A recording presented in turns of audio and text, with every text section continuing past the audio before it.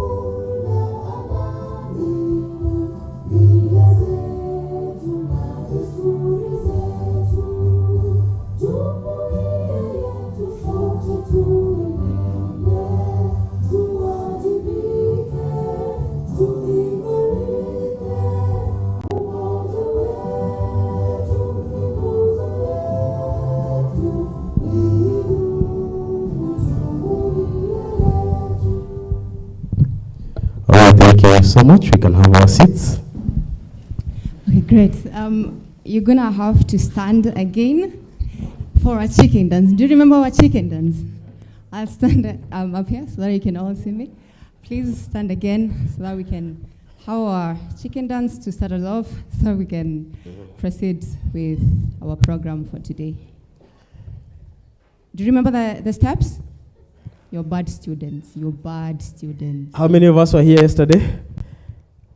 You guys. It's a good number. Can you remember what we were doing during the chicken dance, which is apparently our AACOSE anthem? You know, we've done the national anthem and the East Africa anthem.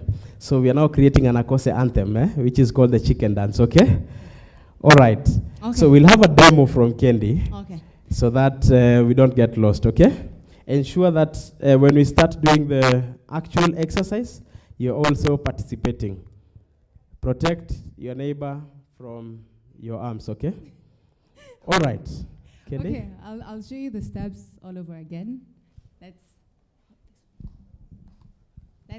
do this, and this, and this, and clap. Again, and this, and clap. DJ, let's go.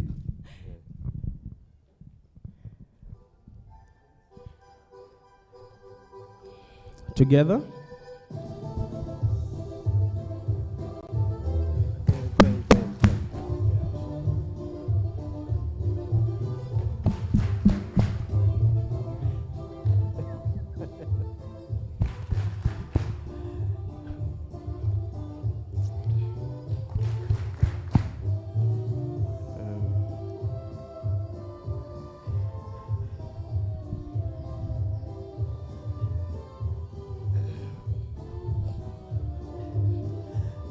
I know most of us now have the rhythm, so you can just join the rest, okay?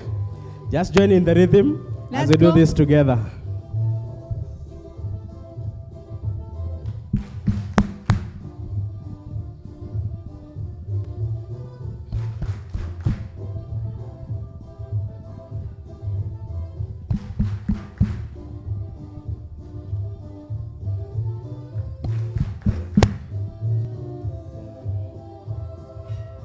Okay. That's simple. Good. You're doing good. This could be the only time you are seen on a camera, so ensure that you are doing the right thing, just so that we have the correct recording of you dancing. Then we can send it to your relatives. We go.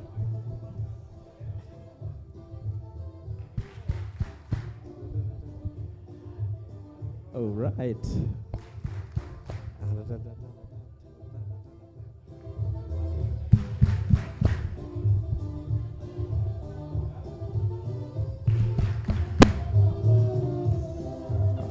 Okay.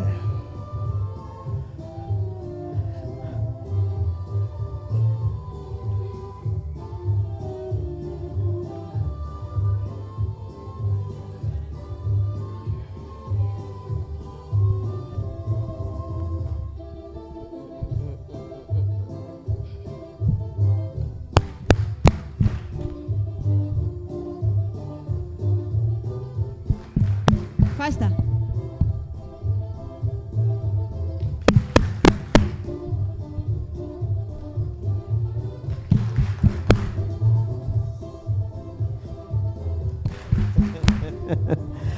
All right.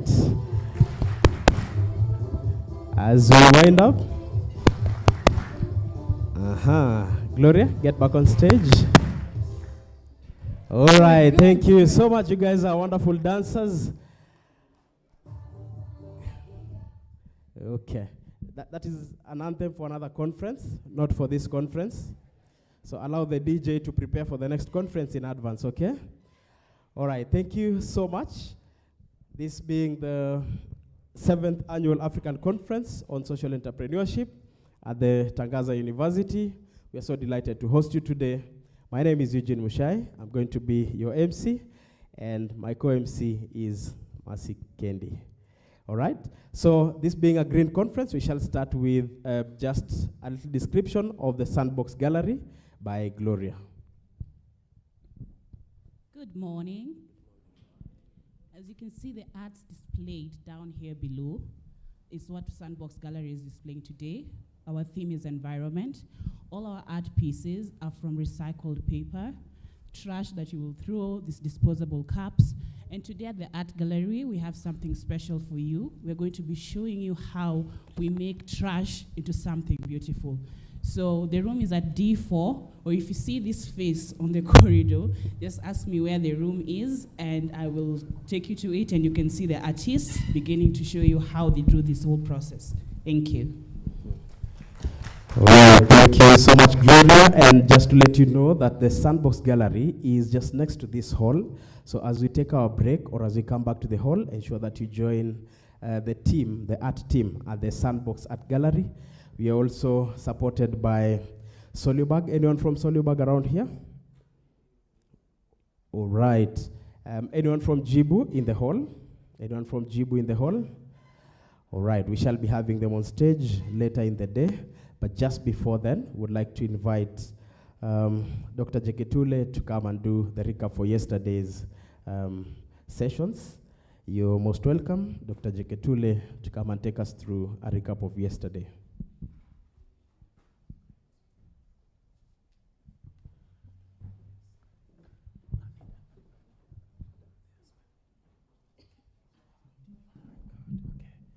Good morning, everyone.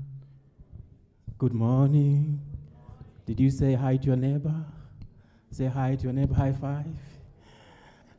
High five to your neighbor. Great. Ask your neighbor, what buzzword did you get yesterday? What was the buzzword in our course yesterday? Ask your neighbor, what was the buzzword? I have a gift for you. Good. So, go on. Yes, move the mic. Yeah.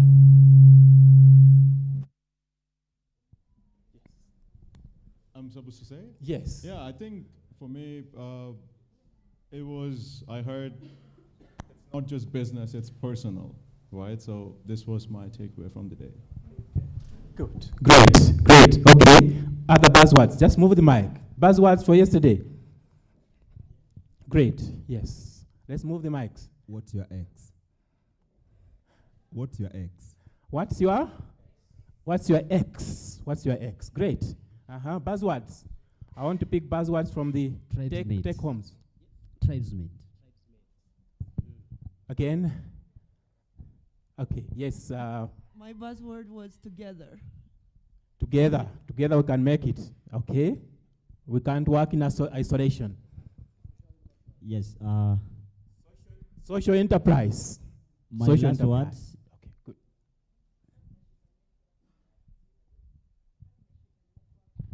Partnerships and networking.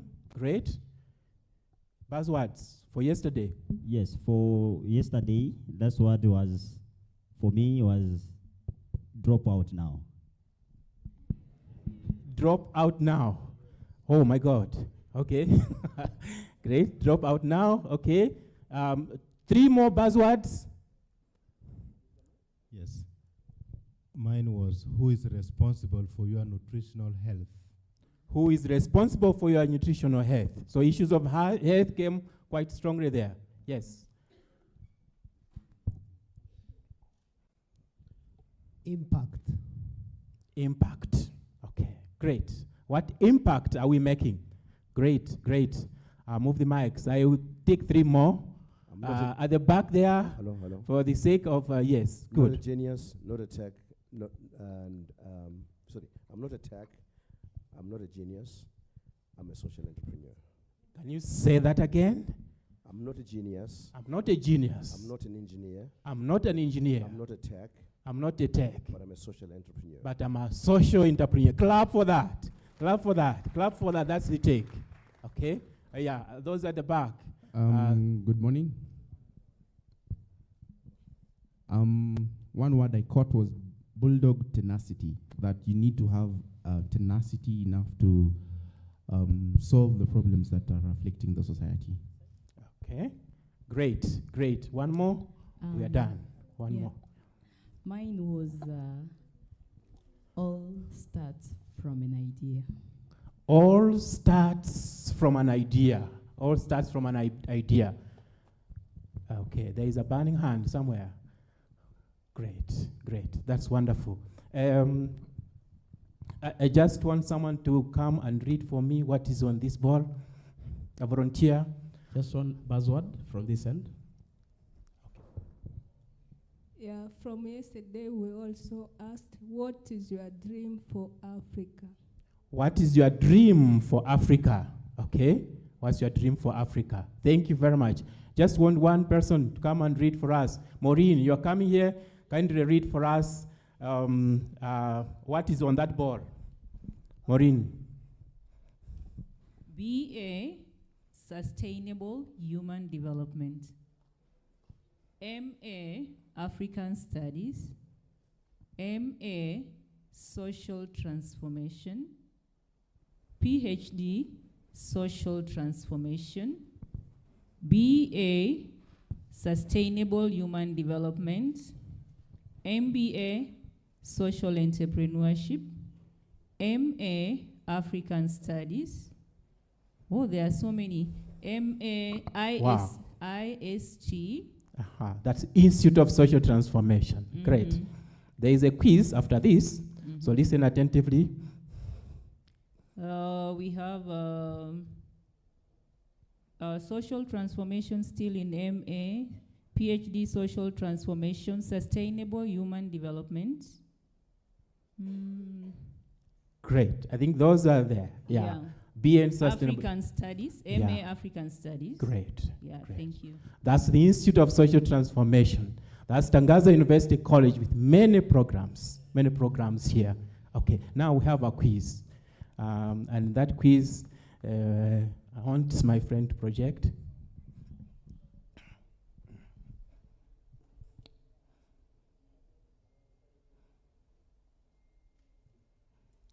Okay. Then I want you to join. Can you project?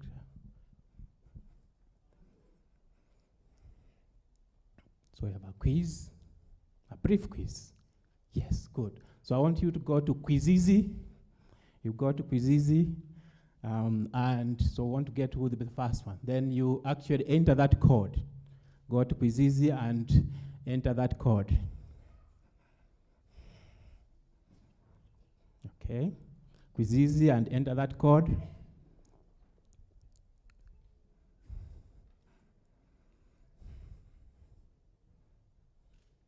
Okay, Quizizi, type Quizizi and enter that code.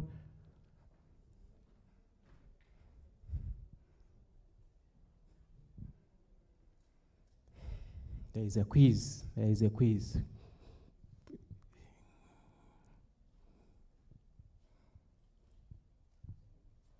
There is a quiz.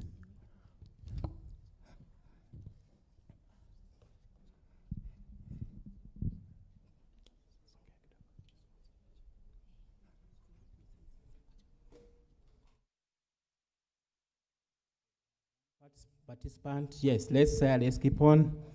Okay, I want this whole room to be okay. Great. Okay, good. We are doing well. Okay, wonderful. Asenora, Manu. Okay, yes, we are doing well. 12 participants. Let's go on. It's a quiz. Okay, it's a quiz.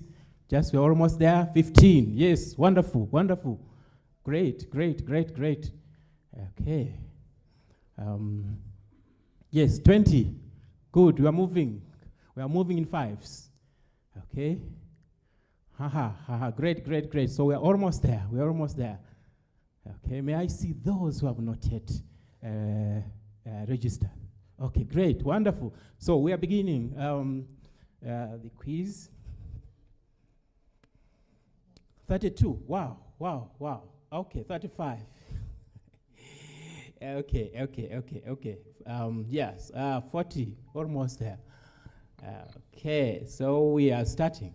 Shall we start? Okay, because of time. 40, we are almost, once we hit 40, we are 40, good. Those that have registered. Okay, so we start the quiz in 3, 2, 1, go.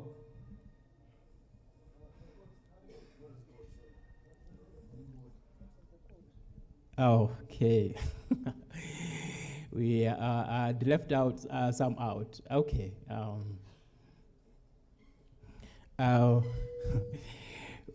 Would you be able to project that code again? Okay. Yeah. Let's do with who we have here. Okay. Just see who we have here. Leading is Mudhoni. Okay, there are some questions there. We are seeing who is leading in those questions. Very good questions. Okay. Questions asking us about a number of things. Okay. Who is leading? You are asked some questions. Who is leading? Okay, Amon, Bailon. Mudhoni has dropped. There are some questions that you are actually answering there based on what Tangaza is, which AACOSE is this. Okay. What did we do yesterday? Okay. What is it that's going to happen on day 3? What's going to happen on day 3? Okay, Irene. Yes, so we'll be closing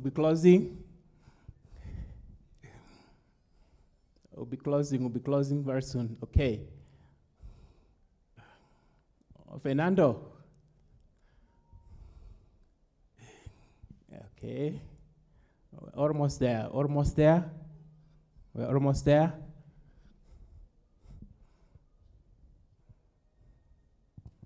Okay, good. Joseph, okay.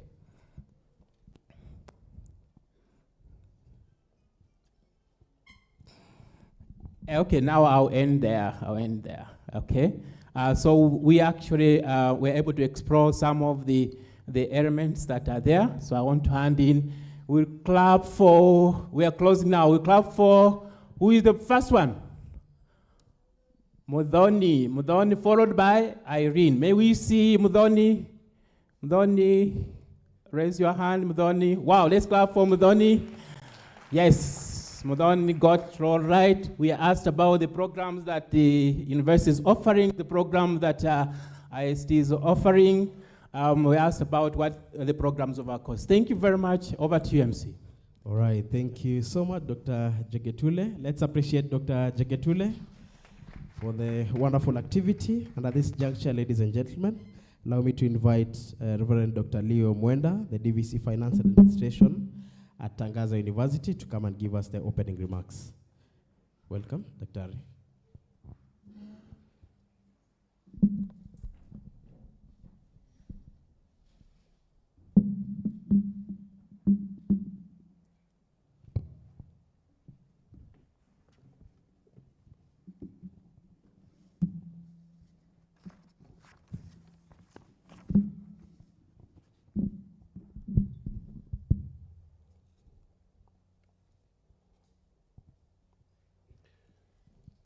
I'm told our chief guest, His Excellency Olelenku, the governor of Kajiado, is on the way. We have the ambassador of Hungary to Kenya, His Excellency Sot Mezaros, Mr. Michel Stella, Director of CISP in Kenya, Mr. Symphorien Piana, the CEO of Agromwinda. We have Mr. Barak Kerich, the Chief Finance Officer at Gertrude's Children's Hospital, Mr. Shazib M. Khairu, the Managing Director of YY Ventures, the Head of Institutional Banking at Faulu, Mr. Nicholas Akumu, all our partners, all protocols as established, ladies and gentlemen, good morning. Whenever I stand to speak before entrepreneurs or business-minded people like you, I never fail to remember one of the popular questions they would ask us in primary school here in Kenya, in our business education or business studies lessons. They would ask us, why do we do business? If my memory serves me right, the answer was very simple. We do business to make profit, which is actually true, but it's not sufficient. Making profit is necessary for a business to be and to survive, but it is not sufficient for its being. A business also needs to solve a problem or serve a given need for the people. Social entrepreneurship then becomes this more complete concept of doing business, whereby the initial intention or thrust is to address the social realities in a given context. In the process, the entrepreneur makes a profit that not only sustains him or her, but also goes to build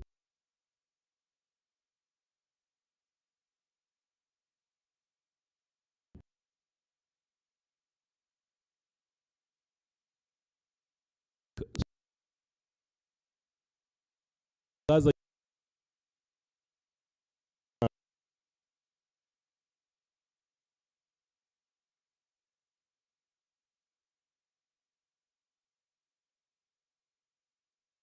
foundation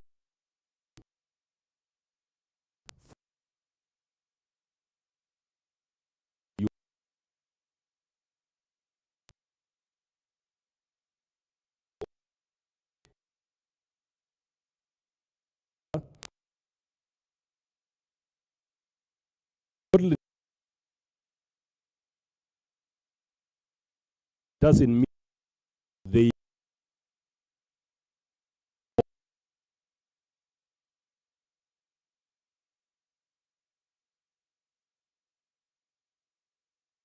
the cycle of the human is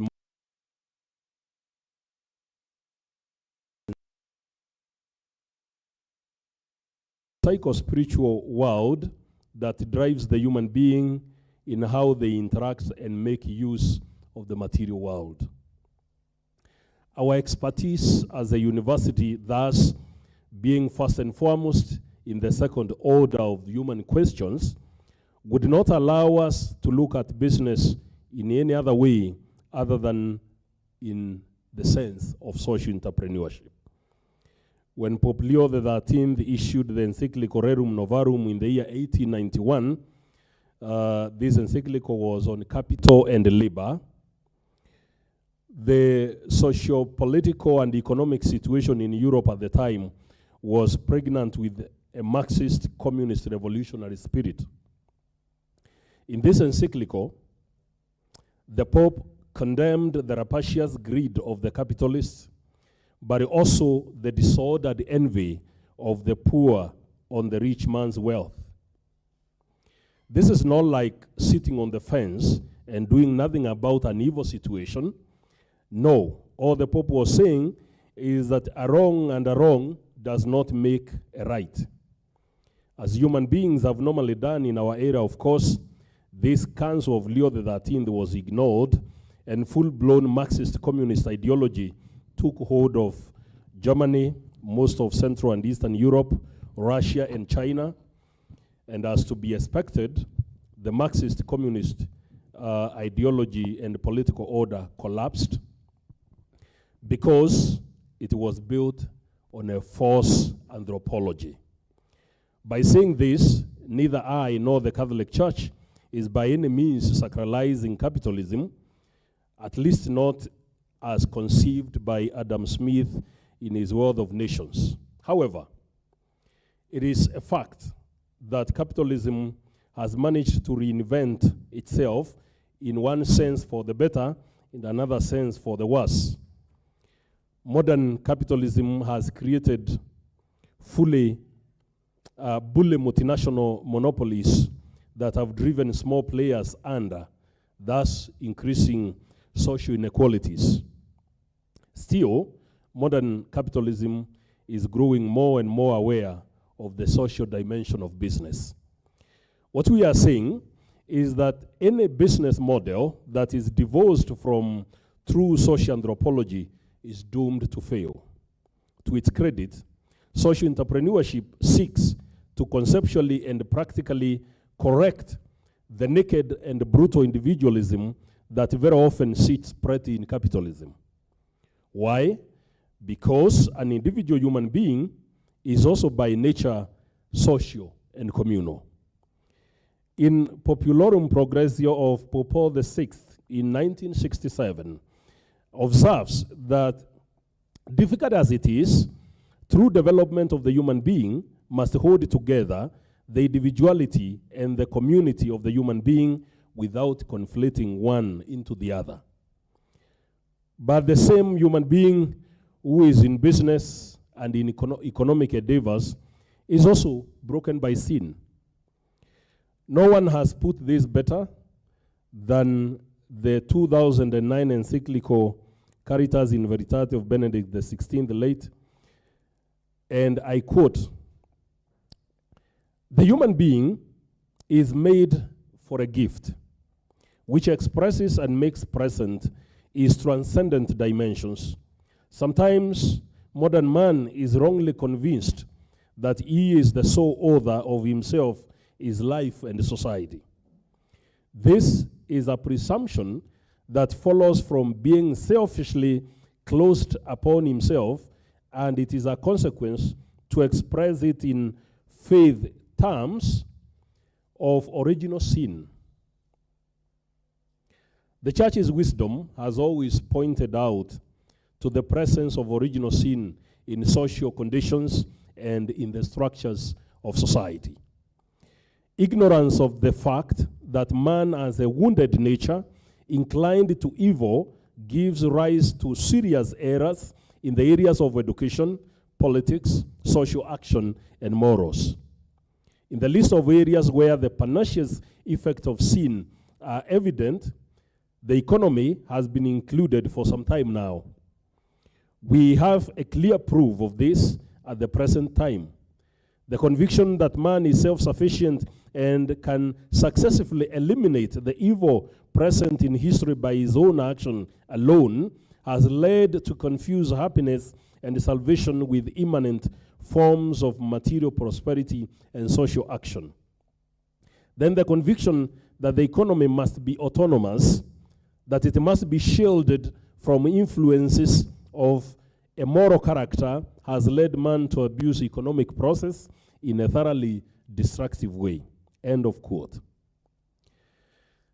I continue to say that there is no other person or institution in this world that has the competence to diagnose and to suggest a curative pathway to this broken condition of the human being other than the Church of Jesus Christ. I am aware that such a bold and even arrogant sounding claim by the church can appear repulsive at first, but then every reasonable person cannot deny that human beings and human communities have this stubborn problem of failure to live up to what they know to be good and true. The secular culture has no answer to this problem, and those that it has tangentially suggested have failed miserably. I am not claiming that the Church of Christ has a mathematical instant solution, but for centuries, she has suggested sacrificial generosity and love founded on knowledge of God that is sustained for a long time as the pathway to human happiness and genuine socio-political and economic development of peoples. At Tangaza University, we are a Catholic institution that labors to elucidate this link between theology, social anthropology, politics, and economics. We also suggest curative approaches to this human condition and endeavor through intentionally tailored academic programs. In this way, we believe we are making our humble contribution in achieving what the Catholic social doctrine calls integral development of the human being and building a civilization of love. Social entrepreneurship is one of the products of this pathway that we are convinced holds out for the future of humanity. Thank you very much and welcome.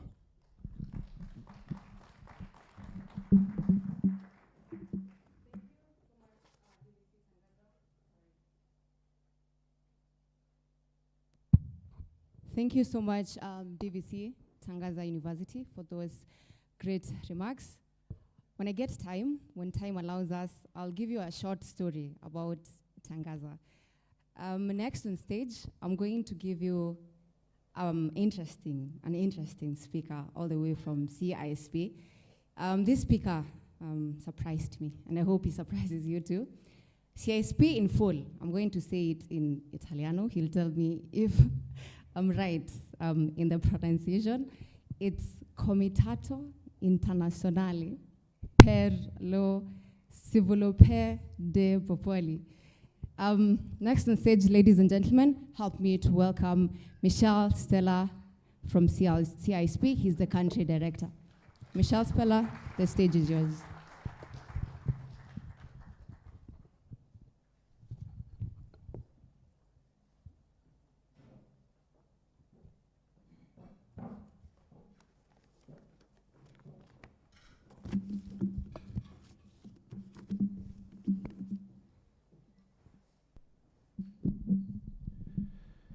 Good morning, everyone.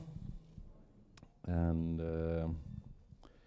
Reverend Dr. Leo Mwenda, Deputy Vice Chancellor of Tangaza University, His Excellency Zsolt Mészáros, Ambassador of Hungary to Kenya, and the Chief Guest, His Excellency Joseph Olelenku, Governor of Kajiado County, all the fellow speakers, ladies and gentlemen, good morning, everyone, again. And I'm very happy to be here. This is my second time. I was here also the past year. And we think at CISP that this is a very important moment. That's why we wanted to be here, and I'm really glad to have the honor of this intervention and speech. Just for who is not aware of who we are, just a few words to introduce what CISP is. CISP, as Madam has correctly mentioned the right name. In English, it would be International Committee for the Development of Peoples. We are an NGO funded and based in Italy in 1983. So last year we celebrated our 40th anniversary as an organization.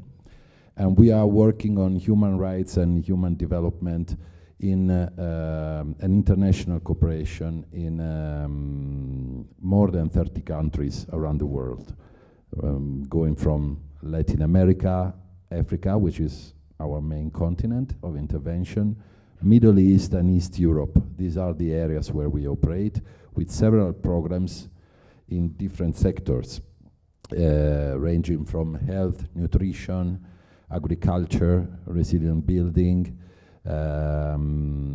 social protection, arts, culture, and of course also higher education and capacity building. Why we are here?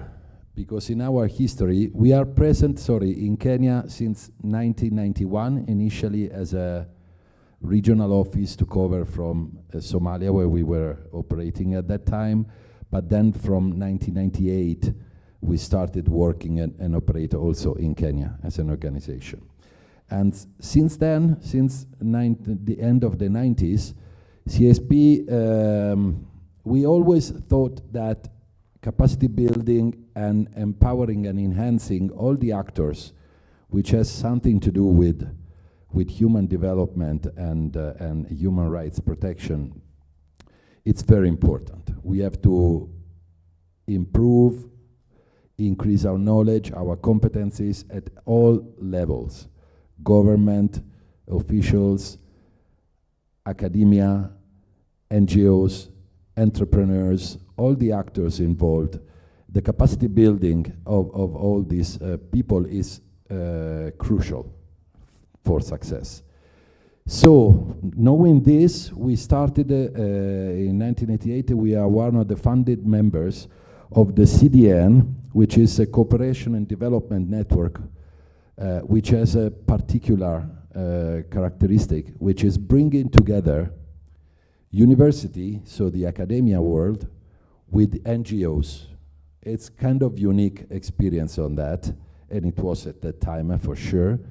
And through this network, we have developed some postgraduate education programs on cooperation and development around the world. Basically, we now have 5 masters around the world, one in Italy, which was the first one with the University of Pavia. Then we have one in Colombia, and one in Palestine, one in Nepal, and one here in Nairobi. The network is supervising all this. Now CISP now is in charge of coordination of the Nairobi program, which is done together with the Tangaza University College and the Kenyatta University, and we developed a master on economics and cooperation and human development called the MECOD Masters, which is now on its 12th edition. So it was a successful initiative. And so the collaboration between CSP and Tangaza is based on this process that I briefly mentioned to you. And starting from that, then we strengthened the collaboration, and it led to also to having some projects together, in particular the 2 that are currently ongoing, which started around 2018, were 2 projects basically. One called Nobody Shall Be Left Out. I saw the banner somewhere around here, you can see it. It's a project funded by the Italian Episcopal Conference, the CEI. And the other project is called Cooperating in Human Development, and it's financed, this one, by the Italian Agency for Development Cooperation, AACOSE.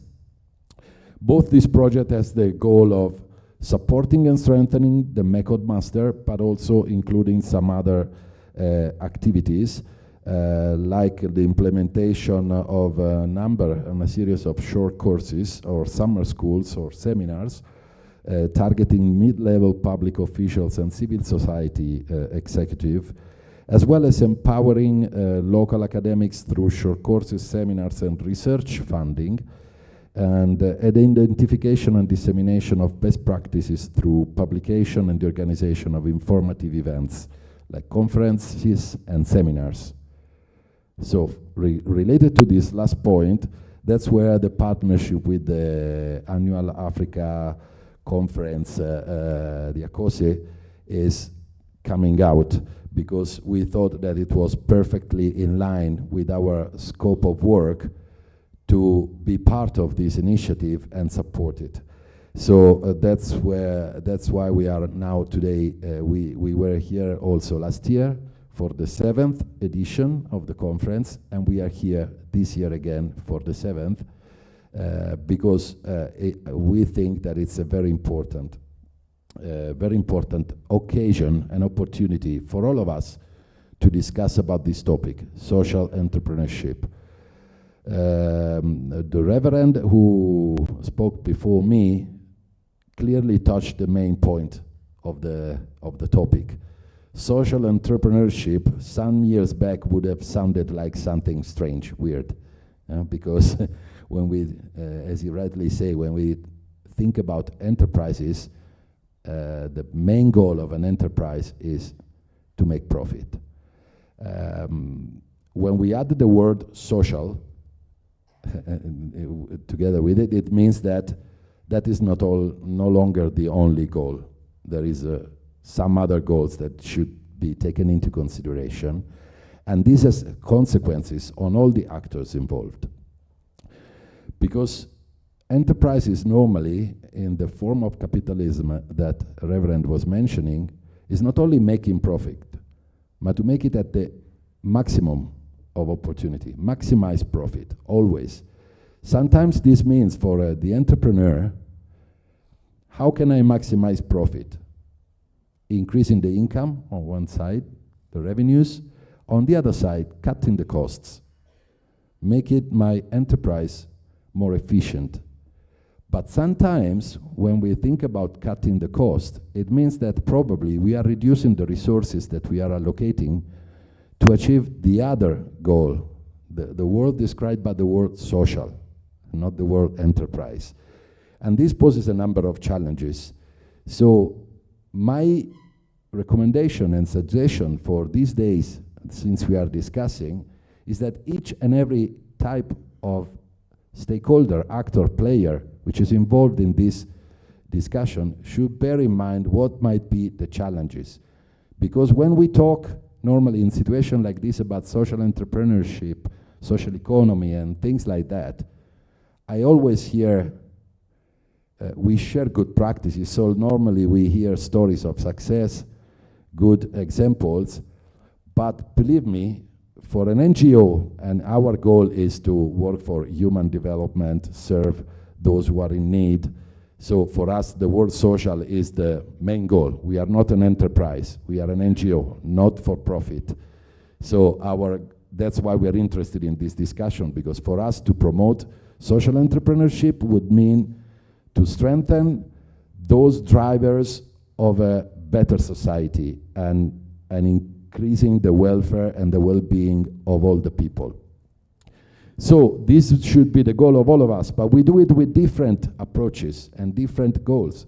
An enterprise goal is different from the NGO one, which is different from the university, which is different from private sector, not social enterprise, but pure enterprise. Government bodies, agencies, everyone has different goals, and we have to cooperate and collaborate, every one of us, for the common good. But we cannot forget that it's not always easy and successful like we sometimes talk about it.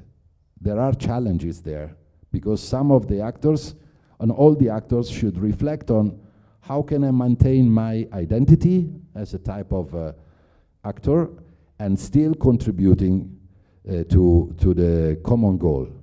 Just making two quick examples. As an NGO, we have been involved in several programs trying to boost and promote social entrepreneurship in our. It went well in most of the cases, but we also experienced some challenges. Couple of examples: we were supporting pastoralists in ASL areas here in Kenya, and wanted to provide them. We involved the private sectors, namely the insurance company, to promote livestock insurance to protect the pastoralists from the climate change consequences like drought, floods, and they were losing their livestock. Well, when we designed it, it was perfect. When we try to apply it, it comes a time where the insurance, because of calculations regarding their profits, decided that the payout will not be given to the pastoralist for certain reasons. So the program failed. In another case, in Malawi, we were supporting rice farmers, and we connected them with the private sector from a big buyer who promised to have fair contracts with them, paying a fair price, agreeing on the amount of rice. When it comes to the harvest, all the agreements done before were not met. And so, of course, this caused lack of motivation on the farmers, lack of trust. So this just to mention that it's not always easy to do what we are saying. And keeping together the social component with the entrepreneurship component, while I think we all agree that is the way to go, it's not coming without challenges. So I would suggest that we focus all our discussions on the continuation of this conference, not forgetting to discuss and agree on how we can address the challenges that we might face during this path that we are all going towards. So let me close here to leave space for those who are coming to share their thoughts as well. I'm really grateful to have the opportunity to be here today. Thanks again the Tangasa University Collegiate for organizing this and for giving us this opportunity. And I wish all of you a fruitful and successful conference. Thank you. All right, thank you so much, Michelle. Let's appreciate Michelle one more time as we pave way for Mr. Simporian Piana, the CEO Agro Muinda, to come and give his remarks.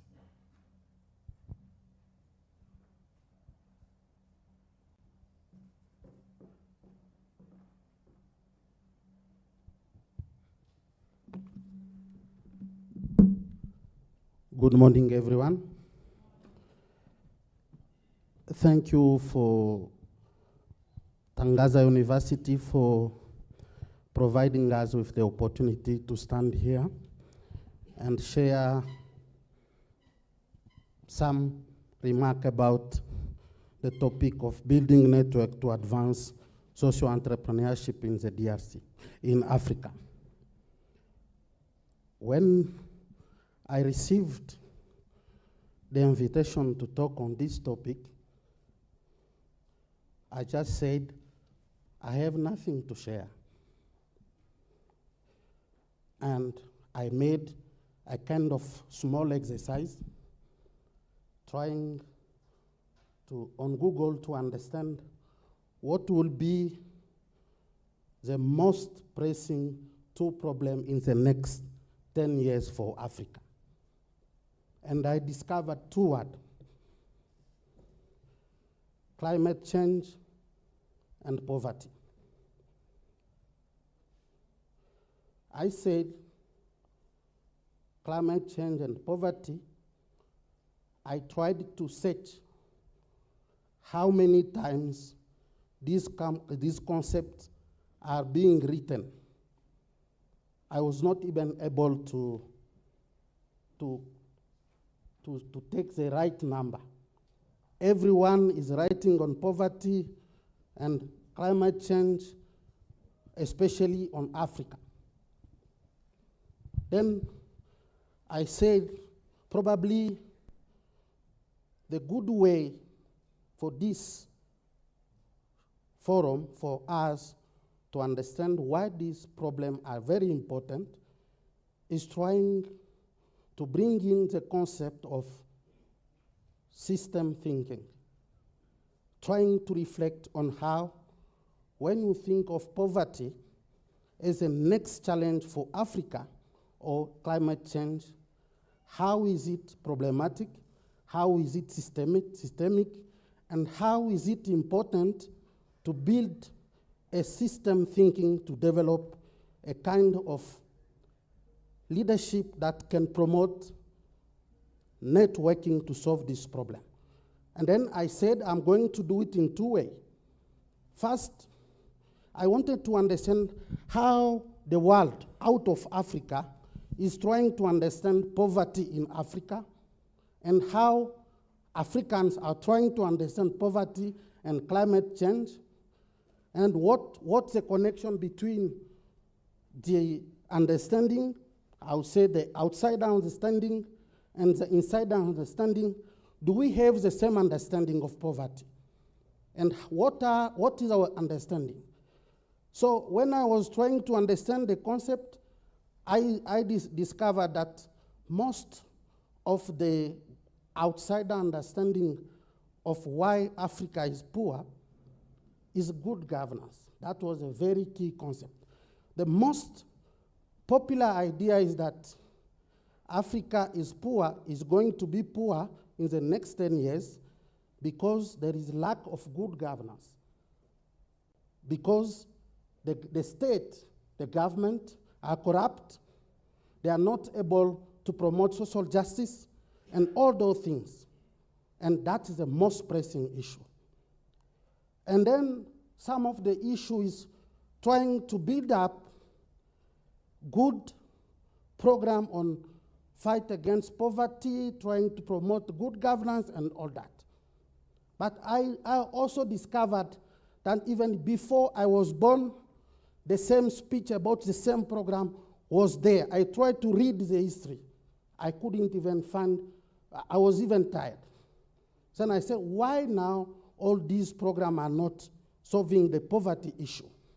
And I said, look, now I'm tired of looking at how people think we are poor. What do we how do we think, and what our own understanding? I tried to understand. I discovered most of Africans were saying we are poor because there is a global kind of forces coming to take our resources and all that, and then other many arguments. So I said we are going in a kind of even a very strong complexity in understanding poverty. The same thing for climate change today. If we ask a question about that, we see a kind of antagonism in understanding. Then I said, because poverty, and I tried to see what are the other elements that can help us. I understood many things. For example, when you talk of poverty, there is education related there. For example, people are poor probably because families are not getting enough money to go to school, get good jobs, and all that. So on poverty and climate change, I discovered there are other many concepts that are related. You cannot solve poverty issue if you are not solving road problem, if you are not solving education problems. So I said, the next future is going to be more complex than before because poverty and all the related issues are creating more problems. And I get an idea that I wanted to share with you today, that if poverty and climate change are the most pressing problem, and if we cannot solve them, I don't know what will happen to our children, then we will stop thinking it in a kind of one-way thinking, like how the West looking at Africa, how we think it out, but we need to try to understand this complexity and how because all the education are only the manifestation of the one problem. So for us to come up with concrete ways to solve Africans, the two African problem, we must stop thinking it in isolation. We need to think it that when a farmer is doing that this way, a teacher somewhere and everywhere, if we need to solve this problem, we must think, promote system thinking and promote a kind of networking so that we can solve that. And then I started being very happy because that's why we created Agrominda. I come from a very blessed country. I said yesterday, we have over 80 million arable land, but people are not getting food. We have all the resources, but why we are not solving, why we are not transforming Congo, why we are not transforming Africa? Probably because we have not yet been able to think this problem in a very systematic way and try to promote solution in a kind of networking. And that's why I find this conference very useful. At Agrominda, we think, as I said, that poverty, climate change, these issues are interrelated. And then if we think the correlation between all these problems, we find that we need to go back and then try to promote consolidated solution. We have a shared vision of what we want. We need to have a shared vision of what the next Africa will be. And I believe it is possible. So the first thing, if you want to promote a new Africa, we need to promote a new understanding of Africa and its problem.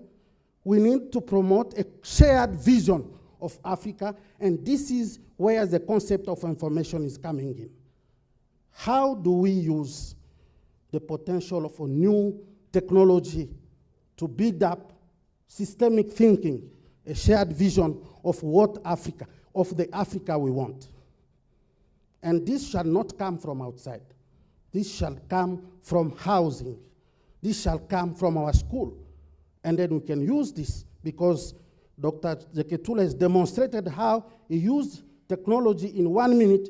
We came up with an idea. And that's why Agrominda is trying to be that digital ecosystem that connects villages and counties at a national level. Try to convince the government that, look here, this is what the people think, and this is how we should think Congo, Africa.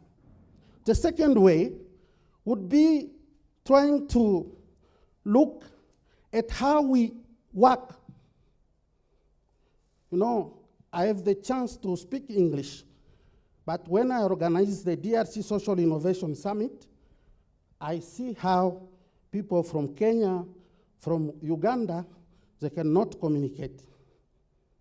And I'm very convinced that we are not going to solve the issue we are facing if we are not able to transcend language barriers. If we are not trying to integrate, to find a way how Francophone countries, English-speaking countries can communicate. And I believe that's the need to promote a common language. And it is possible. By doing what? By trying to do things like this, we promote people, we can share knowledge, we can share experience between different countries, we can share project experience so that we can come up with integrated vision and integrated program. And lastly, I would like, maybe I'm very naive, my last 10 years experience in private-public partnership has convinced me that Africa will remain poor, will not solve the pressing issue of climate change if we continue to think that the government is our enemy. If we continue to think that the best way for the civil society is developing more critical and skeptical idea against the government. I'll just share an idea. I'm developing a private-public partnership with one of the local government in Congo. This is promoting water using digitalized water system to share the water. Before, it was very impossible to think of that. Because I believed, and yesterday I said, I believe that government people are, I know they are corrupt, but I'm strongly convinced that they are not coming from heaven or from hell. They are coming from our families. They are coming from our villages. If we think that a human being is able to change, then we shall be able to think how we talk to them. I never corrupt a local government to get a contract. I never. I talk to them. And then now I can see how, when we collaborate in a very positive way, not being brutal, because we are used to that, going to media. But I think if we talk to the government official, we convince them that we entrepreneurs, social entrepreneurs, we have solutions. Probably we have also some money, because we tried to even pre-fund some program. The government will believe, and they have more money to support our program. So the next Africa, I wanted to end up there, need to develop, and that's my real recommendation for this conference, to try to develop a system thinking way for our problem, and then try to build up local partnership, regional partnership, so that we can go together. When we talk of social entrepreneurship, I don't even think that in this room we have a common understanding of what it is and what we want to do. If we want to create theories, we'll build up many books. But the question is, can we be able to not try to develop theories, but try to really promote a house thinking and try to integrate all people in what we are doing. Thank you very much. Thank you so much, Mr. Symphorian, for those beautiful remarks. We're moving on well. And next on stage, I'd like to invite the Chief Finance Officer at Gertrude Children's Hospital. That is Mr. Baraka Kirich. Mr. Baraka, the stage is yours. Thank you. Appreciate him as he comes on stage.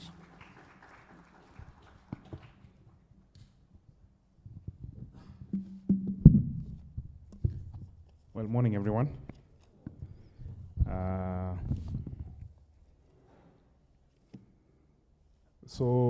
Thank you for this opportunity to address you all on this discussion that we've been having over the past 2 days on social entrepreneurship. I must admit, yesterday I was very impressed by the stories I had. Stories about innovation, stories about inclusivity, stories about sustainability. And I got to thinking, you know, there is a certain spark you see in entrepreneurs. And when I stand in front of you, speaking on behalf of Gertrude's Hospital, an organization that has been here for the past 77 years, the question becomes, what parallels can we draw, and what can we perhaps learn from that rich history of Gertrude's Hospital as entrepreneurs? So Gertrude's Hospital perhaps has focused on Sustainable Development Goals number 3 and 4, good health and well-being, as well as quality education for all. This has been the focus point for the hospital for the past 77 years, and I thought perhaps we could try and draw some parallels, and then we try and then I'll pose a question to you at the end of my very brief conversation. Following yesterday's discussion, and of course the research I've been doing, I'm convinced now more than ever that the Sustainable Development Goals can only be achieved through a partnership between government, private sector, and primarily innovation and ingenuity through social entrepreneurship, over and above traditional capitalism. In healthcare, we've seen innovations that have driven very good solutions that have enhanced inclusivity. We've seen AI-driven solutions for healthcare. We've seen telemedicine, which has been a very interesting story. Let me give you a brief example of Gertrude's Hospital.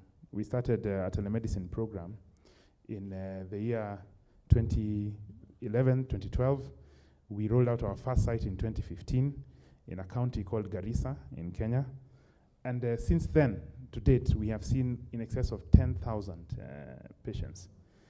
And we've rolled out to 5 other counties, rolling out to Samburu, to Baringo, to Lamu, as well as to Homa Bay County. It's a very interesting program in the sense that it has achieved 2 things. It has achieved inclusivity and has achieved a reduction in cost. What we had, the problem we were facing was that the numerous counties in the Republic do not have a pediatrician. Gertrude's Children's Hospital being a pediatric hospital. And here we had in Nairobi a concentration in our hospital alone of more pediatricians than the rest of the nation combined. So the question was, how can we be able to bring more onto the fold?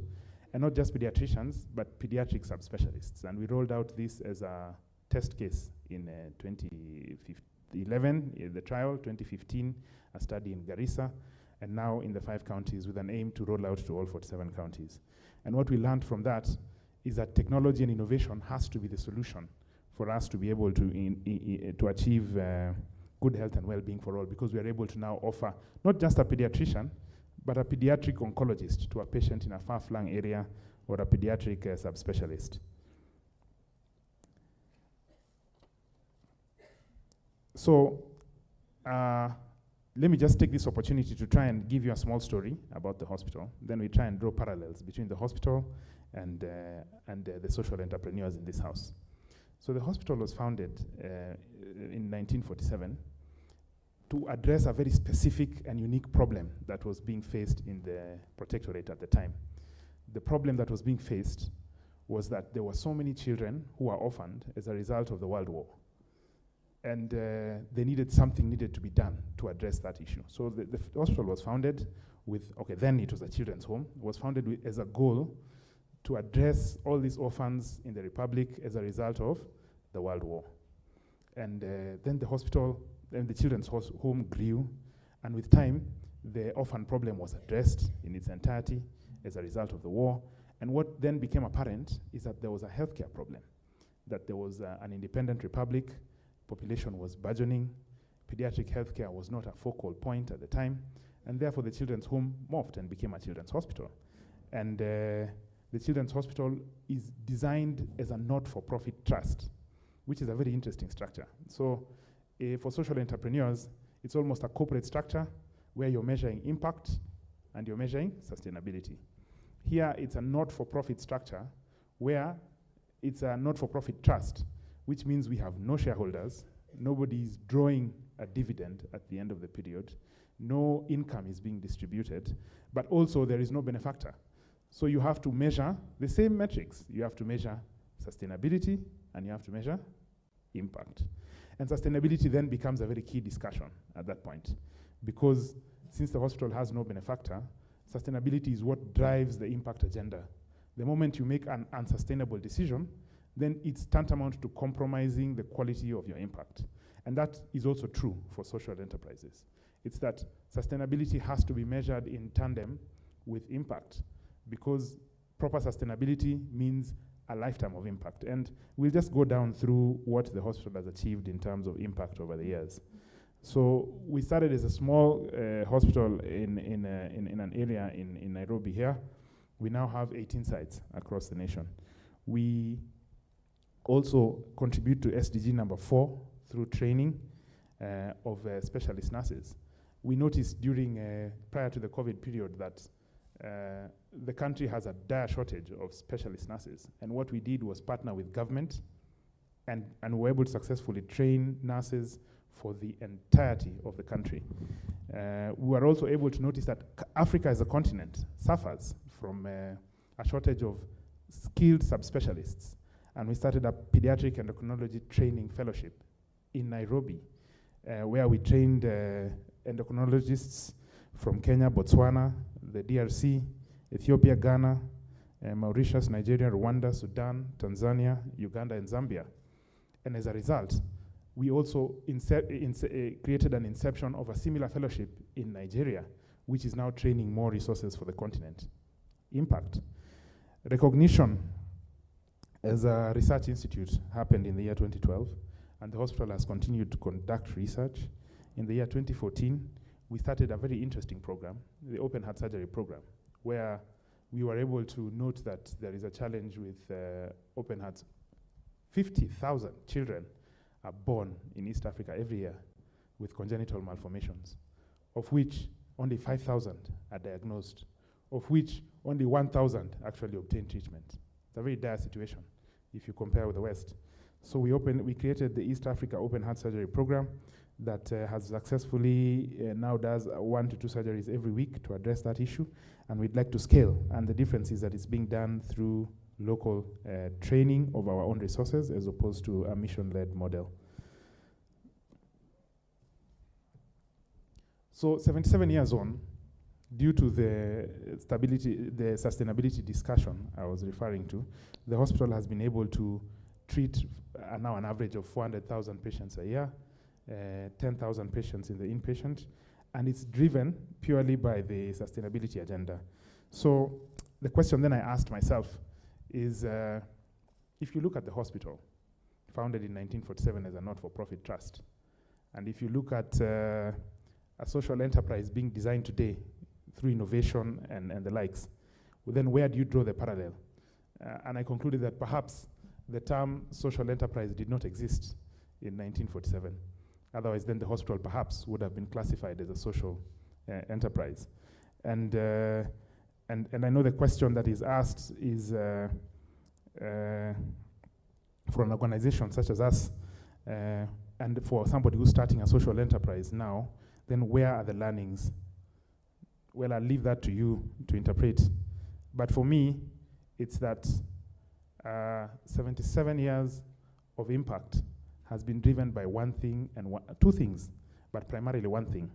One is a focus on sustainability in the decision making, but number two is a clear-minded focus on the objective. And the objective for us is improving pediatric healthcare in the region, as well as pediatric training for healthcare workers. So maybe the message I can leave you all with is, even as you develop your social enterprises, develop them for a century. Do not develop them for 10 years. Do not develop them for 5 years. Make every decision sustainable. Make sure that 100 years from now, somebody will be standing here and saying, in the year 2020, this vision was seen, this was founded, and has grown to what it is today. So thank you very much. Right. Thank you so much, Mr. Baraka. At this juncture, I'd like to invite Roberto Carlos from Rabcorp, who is the CEO at Rabcorp Technology Spa, to come and give his address. As we draw closer to the keynote address, welcome, Mr. Roberto Carlos.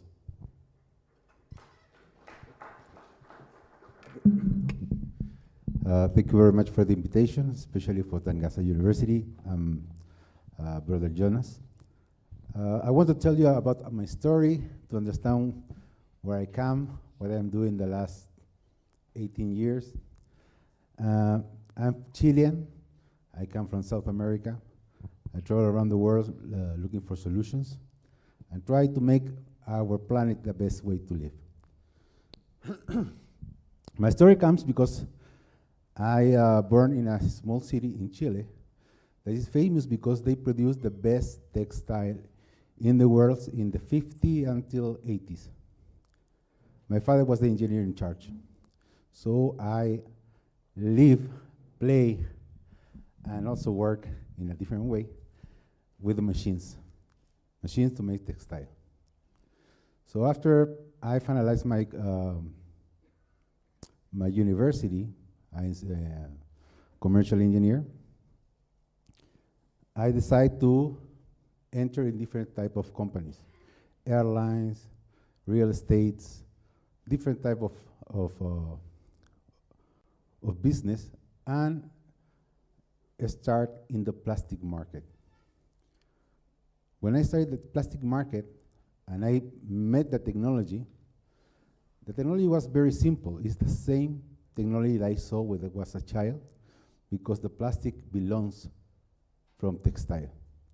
So when I introduced in this market, it was very interesting because I can imagine all my childhood in this new project.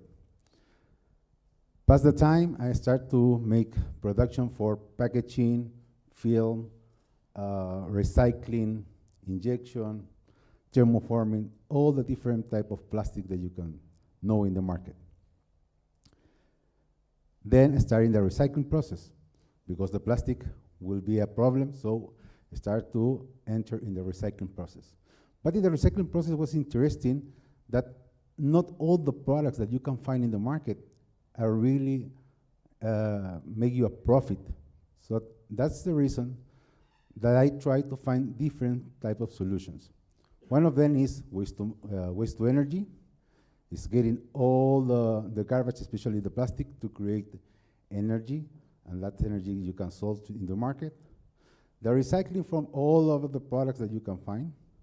And also, we have another technology that we can introduce, is pyrolysis. It's an old technology that you can get from waste tires, plastic, and waste oil, also diesel and gasoline in this special process. So I'm involved in a different type of ideas, but always come from the same problem, the plastic. So in around 10 years ago, I decided to start making a new concept that we can dissolve the material in water. So maybe you can see some of the banners here. They use our material. After you finalize the meeting, we can put it in hot water and all can dissolve without any pollution. I start with bags. That was my first idea. Instead of other products that we have in the portfolio, but always we try to replace the plastic. I come from the plastic market, so I wanted to make something different. When I come from the first time in Kenya, visit my partner that yesterday made a presentation, the idea was very clear. I am focused to sell bags. That was my idea. When I come to Kenya, nobody wants my bags. So what I can do? Say, I come in to sell bags, and you said don't need bags. What do you need? We need a solution that can be reused many, many times at cheap price, but we don't want to get the film bags. So I returned to start checking what is the best option. We introduced a fabric that we can make reusable bags, some bags that you received yesterday. That bags can dissolve in hot water and don't have any pollution, even that you can drink the water if it's necessary. Also, we make other products like detergent like napkins. So we reduce and take all the plastic that nobody recycling to reduce in a new options, because one of the sheet that is 4 grams is the same of 3.6. Sorry. One package have 24 sheets of 4 grams. So 120 grams is the same of 4.8 kg of detergent of powder, or 3.6 liters of liquid detergent in 120 grams. It's a new technology that we also will introduce in the future. But always try to make a difference with the organic products. You know, the recycling always goes for the organic. Recycling the plastic, the goods, the metals, all that organics. In organics, we can get it. But what happened with the organics? So in my trip to Kenya, I always visit different areas. I push my partner, my friend. I want to visit Dandora. Say, why you want to go to Dandora? I want to see the problem of the garbage in Kenya. And we visit Dandora. The incredible thing is, yeah, as I told you, all the people are focused to take and recycling the inorganic products. What happened with organic? Nobody take care. So in different meetings with some part of my team, we found a technology that we can use the organic waste and turn off inorganic fertilizer and biogas in 24 hours. This technology can give us the opportunity to reuse all the garbage of food of all the houses. But the most important thing, there are numbers that nobody take care for that.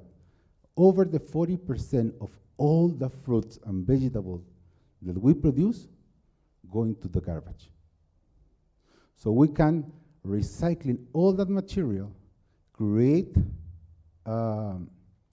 organic fertilizer that we can bring us directly to the farmers, and also get the gas that we can use to create electricity, to sell like gas to mix transportation, or also energy to continue producing the same process. So today, the idea comes from fabric, then changed for a detergent. Now we are looking for organic waste.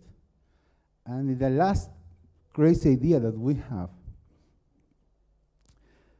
one of the big problems that we have, especially in my country, in Chile, we lose a lot of food. Why? Because the freezer is not working, or we put the vegetables in 2-3 days. It's really impossible to use. We create a gadget that we can expand the lifetime of the fruit and vegetables up 20 days. And we have results also 6 months. It's incredible that we can expand the lifetime of the fruit and vegetables without any chemical. This is the new advantage that we are trying to introduce in different markets, especially in Kenya. I am also grateful to be here because the last year when my partner introduced our technology in Kenya, also bring us the opportunity to meet people from Congo, and today we are working to get the first 2 plants of our technology in Africa. So I want to say thank you for the opportunity. The last year I can't be here because I'm traveling and working in the new develops, but I want to say thank you for the opportunity for this type of entrepreneurs that want to show what we are doing all over the world. Thank you very much. Thank you so much, Mr. Roberto, for the great work you're doing. Let's give him another round of applause. I know someone can't wait to go home and dissolve the bag in hot water tonight. Me too, I can't wait. We didn't know that. Thank you for the information. Next on stage, I'm going to invite the Managing Director, YY Ventures. That is Mr. Shazib M. Kairol. Mr. Shazib, sorry, the stage is yours.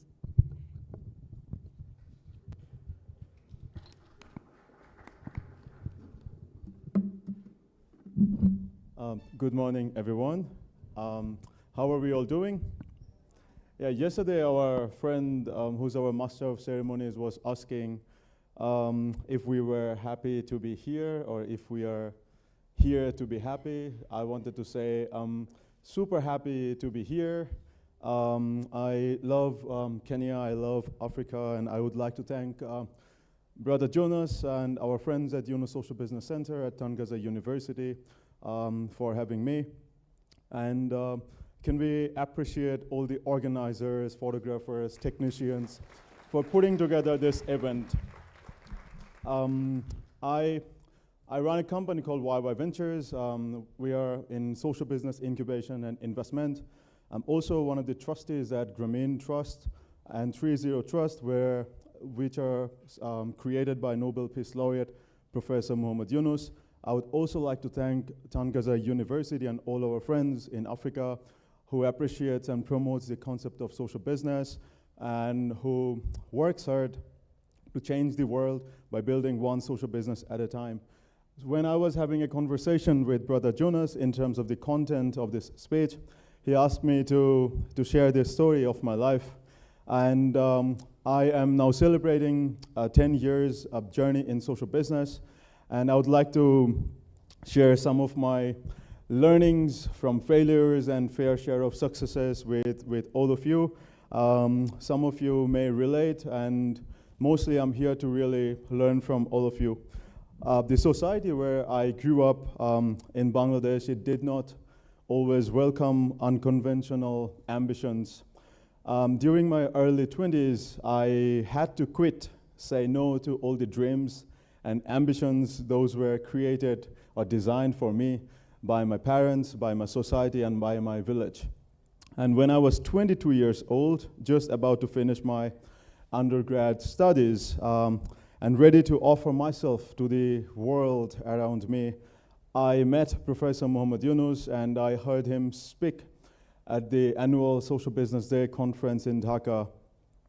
And honestly, before that event, I was clueless in terms of what to do. My ambition from my family side was that you need to become a professor, and I love teaching as a profession. I've been a teacher at universities, and they wanted me to become a professor because then the family would have respect in the society. Nobody really asked me what I wanted to do in my life, so it was always really imposed on me. But during that event, Professor Yunus said that your generation of young people is the most powerful in the history of mankind because of the technology in your hands. But if you do not know your purpose and you do not utilize this power of technology, your life may go to waste. When I returned home from that conference, I felt so powerful. I immediately started to believe in my ambitions. I started to think, what can I do? Within a month, I had launched my first social business. That social business not only gave me purpose for my life, but also gave me immense joy and the opportunity to build networks and connect with like-minded people from around the world, just like the theme of this year's AACOSE. My failed attempt in building an art agency, an education social business, and a creative design studio did not really stop me. In February 2016, I launched the YY Goshti Incubation Program with support of my team of volunteers to inspire and create a new generation of social business entrepreneurs in my country. After 3 successful years, this initiative was established as YY Ventures in partnership with Professor Yunus and the Yunus Center, with a renewed focus to not just incubate, but also invest in early stage businesses. Today, as the custodian of YY Ventures, I'm happy to report to all of you that we have supported now 90+ social businesses who have created around 2,000 jobs, and they're impacting around 1,000 lives. And when I say 1,000 lives, it means people have access to clean water, people have access to economic opportunities, or people are able to send their kids to school. In the past 10 years, I was able to build 2 successful social business and failed a few times too, traveled around the world and managed social business support programs, not just in my country, but also in the whole East Africa region, Central African Republic, Philippines, Thailand, and Germany. And I think I have learned hundreds of lessons, big and small, over the years, but I want to share my top 7 with you. And I am here today and also tomorrow, and I would love to have your input, learn more about you and your story, and see how we can shape or how you can rather shape me, design the next 10 years of my journey in social business. So my first lesson is around co-founder, and I think your co-founder needs not be your best friend, your girlfriend, your boyfriend, your husband, or your wife. I have learned it the hard way. So the first social business that I created this with my childhood best friend. While starting a social business, in fact, any kinds of organization or business, it's really necessary to have a co-founder. But co-founders really need to have complementary skills. With starry-eyed enthusiasm, when I started my business with my best friend, we dreamed of changing the world by supporting new entrepreneurs. The beginning of our journey was really exciting as we traveled throughout Bangladesh in all the regions and tried to connect with like-minded people. But just within the first year, I think it was around 10th or the 11th month, the reality of our partnership really hit us hard. We did not know who was the boss. Of course, someone was the CEO, but we would always argue. We were struggling to decide on different things. And now I know we had similar kind of skill sets. We did not complement each other. So the strains on our business were mirrored also in our personal relationships. Slowly we started to disagree, and the business failed, and I've also lost my best friend for life. So if you are building a social business, if you are planning to start one, I encourage you to start with a co-founder, but decide who's the boss and who's really in charge, because at the end of the day, you need a CEO, and CEOs need to make real hard decisions. Lesson number 2 is the skill of salesmanship. When I run all these programs, every time young entrepreneurs would say, oh, we do not have enough capital in Bangladesh. There is not enough investments coming to Kenya. I tell all of them, your investors should be your customers, not a venture capital fund, not a private equity fund, not a bank. You should receive money from them when you do not need it, because this is when you get to be in charge in the table of negotiation. Apologies to all my friends from the banking and financial industry.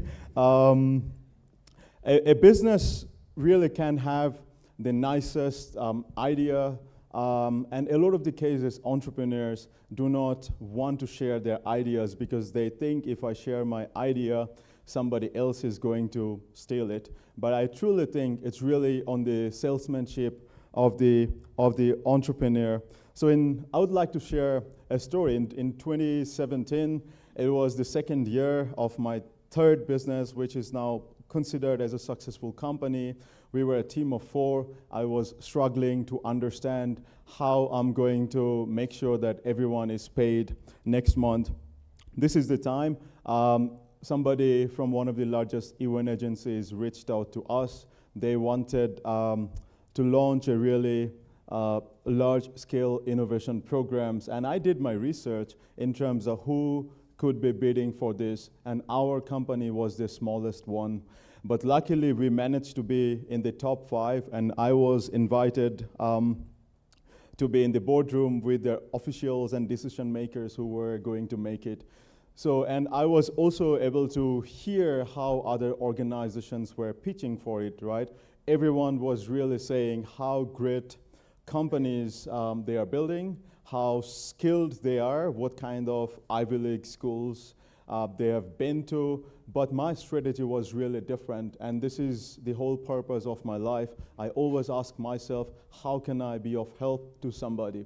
Luckily, we were able to get this contract, and our young company was not just surviving, we were thriving, we were sailing towards the ocean, the journey of creating a world of 3 zeros, of 0 poverty, 0 unemployment, and 0 net carbon emissions.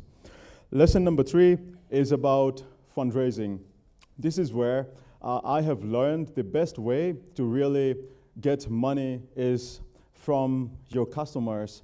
So in 2019, I had an opportunity to launch a new business of co-working plus cafe plus a community in Dhaka, and co-working industry was in its infancy, but this was an industry that could already complement what we were trying to do.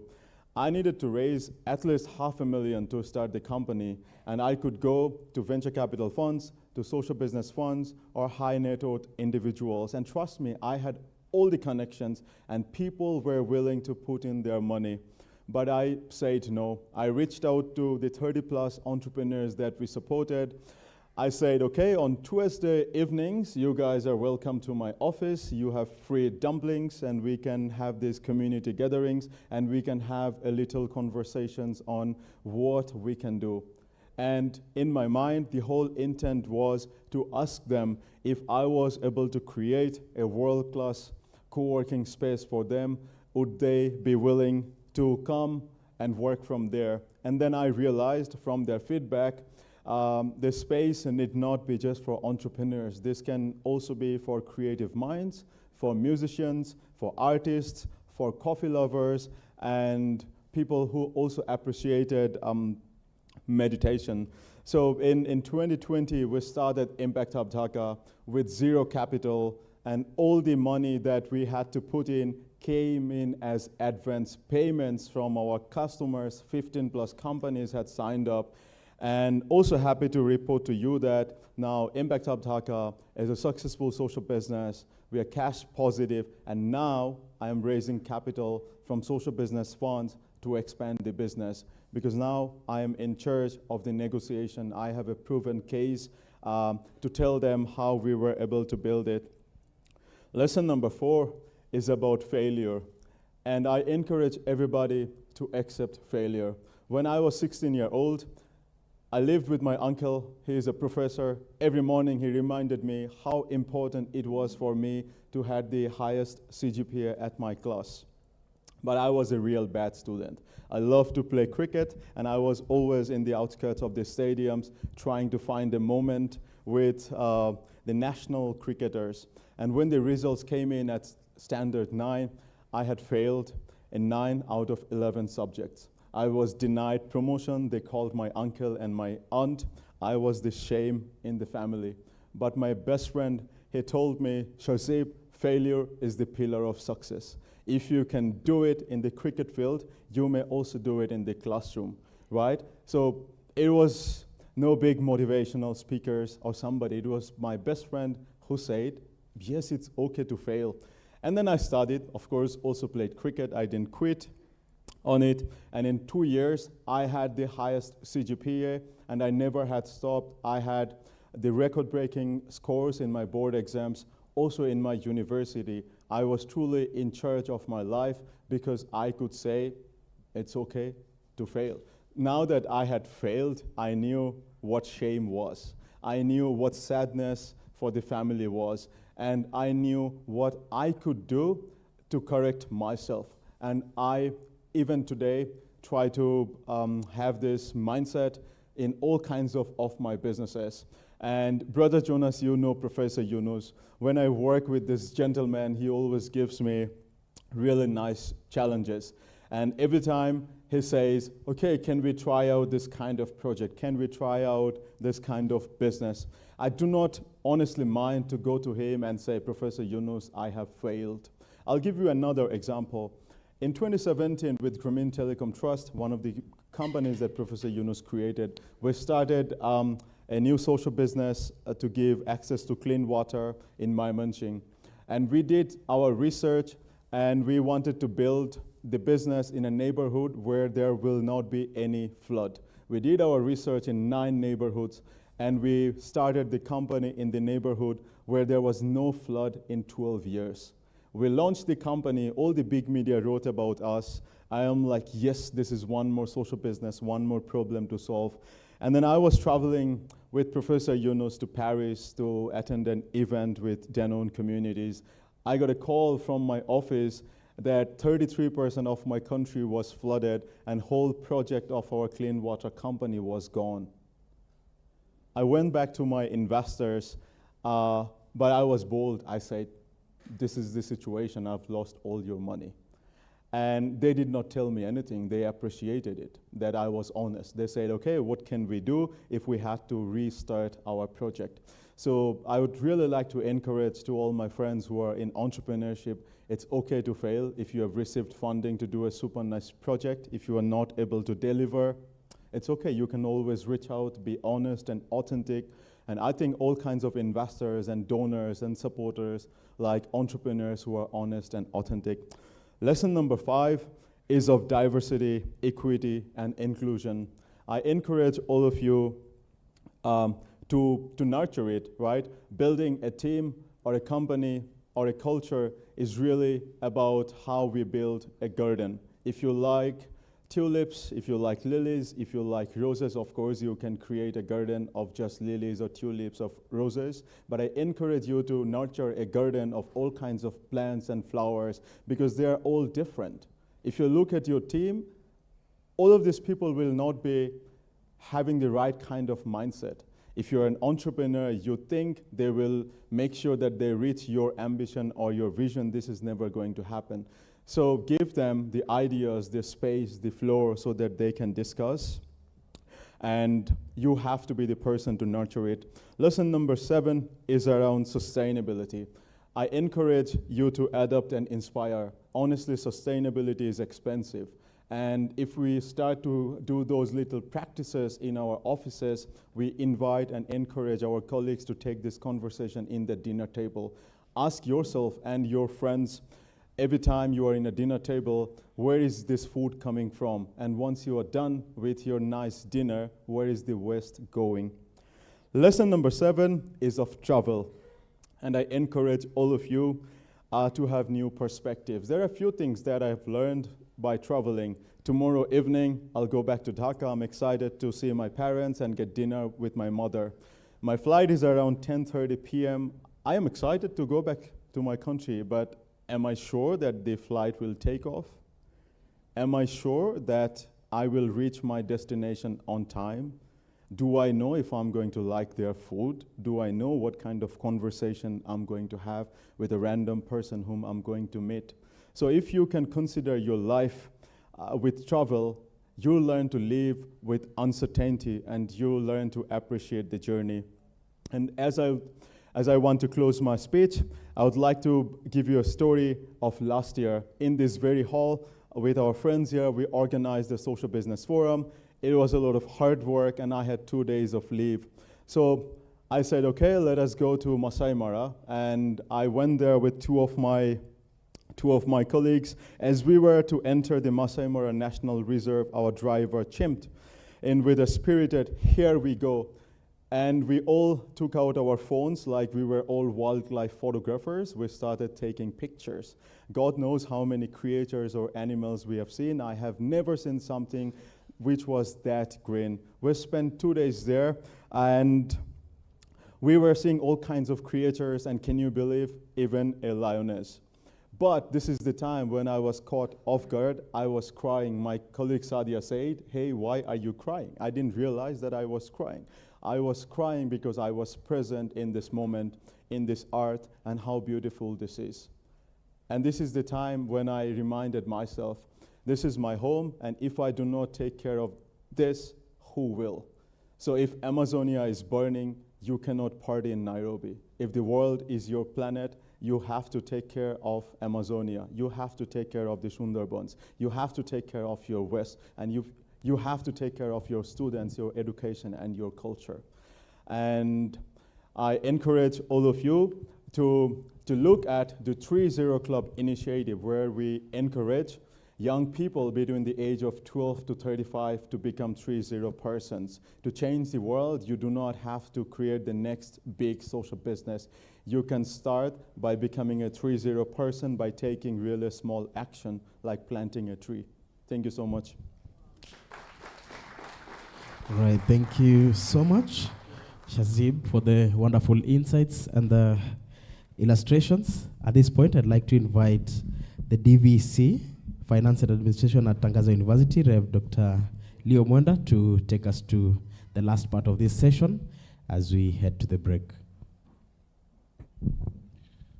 So, ladies and gentlemen, it's my honor to welcome the Ambassador of Hungary to Kenya, His Excellency Dr. Zsolt Mészáros, to come and address us. Welcome, Your Excellency.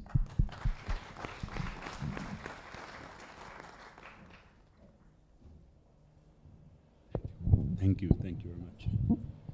Thank you, Deputy Vice Chancellor, and Director Jonas, and the Country Manager, and Roberto, and Shazib, dear colleagues, habari zenu.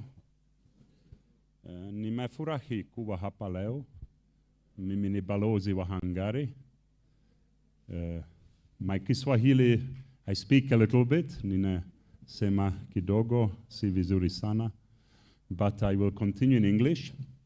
And I'm very, very happy to hear all these speeches and the previous speakers, what they mentioned. Very interesting, from the colleague from Congo, from Bangladesh, and Italy, and Kenya, everywhere. I would like to say a few words about this social entrepreneurship. And I'm very happy for Dr. Jonas and Tangaza University for organizing this event, because I think the way to out of poverty is social entrepreneurship. So I didn't bring a slide, but I would put the basis of our development and our well-being on 3 pillars. And they're all equally important. The first one, I would say, is the morality and value system of the individual. The second one is education, and the third one is hard work. And I'm going to expand on these, and I put them in this order on purpose. So morality and ethical system, the value system, this is the first thing we acquire from birth, first from our family, then the community, and then our religious spiritual life. So this is what defines us as a person. And this is the basic foundation of everything we do later. Because what is education and hard work good for if the mind is wicked? So what we learn at home, in the church, or it can be a temple or mosque, is how we are going to approach later our university education, our work, our colleagues, our entrepreneurial activity. My parents always used to tell me when we looked at our neighbors in Hungary. People are the same everywhere. We look and the neighbor has a bigger car, nicer garden. And I always said to my parents that I want to have a bigger car, a nicer house than my neighbor. And my father told me, no, Zsolt, this is not right. You should always try to have your neighbor live a bit better off than you. And at first I didn't understand. So you should always strive to make your neighbor a bit better off than you. And then later, I didn't understand why my father is saying that he should live better, bigger car, bigger house than me. And later, I started to understand that if everybody lived by this value system, by this motto, to make our neighbors live just a bit better off than us, then we would have a very, very good society. And I would say we would have a just society. I'm not saying we would have everybody having a helicopter, but everybody would have a very good life. And which is better, that you live a good life and your neighbor lives a good life, or you live a very, very good life and your neighbor is a poor, a beggar, somebody with nothing, so you can't enjoy richness if you live among poverty in your neighborhood. You can only enjoy material wealth and also spiritual wealth if the people around you enjoy the same. So that is why the basis of everything is to make your neighbor a bit better off than you. And if you approach business like that, you will, by nature, become a social entrepreneur, because you are not going to underpay your employees just so you can have 10 shillings more for yourself, but you will employ them at a fair wage. The second basis of everything is education. Without education, no matter how you try, your chances are limited. So that is, we, Hungary, as the government of Hungary, and I'm the representative, we put a huge emphasis on education. Hungary has nothing compared to Kenya in perspective of natural wealth, minerals. So when I actually came here 10 years ago, I thought God created paradise based on Kenya. It was my first time in Africa. So the resources, the conditions here are 20, 30 times better than in my country. So the only thing we have is our brains. So our government said, we will train our people, we'll educate them, we'll make very high quality education, we'll make it free for everyone, we'll make sure that everyone has the chance to get educated, and then we will improvise based on what scarce resources we have, and we'll try to do our best. And that is why Hungary, the largest export product is education. And we are the largest educational partner of Kenya from the whole world. We give 210 scholarships to Kenya every year, full scholarships. Undergraduate, postgraduate, graduate. So for you as well, this is open. PhD, every level, every field, medical, engineering. You can apply from November through the Ministry of Education website in Kenya, education.go.ke. So every year we give 200 to Kenya, and we give 15,000 scholarships around the world to everyone. And we have noticed that education has two elements. First, you learn the professional stuff, so you become an engineer, a doctor, a trainer.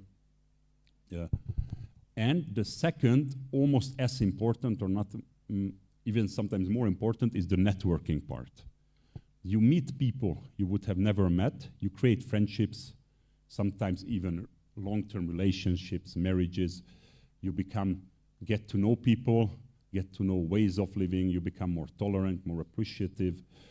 So I would say that 80% of what I have in my life I can attribute to these complementary things I got through education. So I met my wife thanks to the university.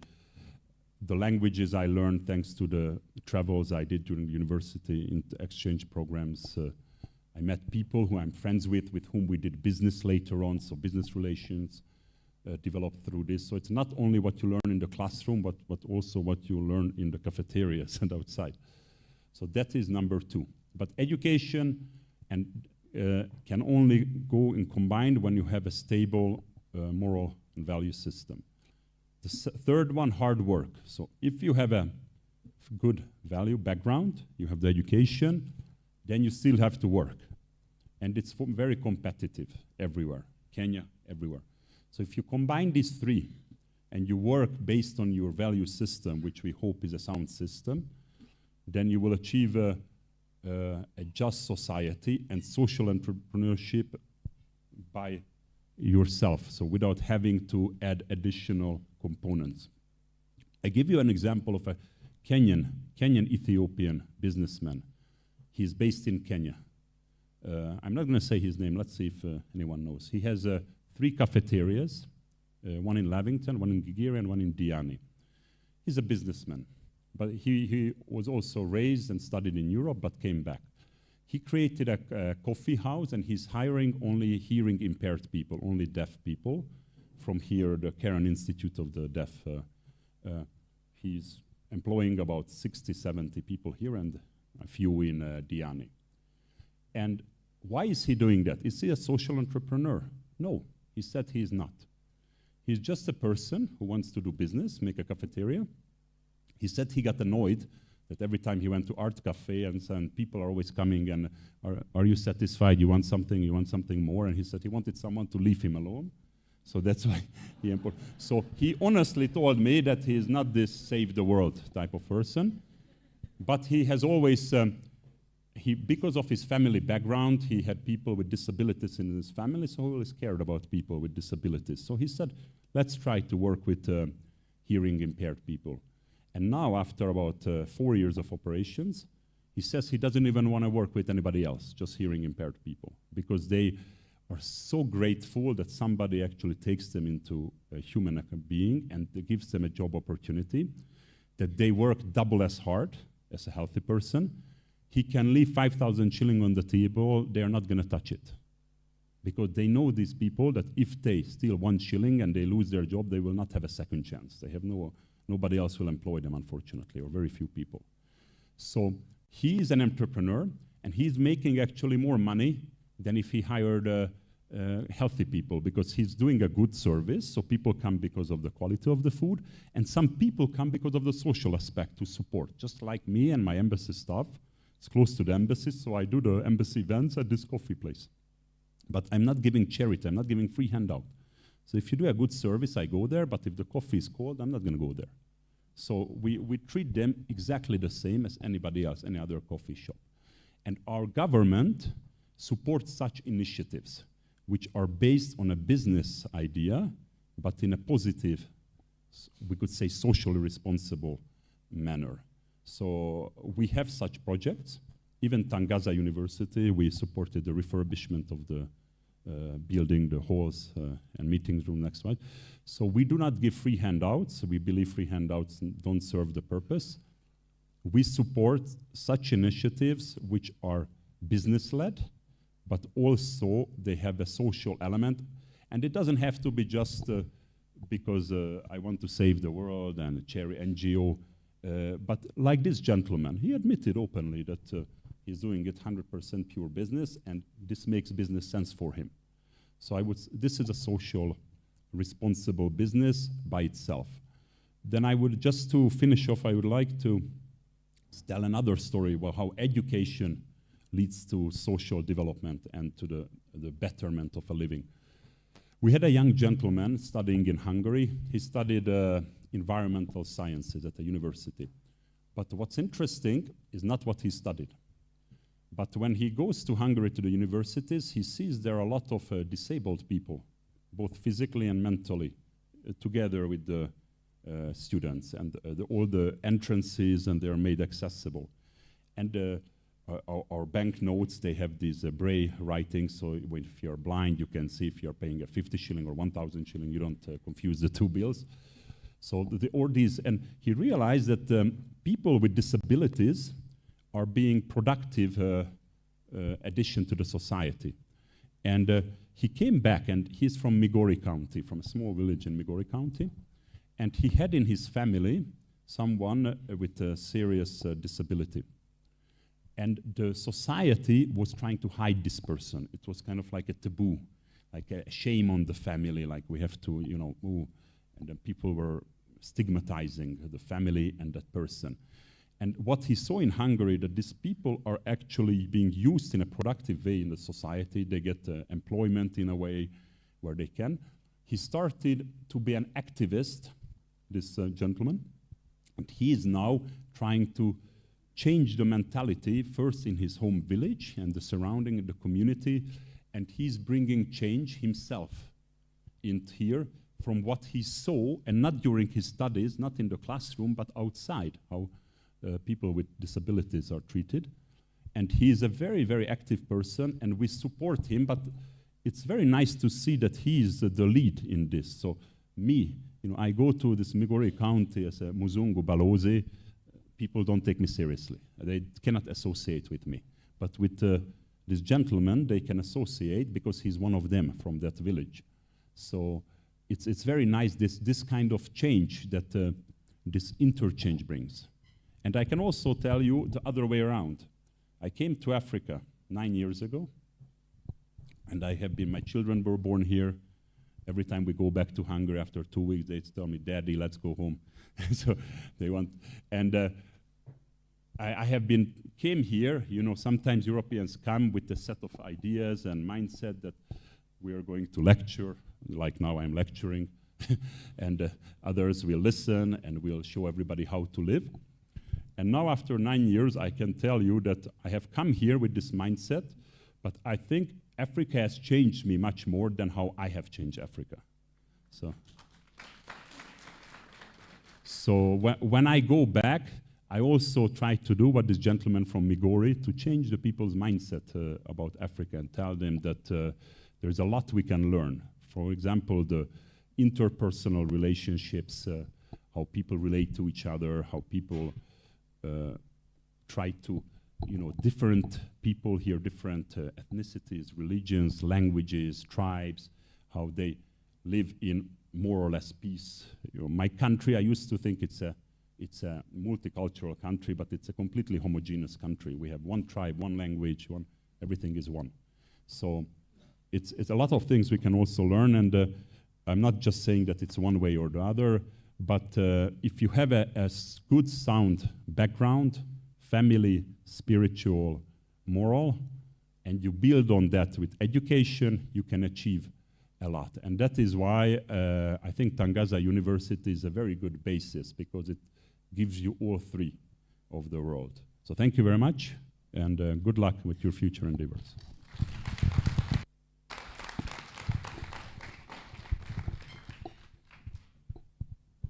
Thank you so much, Balozi. We hope that if you spend another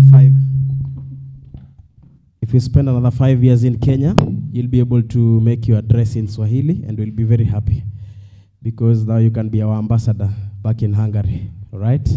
Thank you so much. Let's appreciate Ambassador one more time as I invite Brother Jonas on stage to do a short presentation. Basically, it's a presentation of gifts, not speeches, all right? Brother Jonas, karibu.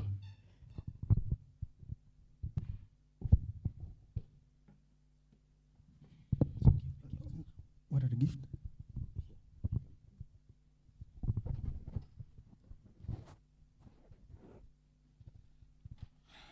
I've been asked to give some gift. I think I will come down to our guests. You can see the panel of today is made of people from diverse background. People are coming from very far. Roberto has traveled all the way from Chile to be here. That's great, Roberto. I think you have come to Tangaza a number of times, and this time you made a point to be here. I think Shazib from Bangladesh, just for this. I remember last time when you told me that Professor Yunus wanted you to be here. I think we are really honored with your coming here. You know, it's not that you get an ambassador every day in Tangaza, but we are really happy that you have spent this morning with us and to see what you are doing at Tangaza. And we appreciate your collaboration with Tangaza, the support that we have received. Because of that, I think I want to ask you to come here. We take a photo, and then I give you what Tangaza team has prepared for you. Please.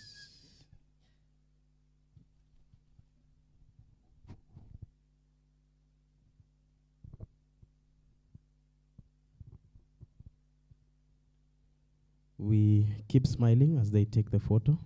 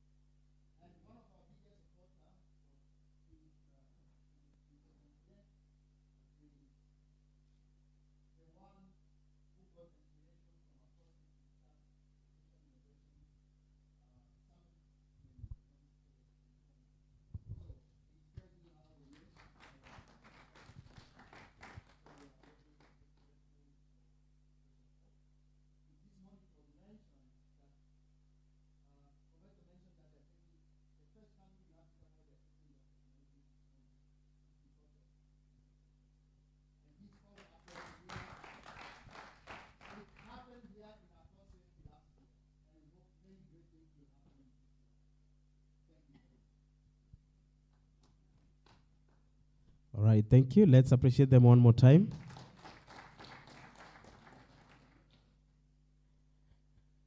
All right, so ladies and gentlemen, we are heading for the tea break, and we have a very short time outside there.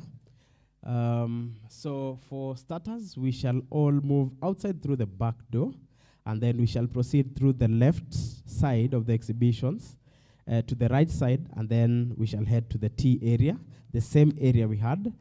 Martha, you can please rise up. All the speakers, panelists, and moderators, please follow Martha to be shown where to have tea. And then the rest of us will be serving from where we served yesterday. Ensure that you visit the exhibitions, exhibition booths. We have a lot of products and services that we'll be talking about when we return. So enjoy your tea break. We'll be back here in a very short time. We shall be alerting you during tea. Please ensure that you pass by the exhibition booths, see what is being displayed there, talk to the people displaying. We move from the left to the right side as we head for tea. We'll also be alerting each and every one of us to be back here for an amazing panel session that will lead us to lunch. We really appreciate, and I'd like to call upon the speakers, panelists for the next session to also get ready in good time.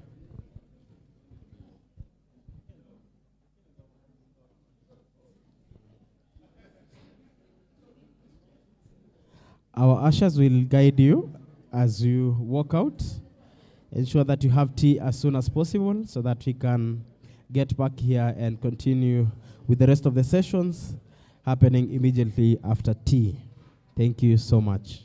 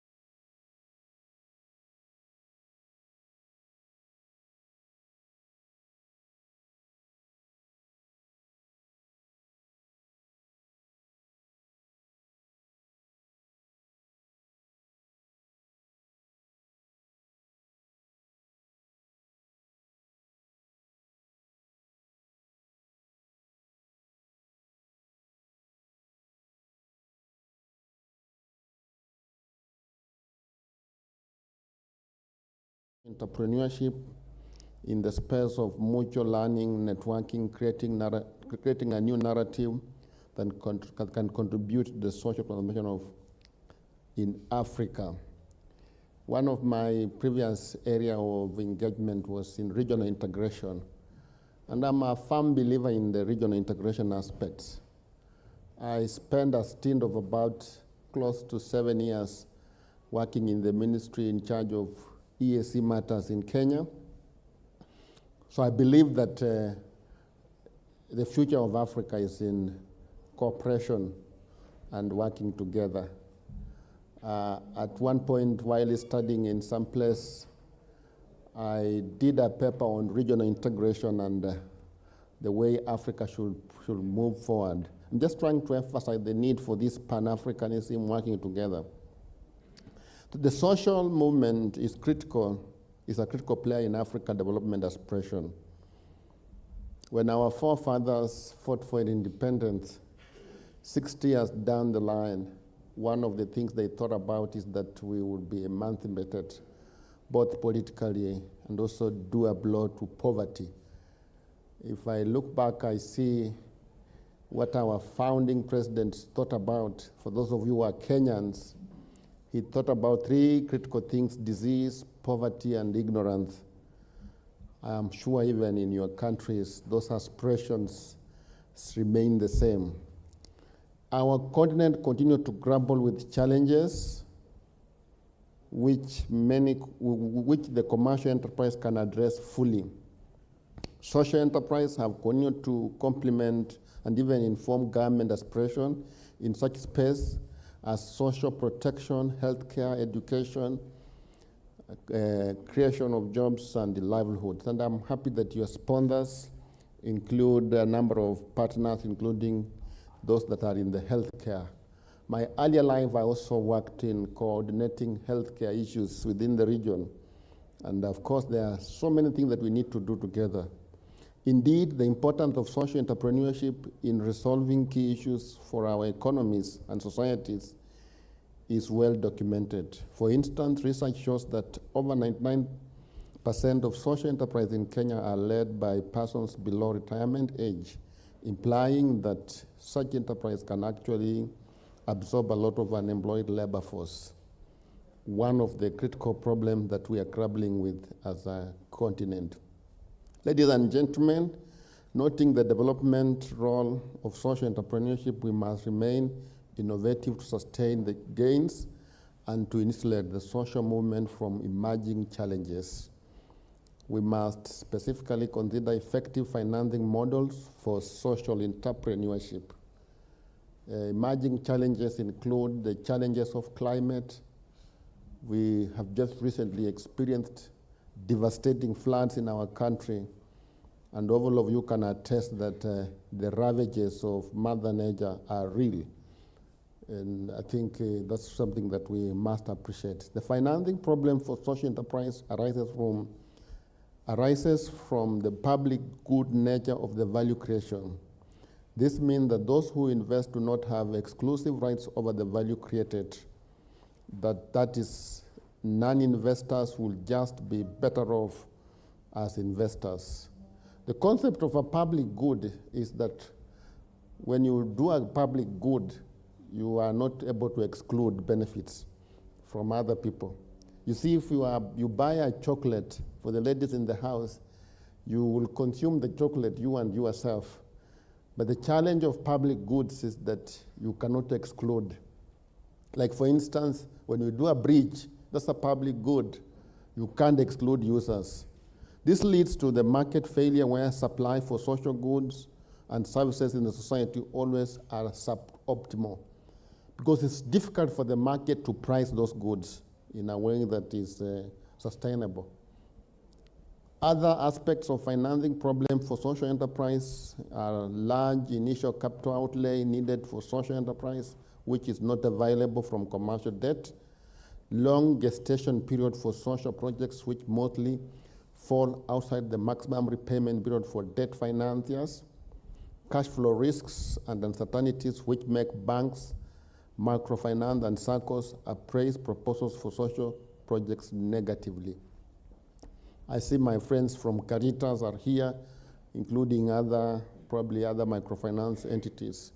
We're doing a number of programs with them. But what we are saying here is that financing problem for social enterprise has a number of challenges, one of them being the initial capital outlay that is large, the gestation period for the project, which then it makes it fall outside the maximum repayment period for normal debt. Then, of course, the cash flow risks. No wonder then that emerging approaches to finance social entrepreneurship are underpinned by reduced reliance on commercial debt.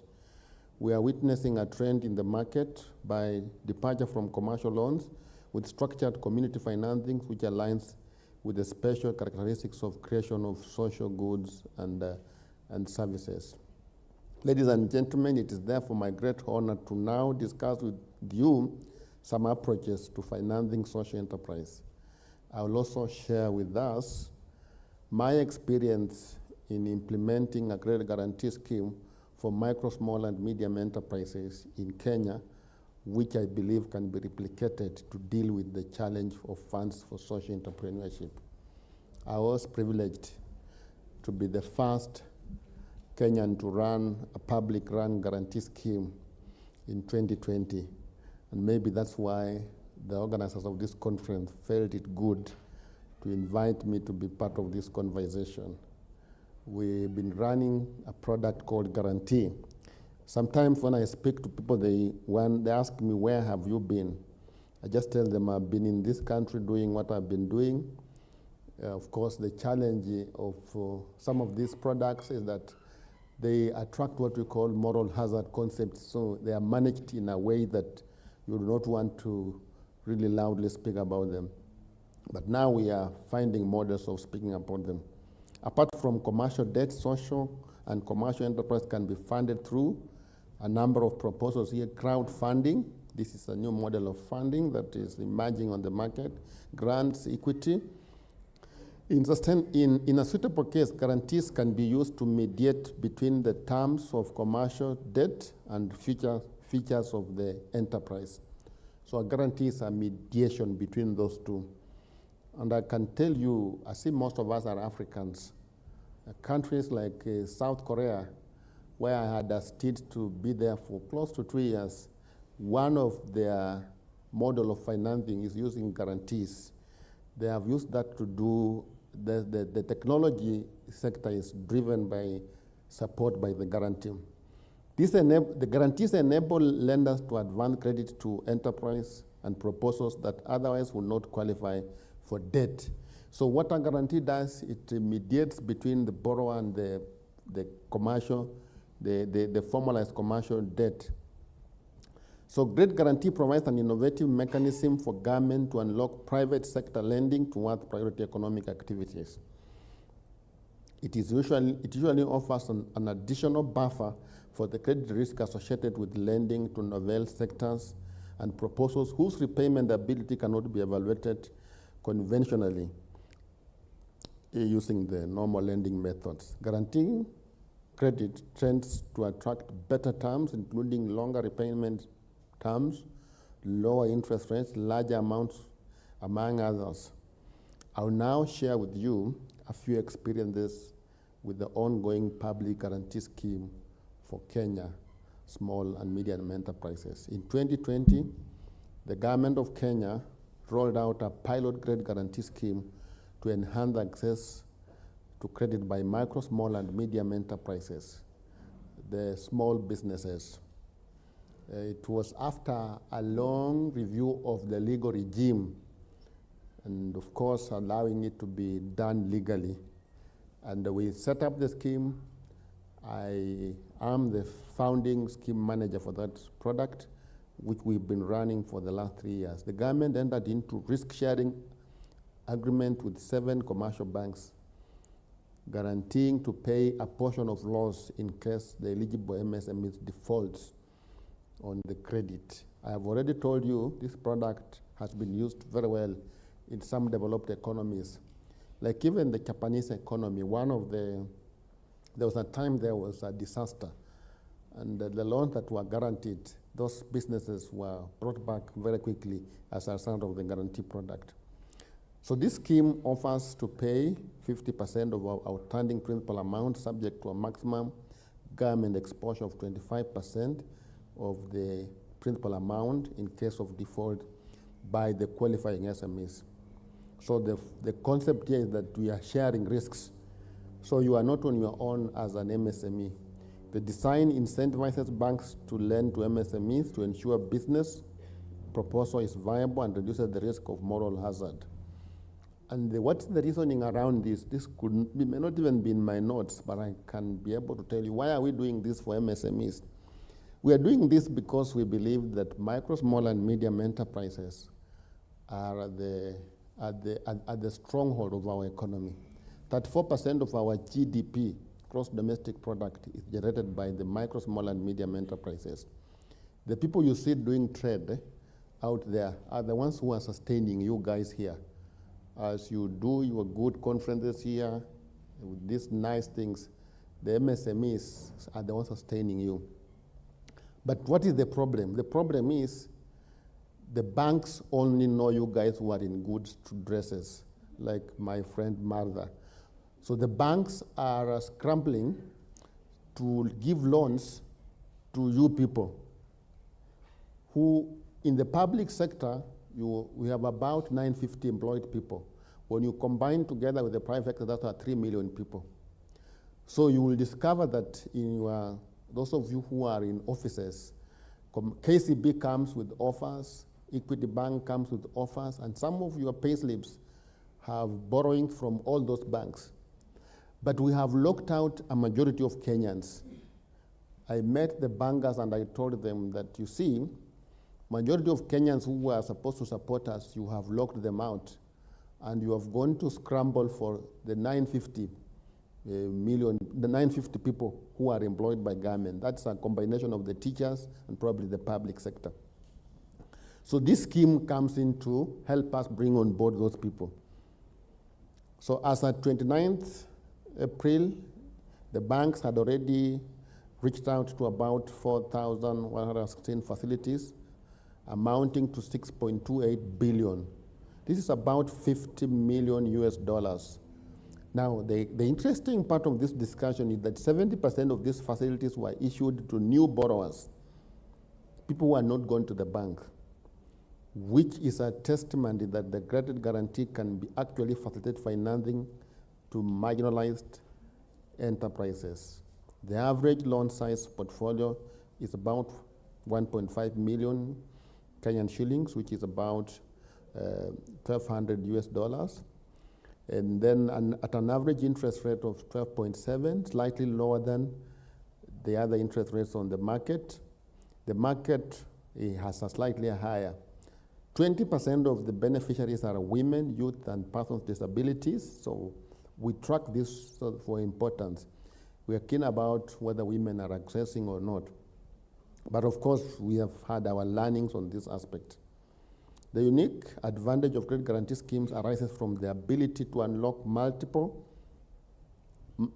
unlock in many multiples of its capital in terms of financing for economic activities. Government has done many products, and I'm sure even for you who come from other countries, you have many products you have done. Our Kenya government has done many, including Women Fund, Youth Fund, but the problem with those funds is that they have a problem of moral hazard, number one, but the other challenge is a shilling is for a shilling.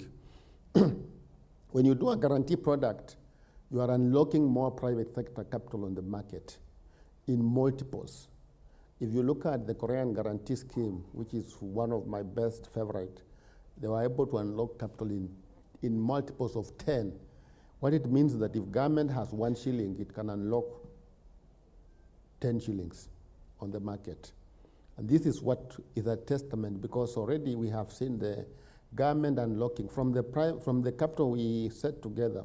Some of the banks have already unlocked 4 times of the capital that we guaranteed on the market. So this is the unique advantage. It is It is noteworthy that it is noteworthy that the commitment of funds credit guarantees framework does not necessarily mean the money has been expended. So like this product doesn't mean that we have spent that money. It just means that we have provided a buffer. The money only spent when a claim has been launched and paid. Successful guarantees have probability of default minimized through strong credit appraisal projects, building capacity of borrowers, higher to increase the chance of project success, inculcating business culture and responsibility. Even upon default, the banks can recover some of the outstanding amounts, further reducing the effective exposure of each borrower. In the end, credit guarantee only spent 3 to 4% of the portfolio size to pay claims. Of the 4,116 facilities, so far, 2,322 have been fully repaid, releasing a further 2.9 billion to the market. That's $23 million USD, which can be reissued to additional entrepreneurs, kind of revolving. Since guarantees are implemented in partnership with commercial banks, repayment of both the interest and responsibility is the responsibility of the lender. The government provides the overall policy guidance, such as sectors to be targeted, marginalized groups, and supports the structure of reaching out. In order to ensure long-term sustainability of provision of guarantees, the unused funds can be invested to earn income, which helps to defray operational costs for payment of claim. Credit guarantees is not a challenge-free space, especially when it's backed by the government. It means there are challenges. Number one challenge is moral hazard can show its ugly face. What is moral hazard? Moral hazard is where borrowers walk to banks and borrow with an intention of not paying back. That's really called moral hazard. I was talking to Kenyans and they asked me, what do I mean moral hazard in Kiswahili? Nikawambia ni upungufu wa maadili. That's the point. You will have to deal with the persons who feign to have business ideas, yet the only goal is to access credit and disappear. They feign they have an idea. Feigning means that they have an idea. Okay. This is countered by, among others, ensuring the financing system has structures to deal with financial responsibilities issues among the borrowers. We have indeed continued to learn from our own stakeholders, including MSMEs, commercial banks, and development partners, whose inputs are of great value to the future of our credit guarantee. It is important for such partnership to build mutual trust, such as feedback provided proactively and necessary adjustment made to achieve the goal.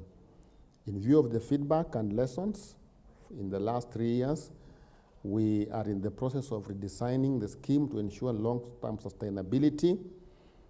Major discussions points have been revolving around eligibility, the question of informal business, loan amounts, among others. We expect new model to be operational soon. This again underscores the need not only for learning, but also being ready to change tact when market realities come to you. I have a lot of hope for social entrepreneurship movement and women-owned business in Africa. Currently, the government are aggressively pursuing very innovative solutions to this challenge. It takes deliberate collaborations and partnership in line with our different strengths to make Africa great. This forum is an important cog in moving continental discourse on our common development issues and attendant financing mechanisms. As I finished my address, it is my joy to know that all hands are on deck to make Africa rise again. The many intent issues focus, the many intent issue focus forums held by various interest groups across Africa are a testimony of this fact.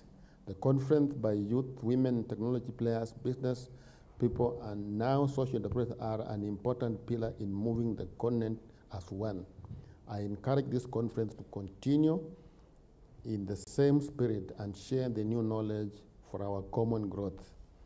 I wish you great deliberations in the remaining part of this conference. I have enjoyed the part I joined in. Thank you very much, and I say I am done. Asanteni sana. Right, thank you so much, Mr. Ronald. You can take a seat. All right. Since you'll be joining the next panel. And at this juncture, I'd like to invite Geoffrey Nyamao from Faulu Bank. Please welcome on stage. Let's appreciate Geoffrey as he comes on stage. We also have Moses Nganga from CARITAS Bank. Moses Nganga from CARITAS Bank joining us on stage. Owen Muzambi from Gold Youth South Africa. Please join us on stage.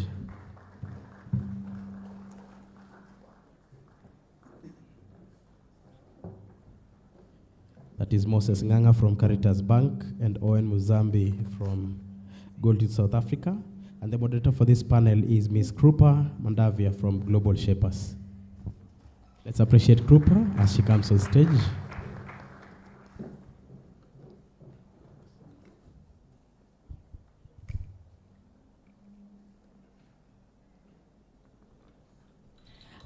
Thank you so much, and thank you, Mr. Inyangala, for your wonderful remarks.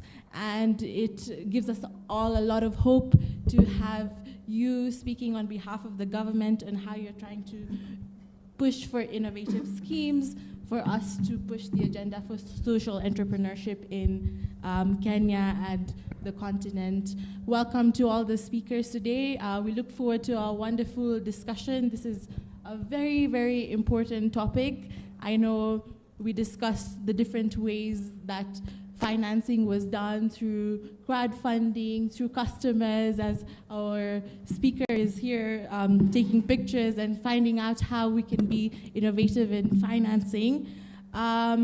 We've got a lot of questions for you, but we are going to be careful of time and be mindful of Mr. Inyangala's very busy schedule, and we'll keep it short and sweet. So we will start with the hard questions. This is to everyone. We'll start from the speaker to my right. What are the primary challenges that social enterprises face in securing financing in your experience? And how do these challenges differ from those faced by traditional for-profit businesses? Thank you very much. Again, my name is Owen. I'm from Gold Youth, and I'm responsible for just the micro-business development of our beneficiaries in the 5 countries that we're in, and also partly microfinancing of these entrepreneurs as well. And so to start off, I think what I want to emphasize are 3 things as an introduction that then lead to what the challenges are. So the first one is, number 1, having been an entrepreneur myself, social entrepreneur, and now the experience that I have within Gold, the first challenge that most social entrepreneurs have around financing is this inability to have a conversation about profit at the same time as having a conversation about impact. So the 2 should not be seen as a dichotomy.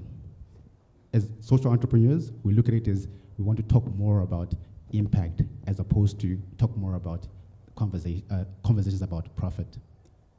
In fact, the 2 can be married together.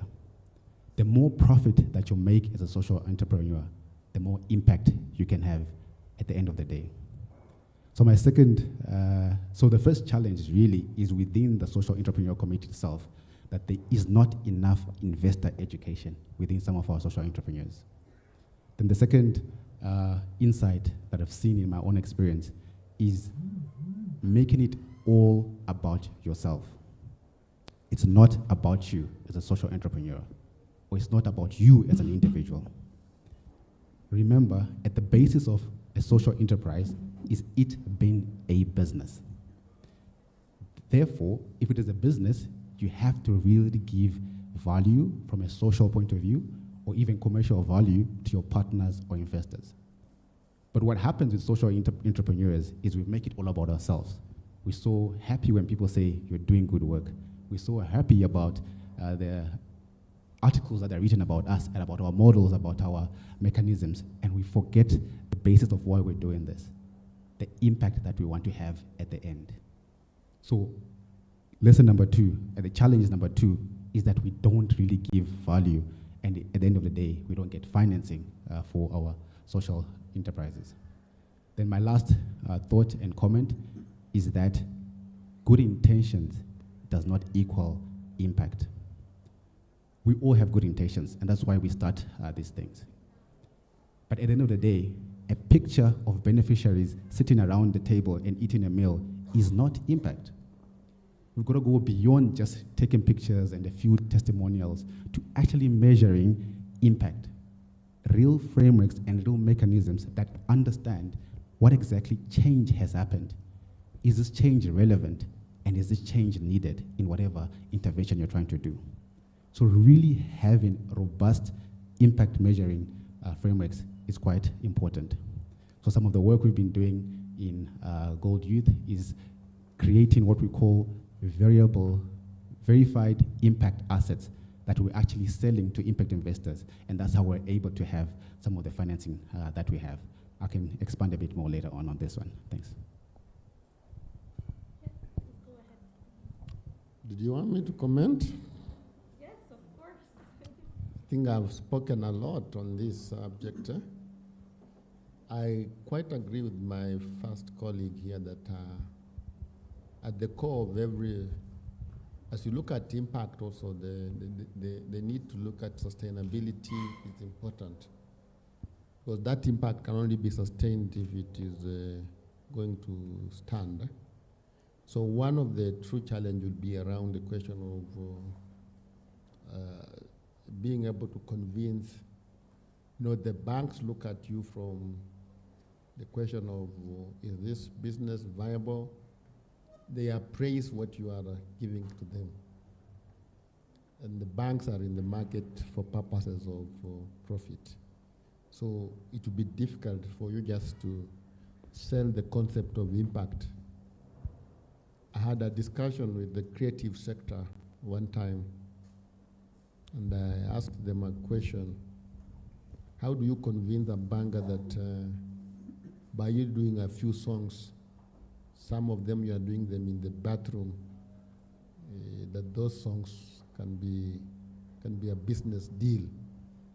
And of course, we've been having that conversation for the creative sector, just to move beyond the question of, demonstrating that there is value, and that at the end of the day, you are bankable, and that you can be able, as you deliver impact, you're also able to be able to repay your cash flows are fine, and they're able to repay.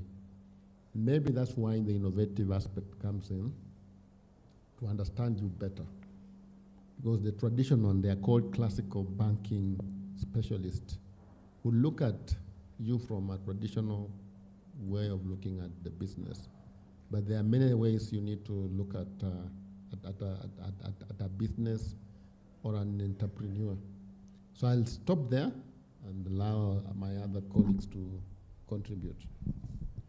Yeah, thank you so much. Yeah, so maybe just to start, my name is Geoffrey Nyamao. I serve as the head of SME banking and agribusiness at Faulu Bank. Yeah, so coming to the question that has been posed, one of the challenges that I see when it comes to social entrepreneurs vis-a-vis comparing the other, conventional, for-profit entities out there. The first thing I look at is the information asymmetry, in the sense that you'll have this social entrepreneur very clear in terms of what is it that they want to accomplish, but that clarity on the part of the financing institution or organization is not clear. So then, of course, at the end of the day, you'll find it difficult to establish how that financing will have an impact in that business. So that is the first thing that I find that becomes a challenge, out there. And I think one of the things I always say is important to really be clear in terms of what is it that you're out to accomplish.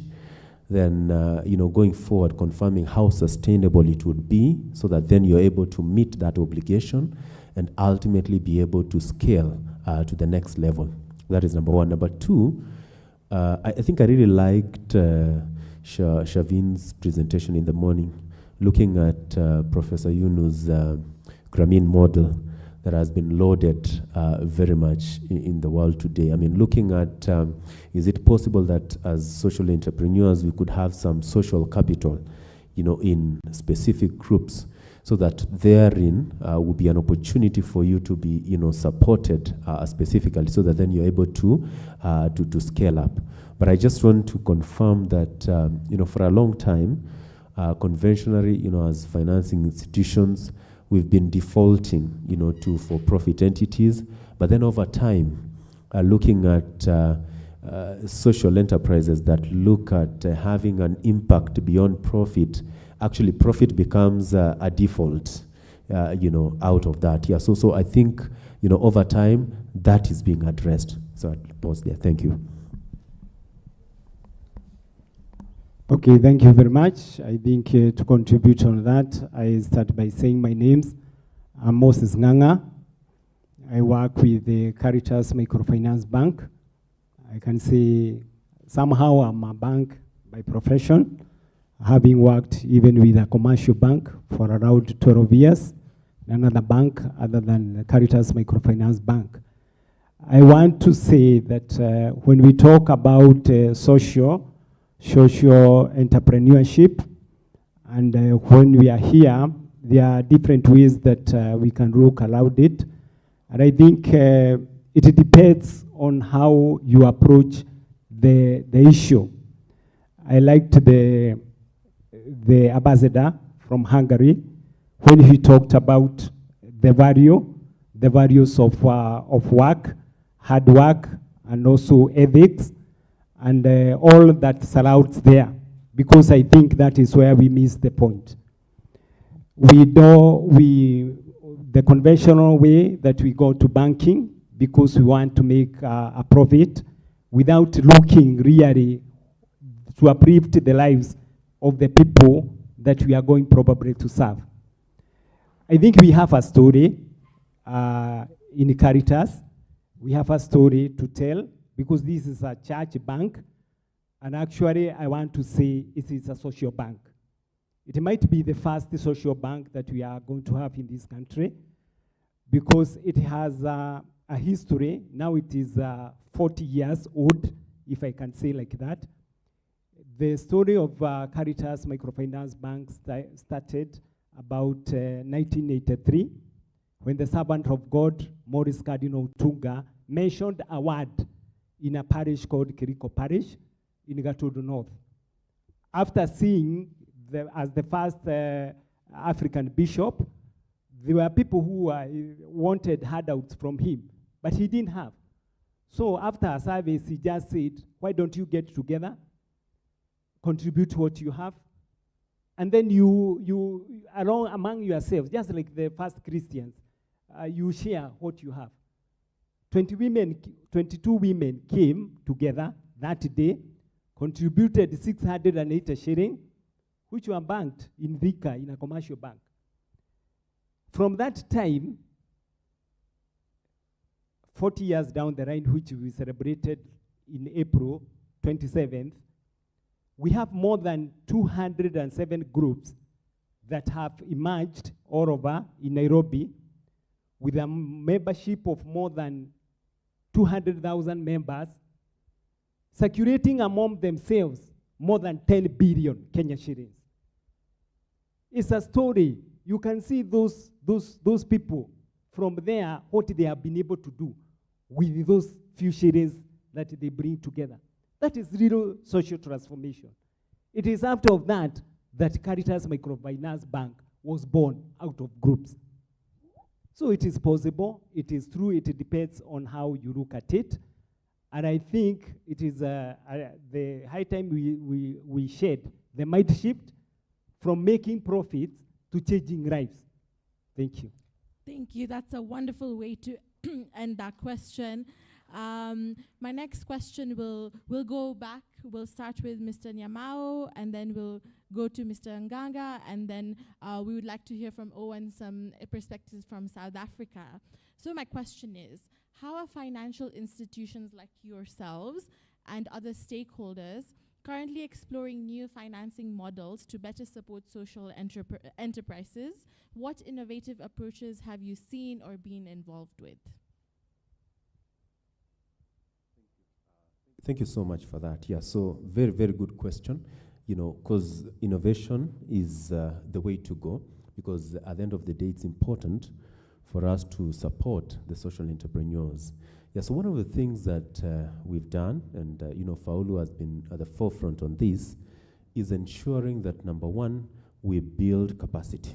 You know, so capacity building has been something that, you know, like Faulu Microfinance has done over the last many years. And I think I was happy that last year I had an opportunity of engaging a number of social entrepreneurs here, you know, as they were concluding the master's program, specifically just building capacity and positioning those entrepreneurs ready for the market.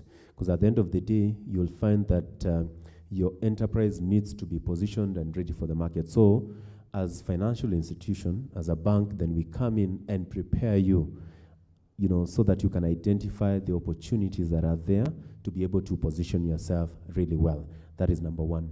The second thing that we've done as Faulu is to get into strategic partnerships with the specific development partners that very many of them that we're working with very closely, so that then we can get specific funds that will be directed to social, you know, entrepreneurship specifically, that would serve for both capacity building and technical assistance to those specific entities, and also, most importantly, also granting, you know, some funds specifically to scale up, you know, those entities. And I think that has really gone a long way in supporting, in terms of financing to that specific sector. Something else that we've also done, you know, definitely we have to be innovative around this, is to work with, you know, government entities. I know we have the ministry, the MCBA authority that is currently in place, you know, in such a way that we get to identify, you know, those specific entities and organizations and social entrepreneurs that have subscribed there, and in that way we get to support them. The other thing that we've also done is also just getting them together into groups, and I think I like the, you know, my colleagues just alluded to that, you know, as a way of, you know, supporting them, specifically looking at in which sector are they.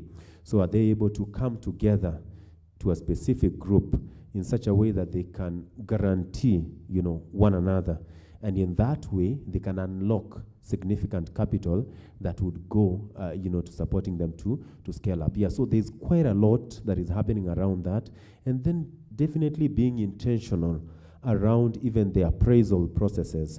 You know, when you're making a determination that you're financing a social entrepreneur because of the impact that they have, then you make a decision that you would have to be much more flexible in terms of the requirements that relate to those entities because of the impact that they have in the market, and also having specific funds targeted and earmarked for these social entrepreneurs. So those are some of the innovations that we've come up with to support these entities. Thank you. So I think to continue with that, what we have done, we have developed various models. As I said, CARITAS Microfinance Bank is a church bank, born by the church or from the church. So we have a model that we call Diocese Development Model. Diocese Development Model is where we are able to develop projects that are geared to make a diocese self-sustaining. We want to see the church becoming self-sustaining, because we know we have so much relied on, let's say, expecting money coming from donors, and we know with what is happening, what we can say, the taps are closing each and every day. So what we are doing is we are dialoguing with the dioceses. They have a lot of pieces of land, and then we are able to develop together with them projects that can help the diocese to continue with her work. We have parish development model where we are helping the parishes to develop, to build the fathers' houses, to do hostels, to do hospitals, to do anything that you see in the parish. We have a model that helps that to happen. We have a model that we work with the groups. The groups, what we can call self-help groups. We have so many groups in the church, CWA, for men, for women, for youth. We have products for them because we want to take our model to the household. In fact, we say that we are a household bank. Our tagline is Tuimarisha Jamii. Tuimarisha Jamii means that from the families going up. And that is a model that we have developed. And I can tell you that it is a model that it is working. We have developed for the groups, we have developed softwares. We have CARITAS Chama, which enables the groups to manage themselves. In the background now, the issue of keeping the records and all that, we have given them a software that can be able to do that for them. And this one is not only for the Catholic Church or for those groups, but even if you have a group there, we can be able to enable you to do that. Ourselves, we say we are a digital bank. 97% of our transactions is digital. So for us, we don't mind to be physical, seeing us. We can serve people in Turkana, in Madeira, wherever they are. So these are some of the innovations that we are trying to do to make sure that we are able to bring the banking closer to the people, because with the AI, artificial intelligence, we know the bank of the future is not where you go to do transactions. It is the bank which is enabling you to transact wherever you are. And that is what we are enabling our people to do, because they have the gadgets to do so. Thank you. Thank you very much.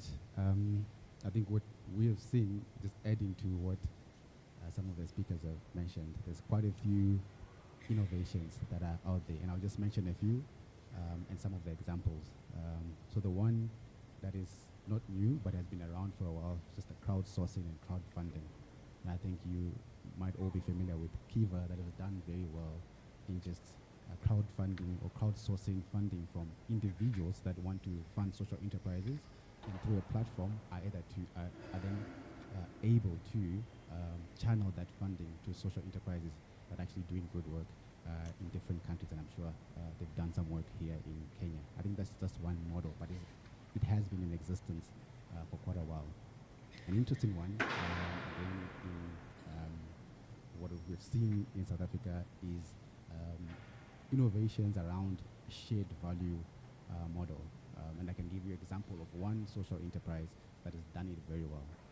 So this social enterprise is big in skills development and mostly financial literacy skills. So instead of going to banks to ask for money, what they've done is they've created a training program where they train small businesses on financial literacy and financial capability, but also encourage the small businesses to adopt financial products, including savings, bank accounts, and all of those things.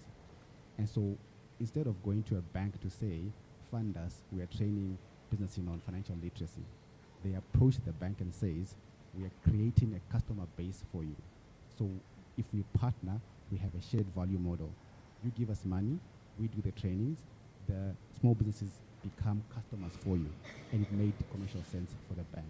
So this is very shared value model that is there, where instead of just donating money from the bank, they're actually in partnership, because the social enterprise is actually creating a real customer base for the bank, who eventually will benefit maybe from a bottom line point of view. So that's one just very simple example of where a social enterprise is able to innovate around funding. So they're not going there with a beg and bow and say, please give us money, we train financial literacy. It's actually saying, we can create customers for you.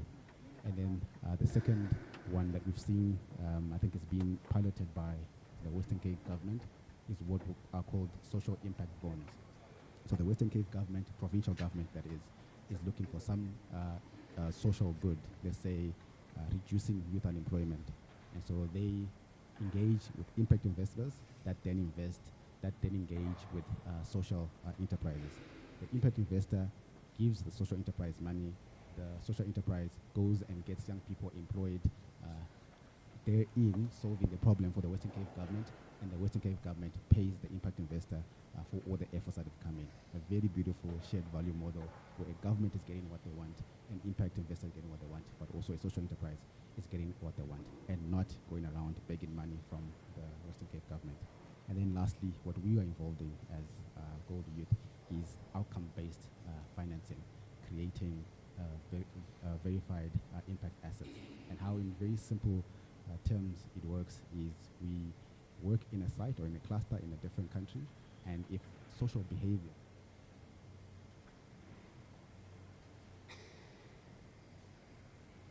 change, we then engage an independent impact evaluator who look at what we've done and verifies that for real, we've really had a social change behavior within this community. And that is then packaged as an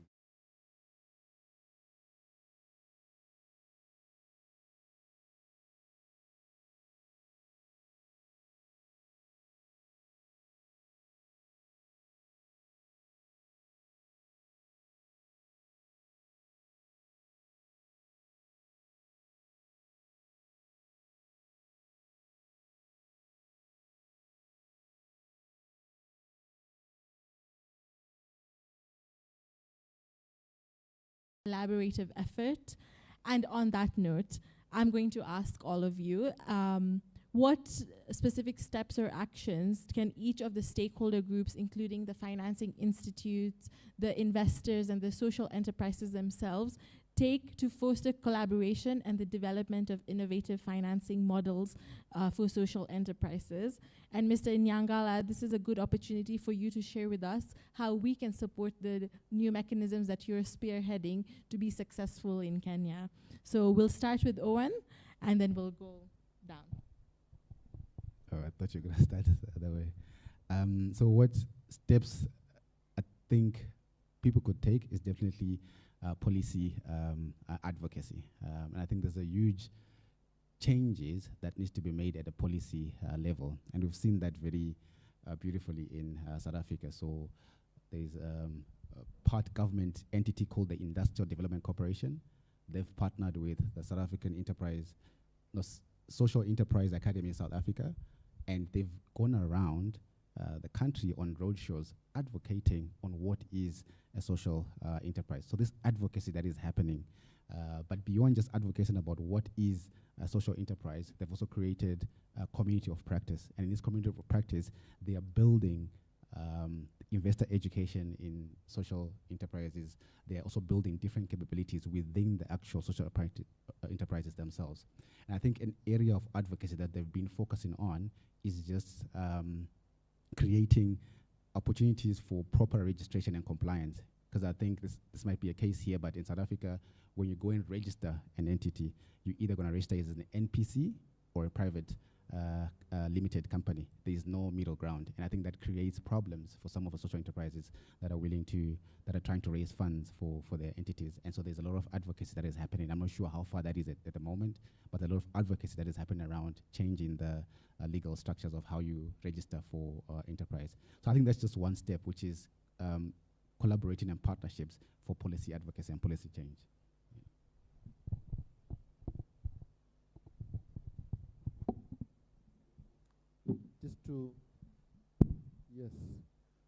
Just to pick up from my colleague, hope it is on. Just to pick up from my colleague, I think there's quite a lot to be done from both ends. The first thing I want to say, the role of government is to provide what we call enabling environments for business to thrive, whether it's social enterprise or any other form of business that is legit. So that's one thing we commit as government, that we will provide what we call a conducive environment. Going beyond that, we also provide an opportunity for policy change, policy reforms. And of course, you asked me a specific question, what can you do on what we are currently doing? One of the beautiful things as Kenyans we have what we call public participation in all the reforms that are taking place. And sometimes the middle class and the elites don't take these things very seriously.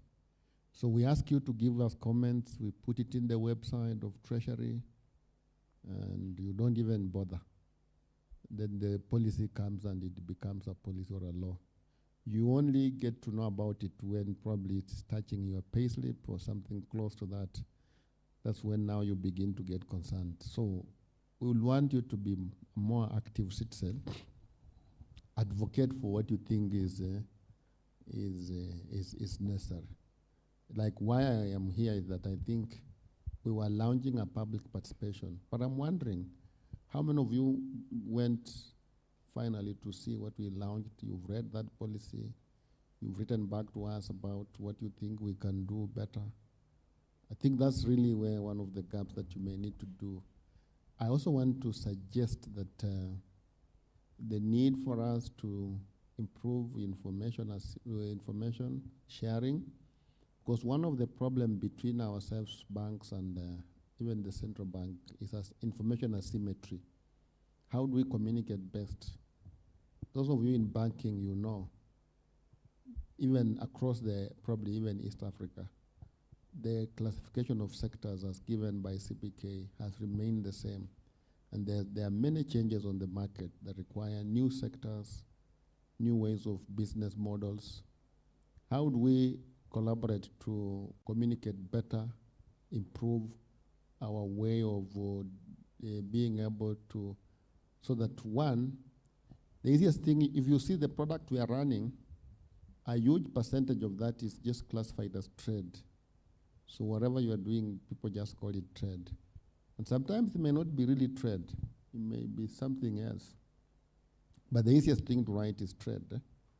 So that's really, so we need to collaborate, ask ourselves how best do we even classify our sector.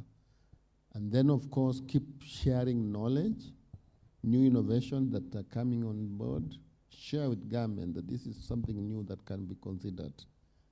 I think basically that's what I would say. And then of course, financial literacy across board is going to be important. I think we need to continue to educate our people on financial literacy and just support them to know how best, because we have many young people coming from universities, and of course they want to create impact, but you need to train them on how will they create impact. At the end of the day, they need information about what it means for that impact to be created. What resources do you need? So that as you start off the process, you are clear in your mind how that will be created. I think I'll submit at that point. Thank you so much, Mr. Nyangala. Actually, I just transitioned from a commercial bank that was actively involved in the guarantee. So we are guilty of the trade conversation that Mr. Nyangala has just spoken about. But now more specifically, just to speak to the question around what should we do going forward so that then we're able to support this sector. Now in Kenya today, we have an association, the Kenya Bankers Association today, that is involved in quite a bit of advocacy.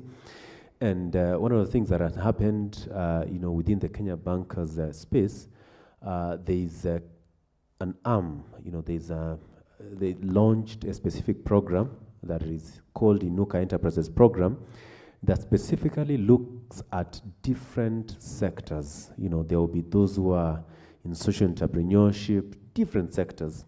Yeah, so therein is an opportunity for you to be taken through, training, capacity building, to be prepared, to be banked and supported specifically. So would really encourage that for the social entrepreneurs that you participate, in those specific programs, so that then you're able to scale up and be ready to specifically receive that financing. I also like the fact that we have an opportunity of working collaboratively together, and with the government that has been very, very flexible this time. I mean, there are serious innovations that we've seen today. The government sets aside significant funds to support entities. So that's an opportunity for us to tap in, as social entrepreneurs, so that we are able to scale up, even as the banking industry comes in to also get to support. I know we have many development partners that are available to come in and get to also support. So we'll definitely quite a bit of collaborative effort from different stakeholders, so that ultimately we can get as much value from these as possible. But most importantly, let's engage. Like I always say, if you have this idea, and somebody spoke about customers financing, just stepping out and saying, there's this enterprise, there's this social enterprise that I'm running, and there's an opportunity therein, stepping out would really go a long way in getting that solution that you so much seek. Thank you. I just think that to take it a bit further, a step further, I like talking about practicals because something that has been done, as I said, from where we started, we have been in a journey, and it is possible when we talk about collaborations. We started with farmers, actually these women who we are buying cows, and then when they calve, they would give that to another person, another family, and like that, in that area of Rimuru, then the farmers had a lot of cows, and then there was a question, where do we take the milk? And they wanted to be economically sound, and that is why they were doing that. It was a journey for many years. You can imagine a cow, it calves, you give it out, and like that. But last year, through a collaboration, I want to talk about collaboration with another organization in Italy. We are able to do a dairy farm, a dairy plant in Rimuru, in Loreto, where now these women, these families are able to take their milk there. And now you can see there is a milk coming from there. It is in the market. They are producing yogurt and all that. That is a big collaboration which is taking or changing the life of the people. So we need to work with other people so that we can be able to scale up our goals. Even here, those wonderful sites that are displays that are there, you need to get partners to scale it up. With Amfi Kenya, we are doing something we call financial literacy to our people, because we believe in teaching our people financial literacy before we advance money to them. Because that is the strategy that we are doing. We are giving people money, but we are not teaching them how to manage money first. So for us, we believe you teach people first about money management, and then you give them money. They can manage well, they will be able to pay well. That is a program we are running, which I can also say we are taking it actually to a primary school. We are starting next week a pilot of 5 of our schools where we are teaching financial literacy to our children so that they can have that saving culture when they are small. Because the research was done and we found that the culture of Kenyans is spending culture, but not the saving culture. So we are collaborating with the people who can help us to teach our people to roll that out. We are trying to do with others. There is a company we are dealing with from Australia, which they want to bring in batteries which can be able to power our motorcycles. And we hope when those batteries come, we'll be able to fund our youth to buy the batteries because they have already the motorcycles, and we'll be doing something justice to our environment, and also we'll be helping them to save a city in the Nini. We are also collaborating with another company from China who are doing solar.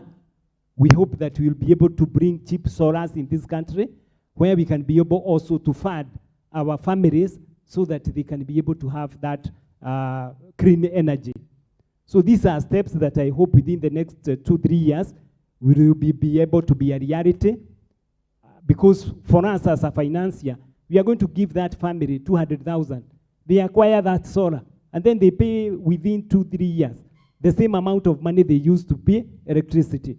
This will bring that energy that will be green, and also in the long run, it will save these people from spending too much on electricity. Thank you very much. Thank you so much. And a big round of applause to all the speakers. Thank you so much for all the call to actions that we've taken. So we hope that everyone will collaborate to create innovative financing models for social entrepreneurs. I'll hand it over to the MC, and thank you all for listening, and we hope you're leaving inspired. So thanks a lot. Okay, yeah, oh, so we've got questions from the audience.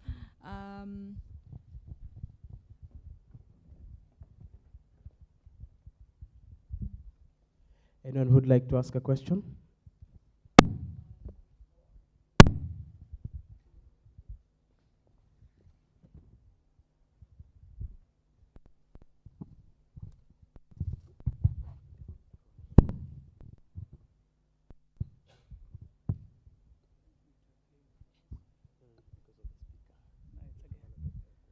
Good afternoon, everyone. My name is Sami Kitula, and I work for the Danish Refugee Council. I know the refugee space is one of these markets that has not been explored by most of the commercial banks and financial institutions. I'm just curious to know what Faulu Microfinance Bank and CARITAS are doing within that particular space. It's a space that we are very much interested in developing because we have financial inclusion programs that are geared towards supporting refugees. I'll be very happy to get a positive response from the two bank representatives. Thanks.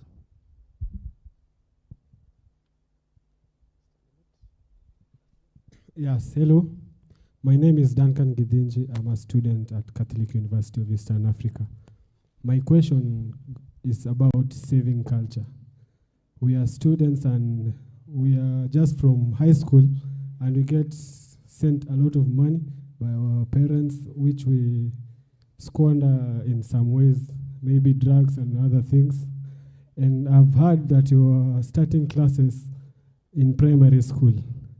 I think it will be even best to even come to campuses because we are the people who access money. Thank you.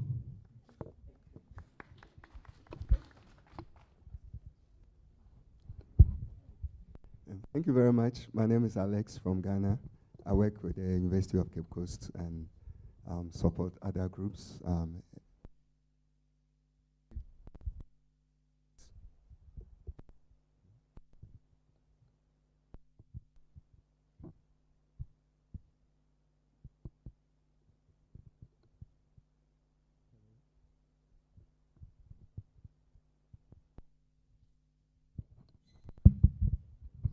It seems the mic never likes me whenever I'm speaking, right? Okay, so yeah, I have two questions, two in one. I want to know, especially those of us who are practitioners, what's the role of microfinance when it comes to mesofinance, right? Micro and then the real finance. Yeah, it's one of the models because we're talking about models. Is it possible to explore that in relation to the social entrepreneurship eco-spaces? Because then that gives you opportunity, not just for in, but also being able to nurture, just like you're talking about, because you cannot have it when you're dealing with social entrepreneurship. The health might be different from agric, right? And at the same time can be different from, like brother talking about the refugee trade sector. So maybe an area to look at. The other part that I think said, since you are with the National Treasury, it goes to you more. How are you sharing this within the context of the continent? Because Kenya is having a best case, and I know African Union level, these are the talks that are going on. So how are you really taking it from? Because if we're talking about Ubuntu, then it's better that we be able to share best practices and be able to localize it. Thank you very much.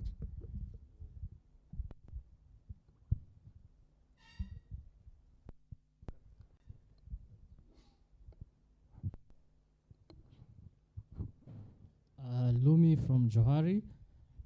Just a quick one. Owen, you mentioned crowdsourcing and crowdfunding. I rarely find that in Africa, sub-Saharan Africa.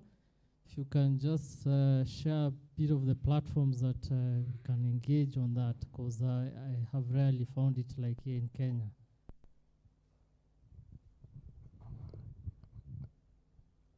My name is James Namai, and thank you very much to the panel for sharing your experiences. I think one of the key things that has come out is the need for social enterprises to create awareness and show that there is value in what they are doing for them to be able to receive funds. But there still remains a big challenge because despite even showing the value that exists, there is a big knowledge gap that exists between the financial institutions and them being able to understand the idea and maybe what is happening in the social enterprise space. I'll give you an example.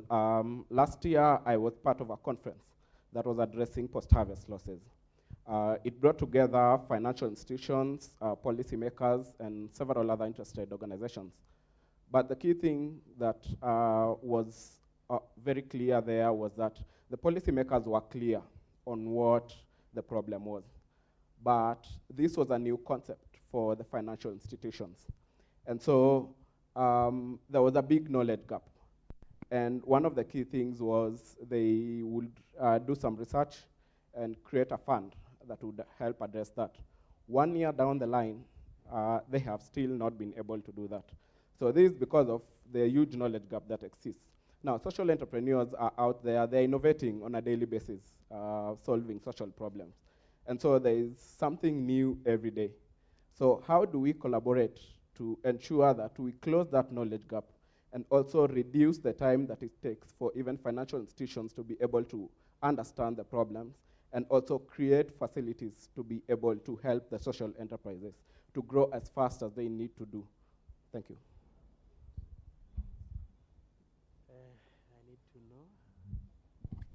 Thank you. So I think we can start with the first question on how the banks are facilitating financing in the refugee space.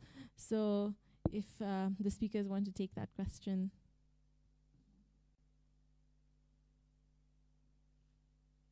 So thank you very much. I think when it comes to the issue of refugees, as from where I sit in CARITAS, we work very much closely with our bishops and also various congregations in this country. So, and we are trying to assist where we are able to when it comes to the refugees.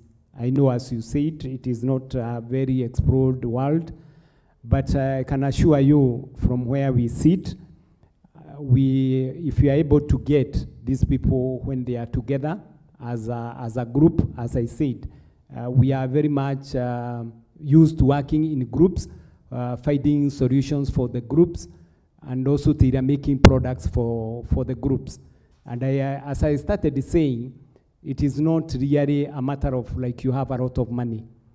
The financial literacy that I talked about, me, myself, I'm a trainer in financial literacy, which I benefited from International Labour Organization. ILO, I'm a master trainer in that. I've trained a lot of groups, and I know it's not that we don't have money. And I can attest to the student who said he is a student in Catholic University, and we are available. We are available. We just want your invite. Then we can come. We can craft a product against that. I know I was doing it with the Catholic University when they had the town campus. When they had the town campus, I was doing that. I was giving financial literacy to the student. It's a cross-board. We give it to everybody because, as I said, there are so many universities and schools and whatever, but there is none which teach people how to use their money. Even the accountant, they are taught to count other people's money, but not their own money. So it is a gap, and I think we are going to work to that to improve the saving culture for our people. I think there was a question about the knowledge gap. The knowledge gap between the policies and and I laugh because we come up with very good policies, and that is why I said I like talking about things that works. We have research, we have books, we have people who have, but now to marry the two becomes really a great problem. And that is why I also like this Tangaza and also the program for the social entrepreneurship. A Saturday ago, I was here with the MBA students when they were demonstrating what their research, what they want. And I was saying, this is the best way to go about it, so that whatever they are running in class, they can be able actually to know, to relate it to what is happening in the world. And I was telling them, we can work with them, so that by the time they finish their product, we can assess and we can tell them we are able to fund this product because we have worked with them, so that the knowledge gap is somehow narrowed. We are able to narrow that. I said our model is the parish development model. Parish development model, we are able to go to the small Christian community. That is the smallest unit. And so when you are an entrepreneur in that unit, we are able to pick you and we are able to grow with you. Thank you. Thank you so much. Maybe just to quickly speak to that. In terms of capacity building and training, now you're all aware that Faulu Microfinance Bank is owned by Old Mutual Group, and through our foundation, we run a university circuit training that relates to universities, and we were here, sometime last month, and Catholic University specifically training and capacity building the students in preparation for the market. There are those aspects that you would really not learn in a classroom setting, but it has to be that practical bit. So we run that across the university, so you can be a beneficiary of that. That is number one. Number two, in terms of supporting the refugee camps, now, our determination, when you're making a decision on what to fund, then you have to really understand what those refugees are involved in. If you go to Kakuma today, you'll find that those who are involved in economic activities, specifically. So the question would be, how do you prepare them? And that is where you have to train them so that ultimately when you finance them, it is not killing them. You're supporting them to grow. So identify the need and come in, identify what they are doing and see how you can plug in and get to support them. But of course, most importantly, you have to ensure that it's also short-term in nature, so that then it doesn't stretch so much and it becomes a strain on the part of the customer that you're looking at, and how long have they been here and all that. There are quite a bit of considerations that come to play to make a determination on to what extent you will be able to support them. Now, in terms of implementation of some of the resolutions, I am very happy that the National Treasury, working closely with the CBK, for the first time, I've been in banking for about over 15 years. There's a bit of, they've embraced, some of the innovations that have come to play and supported, the financial institutions. And, the credit guarantee scheme is one of such. A very bold move that, despite the fact that there's the moral hazard, adverse selections that come to play, but they were bold enough to go ahead, work closely together with the banks to be able to support. So there's quite a bit of work that is happening in that space. Question is, have we done it all? Not yet. But the beauty is we've taken the right direction, and ultimately I am certain we'll be able to support the social entrepreneurs much more. Thank you. Thank you. So maybe Mr. Inyangala can just touch upon how the government is sharing the best practices with other parts of the continent, and then Owen can wrap up with sharing some of his examples on crowdfunding and crowdsourcing. So Mr. Inyangala, please. I think we are part of the global and the big African market. I told you earlier, in my earlier life, I worked with the ministry called East African Community. And one of that reason for that ministry is how to do integration across. We also have the African Free Continental Trade Area, SCFTA. And in that, there are a lot of avenues for us to share what's happening. They've identified around 5 sectors in which we need to fully integrate. And one of them is financial services. So we have briefly a big avenue for sharing. Recently, I was involved in a conference in Uganda brought together by a team called ASELI, and they are doing it across the region. So we're sharing our knowledge, we're sharing what we're able to do best. What we've done here also, we've had the African countries requesting to come and just see what we are doing. And I think Uganda made a request, and with Malawi making a request. I see quite a lot of that happening with the National Treasury on many of the innovations that we are doing. Sometimes we see other countries coming to learn from us, and we are open to that. We're also open to going to learn from other countries. Let me comment on the student who say in the university students and the literacy, financial literacy. Very important. You see, I see most of them say they borrowed from Hustler Fund and they have thrown away the line. I want to remind you that that line is linked to your ID and you'll be traced one of these fine days. So the point is, we need to kind of be aware that whatever action we do, I mean, don't say I don't care if I go to CRB. I mean, that kind of statement is not a good one, that I don't care. I mean, you need to care about it. You need to care about your financial history. You know, if you look at developed economies, if you go and borrow a loan and you don't repay, they stop you even from paying electricity bill, you can't pay water, so you can't make progress. So, and I think as we develop our financial inclusion markets, we are moving toward that direction. Information sharing, the mechanism that I've been part of, the CIS, the one of information sharing of your history. That history is supposed to be part of your lending ability. What do I mean by lending ability? If you are a good payer, we should give you better terms, we should give you better interest rates. These bankers have taken time to appreciate that, but we've been pushing that conversation, that people cannot be borrowing and they are repaying back, like the Mshwari ladies who borrow in Kikomba in the morning, and you still give them the same interest rate like guys who have not been paying.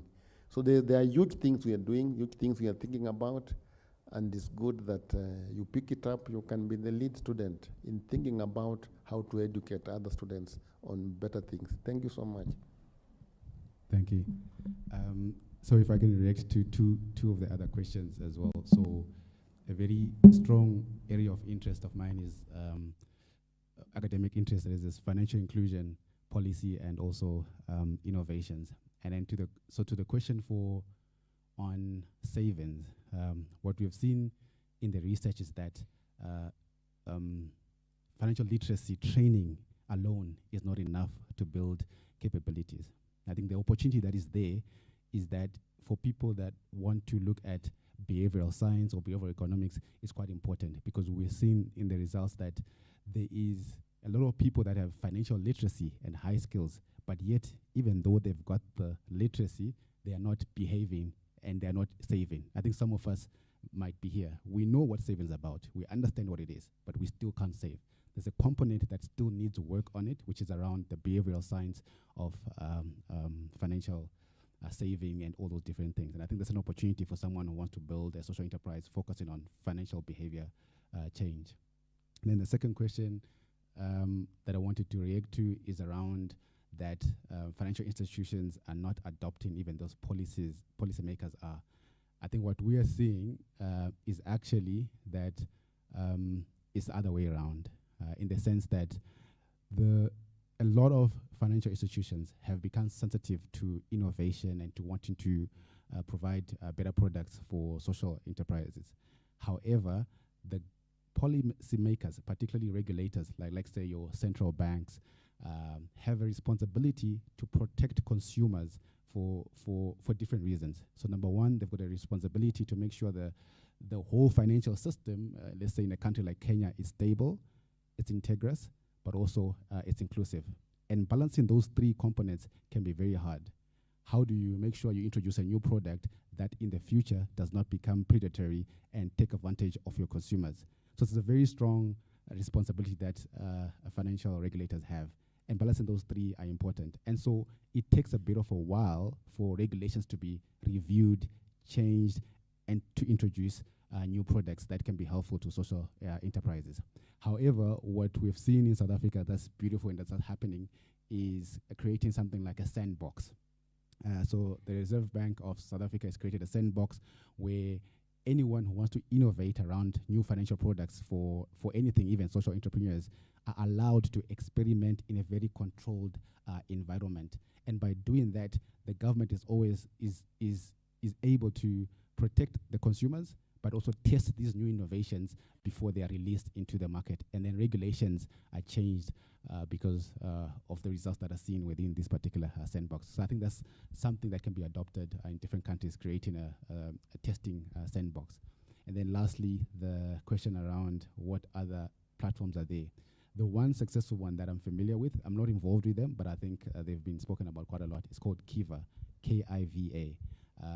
And I think with Kiva, the model is they collect funding from individuals that want to donate to social enterprises, and then they channel this funding to different social causes. So they then invest, and I think that's a beautiful model.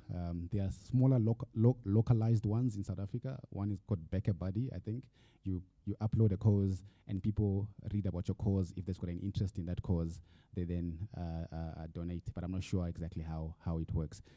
But yeah, that is the two that I'm quite familiar with. Thank you. Thank you. I'll hand it over to the MCs, and that's a wrap for this session. Thank you once again, and a big round of applause for our panelists.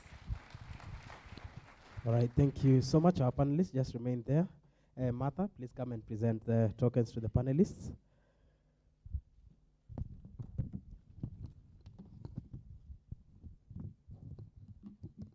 We'll give to Mr. Moses Nganga from CARITAS.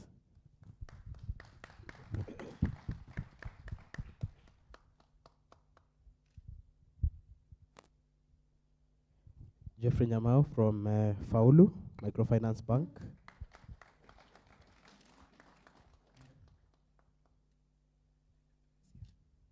Ronald Inyangala from the National Treasury, Kenya.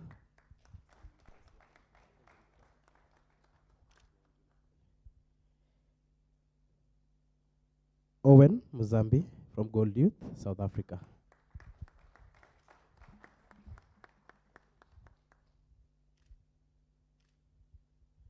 We'll also appreciate our moderator for this panel, Ms. Krupa Mandavia.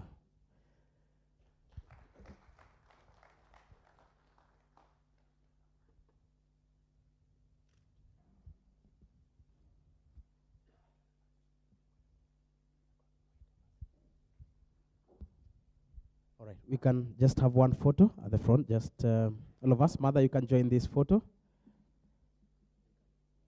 Okay, let's come down here. Yeah, let's do it from down here, just before we break for lunch.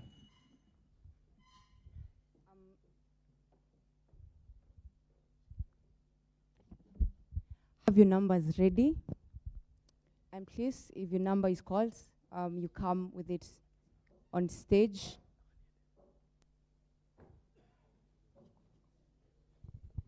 Prepare your numbers.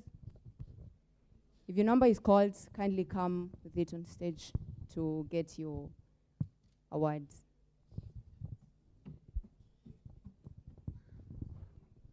All right. I know some of you have already lost your numbers.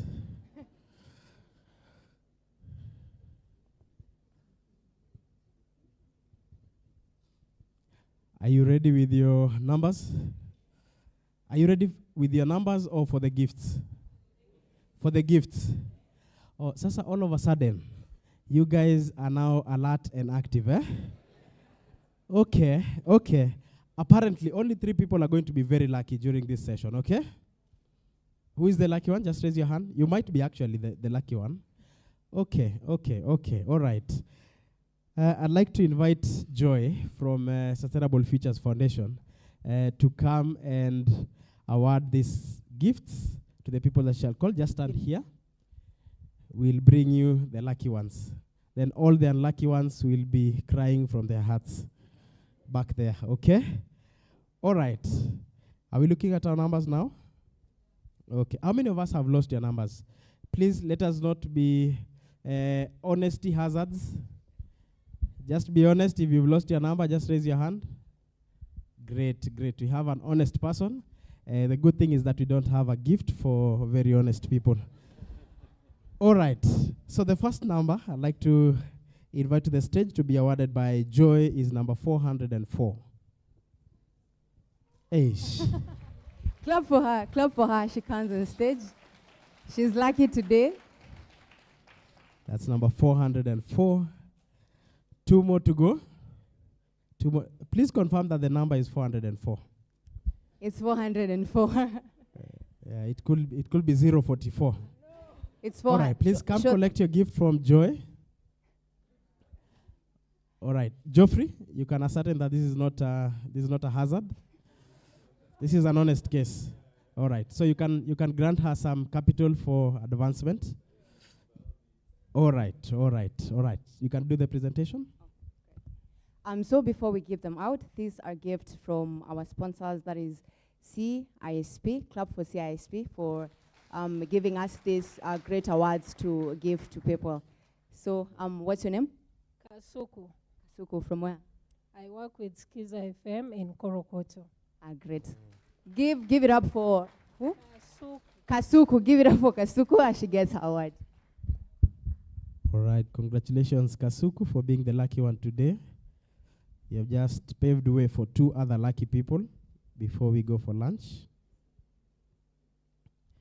All right, thank you, Kasuku. The next number. Yeah, please look at your tickets. Please look at your tickets. And pray. All right, number 152.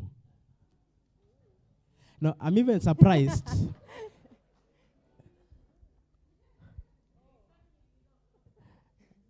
Okay. Where is Bwana Ronald? Bwana Ronald from the National Treasury. Let us see your number. You might want to send us DCI here to confirm if a person from the technical team could actually be the lucky one.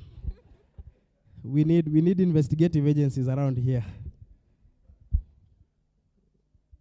Clap for her. Clap for what's your name? Sheena. All right. Now the final number, our lucky person for today is number 269. 269. Please ensure that. Okay. All right. At least we were lucky to have one gentleman. Thank you for representing the boy child. All right, we do the presentation. Thank you so much. We shall be calling on other numbers, so please do not steal another person's number. Ensure that you just keep yours and keep praying even as we come from lunch. All right. So as we take the photo, the direction for us as we leave for lunch is through the back door only. Please do not use this door where Zul is standing. Zul, wave at me. Clap for them as they have their seats. All right. Don't be jealous. Don't be jealous. It could be you next. All right. So we are only using the back door to exit the hall. Then we shall pass by the exhibition booths as we go for lunch. We are very inconvenienced matters time, so I'd like to request everyone to be swift around lunch. Then we shall come back for the breakout sessions. Please, let's proceed. And just before then, I'd like to ask my co-MC to do the honors again to pray for lunch. I'll be honored. Let's bow our heads for a word of prayer. God, thank you for the fire you've taken us, oh God. As we partake our lunch, may you bless it and provide for those who don't have. May we come back here in one piece and good time. In Jesus' name I pray, trusting and believing. Amen. All right. Enjoy your lunch. Let's be as fast as possible through the exit process. We shall be guided by our ushers who are right at the door. Let's follow their guide so that we can spend the least time possible, and we'll be back for the next sessions. Speakers and panelists, please join Mother next to the stage. Speakers and panelists, moderators also, please join Mother next to the stage so that you can be guided on where to serve. All right. Partners, speakers, moderators, please join Mother next to the stage so that you can be guided on where to serve. Come closest to the stage if you are a speaker, a panelist, or a moderator, as well as a partner.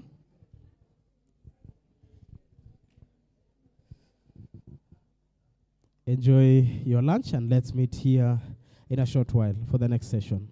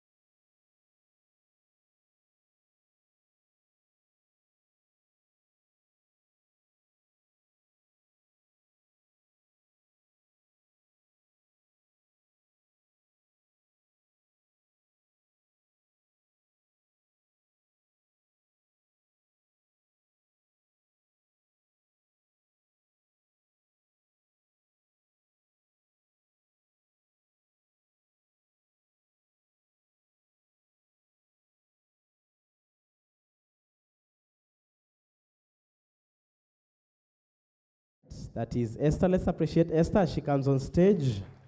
Let's also appreciate Mr. Symphorian Piana, the CEO Agromwinda, also coming on stage. All right, let's continue appreciating as we invite Miss Terry Otieno. Terry Otieno to join us on stage. We also have Mr. Bethlehem Desi from ICOG Labs, Ethiopia. Please join us on stage. All right. And we have the moderator for this panel as Phyllis Atieno from Global Shapers. Let's appreciate Phyllis. She's going to lead us in this panel. Prepare your questions in good time because we shall be having just a few questions sampled from the audience to the panel.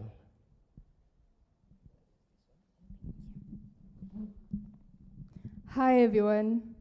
Hope you've had a good afternoon so far, and welcome to this panel session.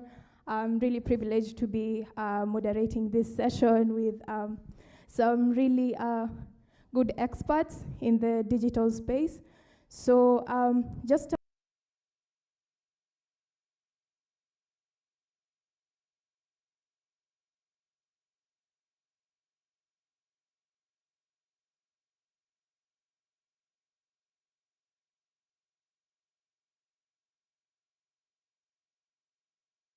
My name is Jana.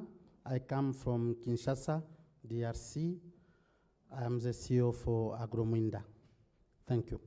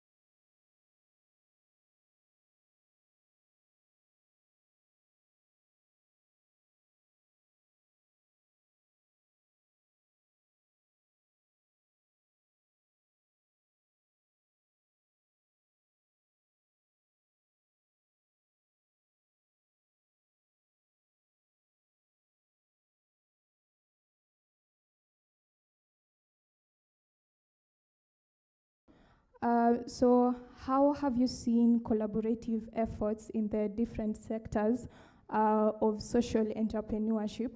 But I would like for you to focus on the tech space. Like, how have you seen different sectors coming together to collaborate to promote social entrepreneurship? Thank you very much. In fact, in terms of collaboration, for me to try to explain what collaboration means and how it can really shape the social entrepreneurship sector, again, we need to come up to my concept of this morning, complexity, and how each topic, social topic in terms of finance, health, education, all those sectors are interconnected. You cannot. So if you try to understand the education topic, you will see that there is a link to finance, there is a link to health, there is a link to everything. That means that development problem or development effort are basically collaboration effort. And then my statement would be that we've been failing to transform Africa because we've been failing to envision this kind of vision of the future, and then we've been working differently. And I take an example, and I know in the room, the most popular concept is governance. We want to fight corruption. The biggest mistake has been thinking that when we train people, they will stop being corrupt. And I've been challenging most of the funders saying, when are you starting to confirm to me that you have trained me, I cannot be again corrupt? Nor fit. So, if we want to fight against corruption, we need to fight against anger and health, understand those issues, and then probably try to use technology as a tool that can first, I think new technology today can promote a shared vision of development and the other different sector. And this is what we can do. When we are working on how we need to promote food security, we want to work with the farmers. You need to bring in fintech, because no production without money. You need to bring in mobile technology, because those people, they need us communication. So this kind of system thinking and system vision of the future, this is what really impose today the need for collaboration, because all the sectors are interconnected, and our effort should be how I bring in the board on board all the different sectors, and only technology can make that. Today, we are trying to support any kind of effort, but we see we need mobile technology, we need engineers, we need ITs, we need all that. So for the future of how we are going to shape Africa, we are trying to think on how we are going to challenge the traditional way we see things. For example, we have one vision of sustainable development goal, and if you don't fit in, you are not good. I'm saying it is very wrong. We may have many vision of sustainable development goal, because it is not possible for me coming from the village to understand the same thing as if someone is coming from the city. So, but if you are able to create a kind of tolerant, more inclusive vision, it is only technology that can help do that. And that's why we work with the mobile technology, we work with the bank. All those people are basing their effort on technology. And today we have platform where we can integrate all those efforts. We have possibility for making all the platform dialogue. And then if we dialogue, we can have one platform that we can use the same database, but we can share different people at the same time. Thank you.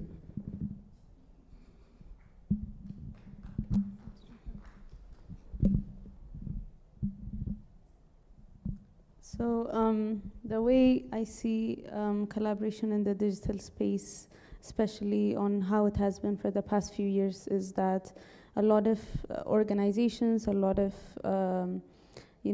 development partners or private sector, they're focusing a lot more on collaborating with institutions that are working in the digital space.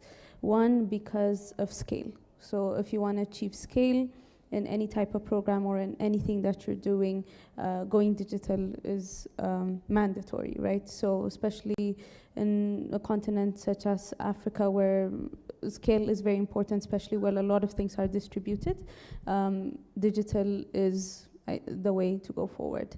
And another also place that where we see a lot of collaboration happening is in the training sphere, where a lot of young people, a lot of young women, adults are getting into digital training, because that's the next big thing. Unless you're digitally literate and you have the digital literacy, it's going to be very hard to compete and get into the employment opportunities or generate revenue. So I see a lot of collaboration in multiple sectors in terms of providing digital literacy, but also in terms of thinking about scalability. It can be in the healthcare or agriculture, or as mentioned in fintech. I think the digital space is playing a big role. So I really do see a lot of collaboration between the sectors, especially in the digital space.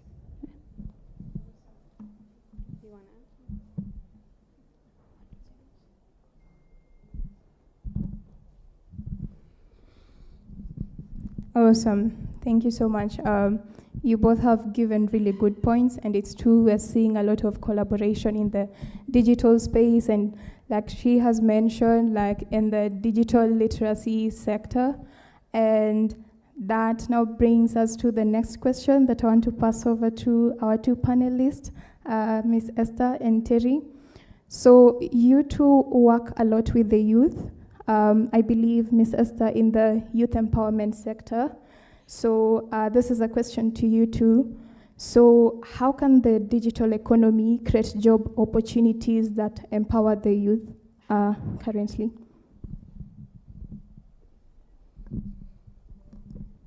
The digital economy space already has a lot of opportunities for young people. We are seeing, if you really think about it, since you walked in here, is there anyone who has not looked at their phone in the last few minutes? How many people can say they've not looked at their phone since they walked into this room this afternoon? Very few people. So every single aspect of our lives has been impacted by technology. The first thing, most times when you wake up, the first thing is you look at your phone.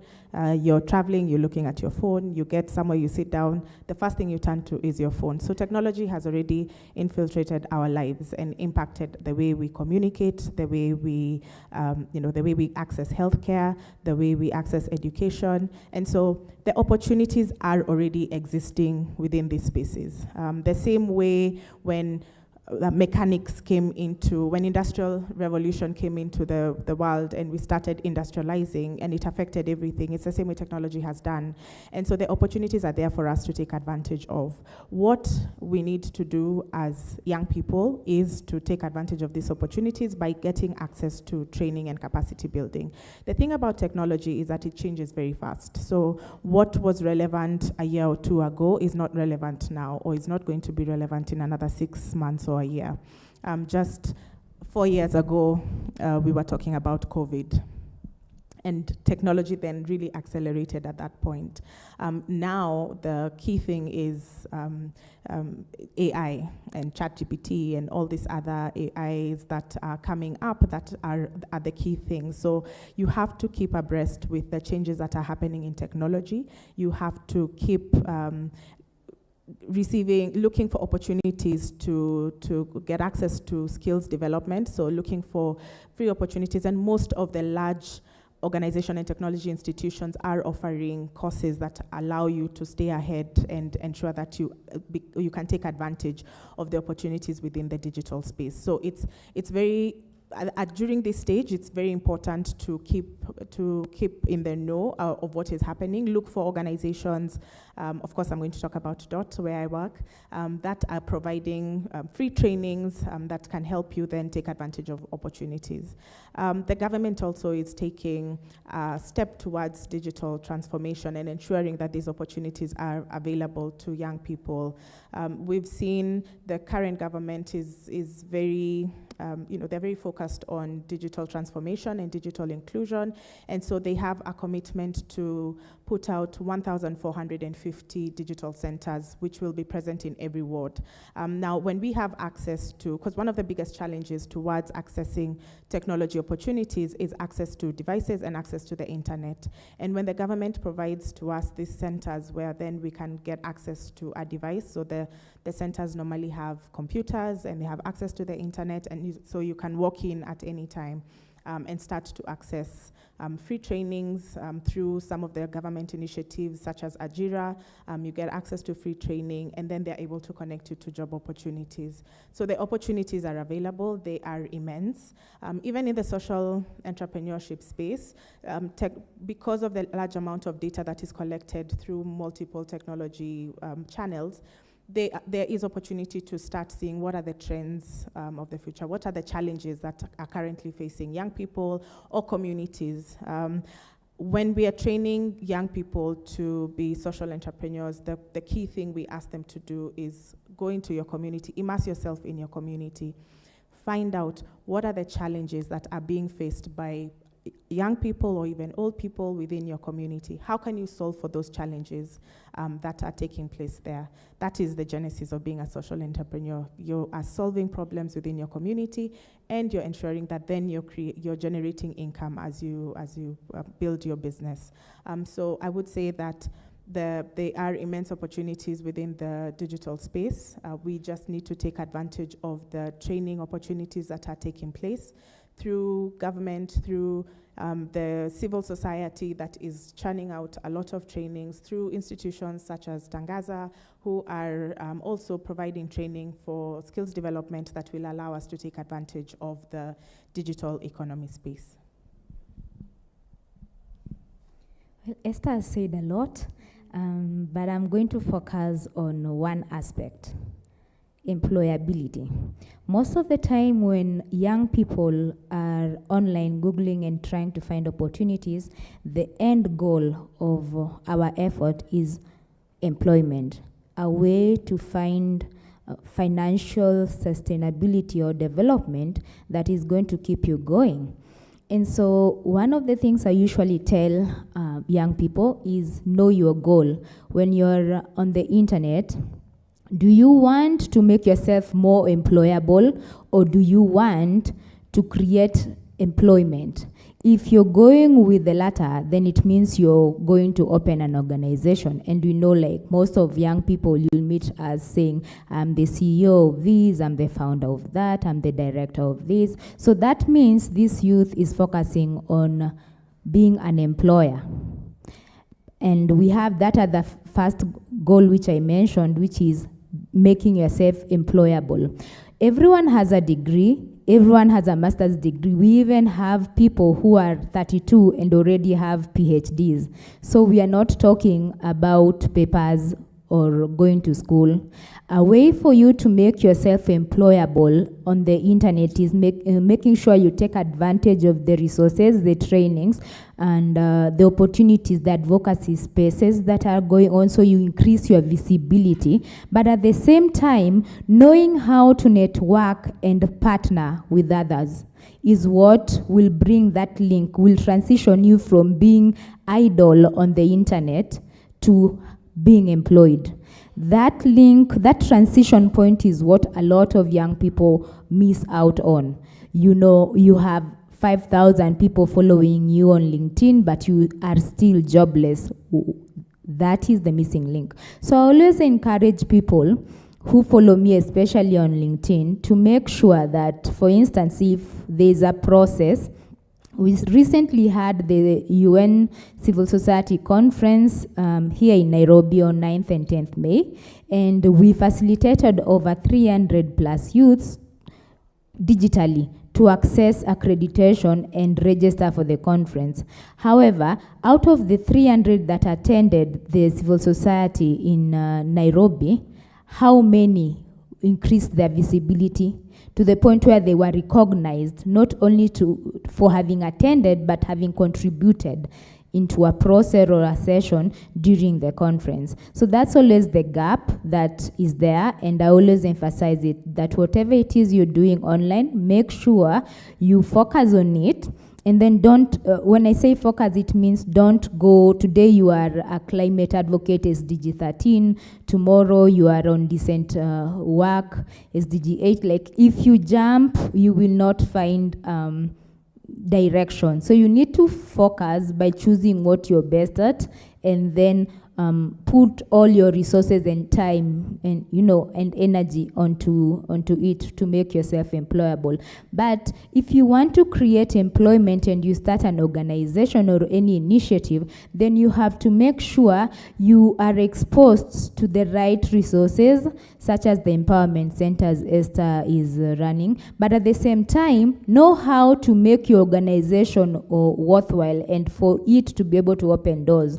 And most of the time it always starts by making sure that your NGOs are accredited within the UN system. Is your NGO, does it have an observer status? Does it have UNEP accreditation or ECOSOC accreditation? Because we know to enter the UN, you do not need to be employed, but you need accreditation from them to make sure that you are recognized as one of the entities that is within the major groups and other stakeholders. The MGOS is open to every organization. As long as you have accreditation from one point or another within the UN system, then you're able to start to act at the grassroots level and then go up with your opinions and perspectives. They will feed into the UN policy processes, and then with that you get the network and you access the grants, and it revolves, it goes growing until you are now an employer who you wish to be. And I'll leave it at that.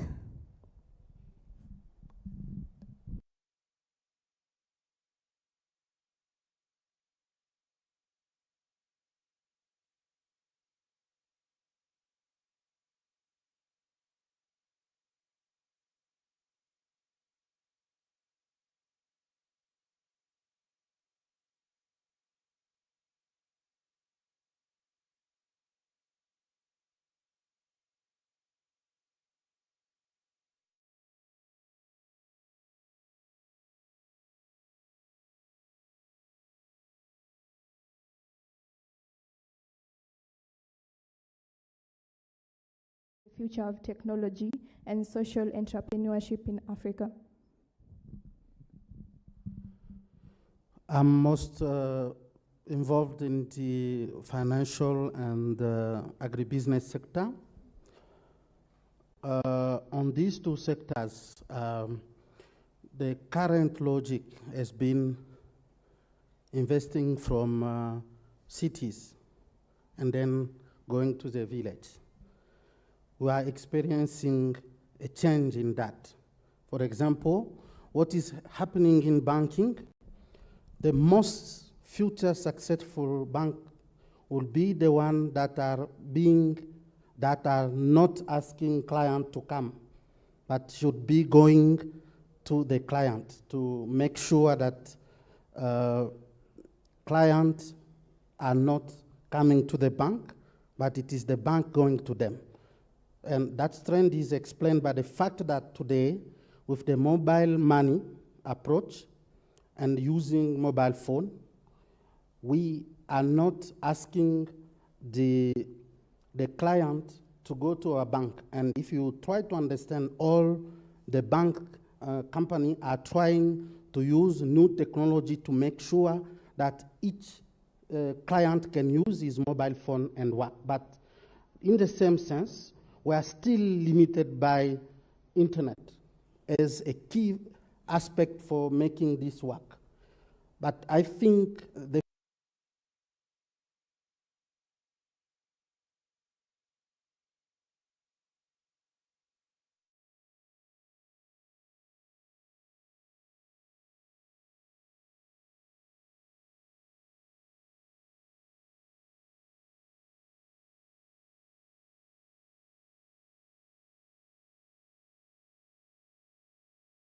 the bank penetration rate is about 15% only today. So you can realize that if you invest in setting up physical offices of bank from the city, you are losing 75% of the people. And for example, in the agribusiness sector, how Agromunda is successful is we are trying to implement an opposite logic approach. We start from the village, coming to the city. So when you come into the city, you will find big players. They are there, huge competition.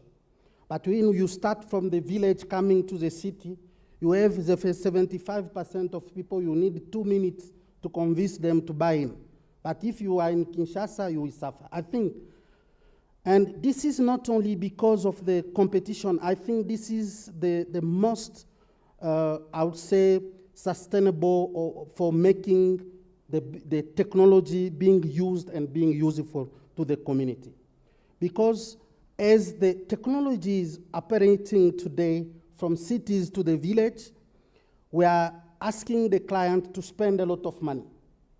Let's take an example in my country, for example, where most of teachers and schools are in the rural area, and then when the government want to pay, they need the other sub-company to transport the money and go there.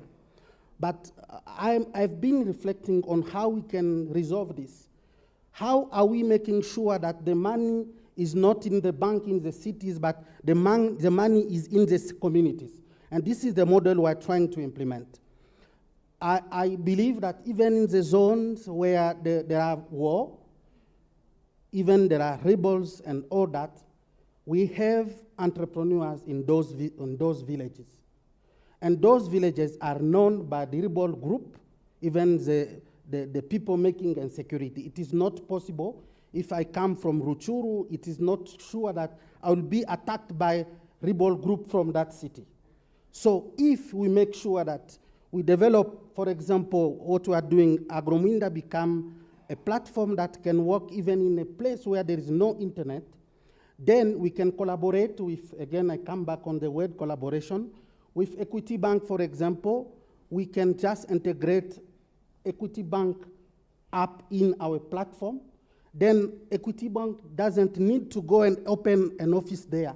Even if there is war, we can still empower that community. And because if we are transporting the money going to the rural area, we have the risk of getting people who can grab the money. What we do is to ensure that in that community, we empower local entrepreneurs in the village to be able to have cash. So we can transfer infinite money from the city, but those people will there. So what will happen is that all the commission that were supposed to pay these other subcontractors to go and pay will remain in the community. What will happen is it will increase job creation, because if the local company, they have more solicitation of services, they will need to recruit other people. The second thing, instead of looking at development, and that's the biggest challenge, we want to develop Africa from cities. We are judging the performance of our government from the cities. I would like to dream that we change the way we measure sustainability and performance of our infrastructure from the village. If we try then, we make sure that each village, and that we're investing currently in project called Village Satellite. It means that we want to have a model of a village that can operate, that is connected, using new technology, can access all the services without depending from the city. Then we will create more jobs in that community. Then the community will become more resilient, can respond to any crisis, than depending. So if I was a politician or from any political party, my next political campaign would be trying to convince the citizen to judge all the ministers not from Nairobi, but from the ability to make our village work. And technology is a way. Thank you.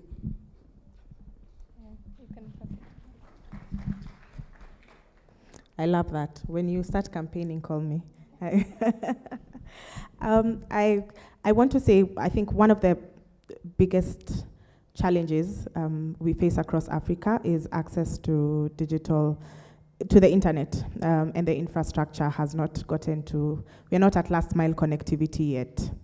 And if I can give you the perfect example of what is currently happening or what has been going on, in March we had the West Africa side of Africa had no access to the internet for a couple of days when there was the cables were cut. That was in March. Now in May, just this week, East Africa was offline. Tanzania was the most affected. Kenya, we still had a bit of internet, but across Africa, across East Africa, the greater East Africa, there was very limited access to the internet. I believe that is the first thing that governments need to think about. And we need to think about how do we create, or who do we partner with to ensure that we have access to the internet by ourselves. Currently, the major providers for internet on the continent are foreign investors and who are individually owned companies. So you have Alphabet, which is the organization behind Google, and you have Meta, which brings internet to Africa through the to Africa cables. And so if we're depending on individuals and individual companies to decide for us when they're going to give us internet, then it also brings a question of digital sovereignty. Are we going to be independent in the way we're utilizing this digital space? So I believe the first thing is how do we get sovereignty of digital access by ensuring that African governments have internet access. So we're not talking about a case where an entire country's operations can be almost come to a standstill because a cable was cut and one person or one organization is the one that is in charge of repairing that. So it means they can decide when they're going to repair, at what pace. There's a lot of diplomacy that will be involved in getting that repaired. So I would say that is the first step. Once we have access to the internet, consistent access to the internet, and we know that we can control access and any challenges we face or any cuts we face, we can be able to repair them ourselves. Then we need to build the infrastructure throughout, just like Siforian has said, I hope I've said your name correctly. Then we need to do last mile connectivity to the last village, to the last citizen. They need to be able to access this technology. They need to be able to have access to electricity because you're not giving technology to someone if they cannot charge their mobile phone. So there needs to be access to technology to the last mile. Then you need to give low-cost access to devices. If you don't have low-cost access to devices, then you're leaving out a majority of the people from the internet. So we can sit here and talk very nicely about the good things that are happening, but let's also talk about what needs to be done to ensure that nobody is left out in this digital economy space. The other thing then that we need to do after that is education. Our education right from the person who is starting pre-primary education needs to understand technology. In countries like Japan and China, you see right from that young age, they're starting to code, they're starting to do robotics, they are being taught these things in their curriculum. So how do we adapt as Africans, ensuring that our curriculums are actually catching up with technology, we are staying ahead, we are learning from countries that have already innovated and leapfrogging. Because they are those who are already ahead of us, we have the opportunity to leapfrog. We already proved that we have the capability to do that through the innovation of Mpesa. So how can we then, using that same mindset of leapfrogging, borrow from other people who are already doing it and teach our young people right from school, formal education and informal education, and even those who are not in education or in training, how do we ensure that they are taking advantage of these digital skills through digital education? And finally, if we embed it in other aspects, social, cultural, you need to be able to consume technology in all forms of life. Like Professor says, you need to enjoy life while you're still here. And the way to enjoy life is to consume that technology. Be able to use technology when you go out and have fun.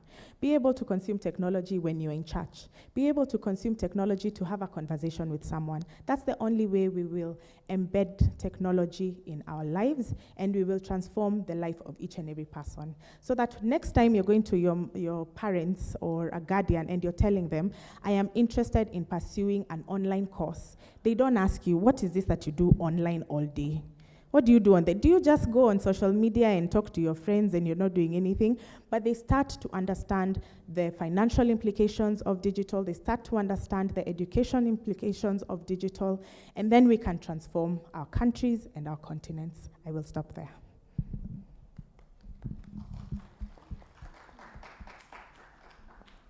Well, yet again, Esther, you have really and comprehensively explained all the vital points we would have. So instead of getting into repetition mode, I'm going to focus on internet safety.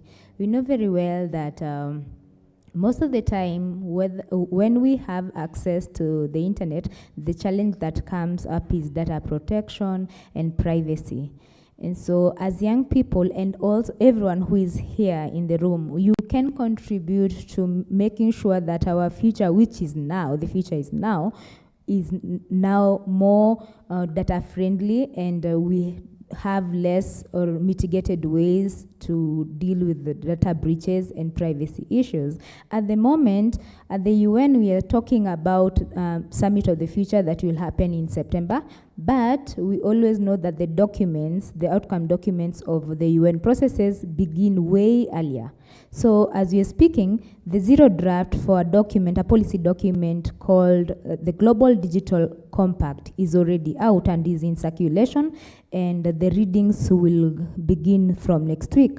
So what you can do from your organization perspective is getting a hold of these documents, reviewing it, and making sure that you look at what has been well said and the gaps that exist, or the matters or the issues that you would like to be reinforced. Then remember the major groups that I mentioned before. If your organization is a part of it, you can join the consultations.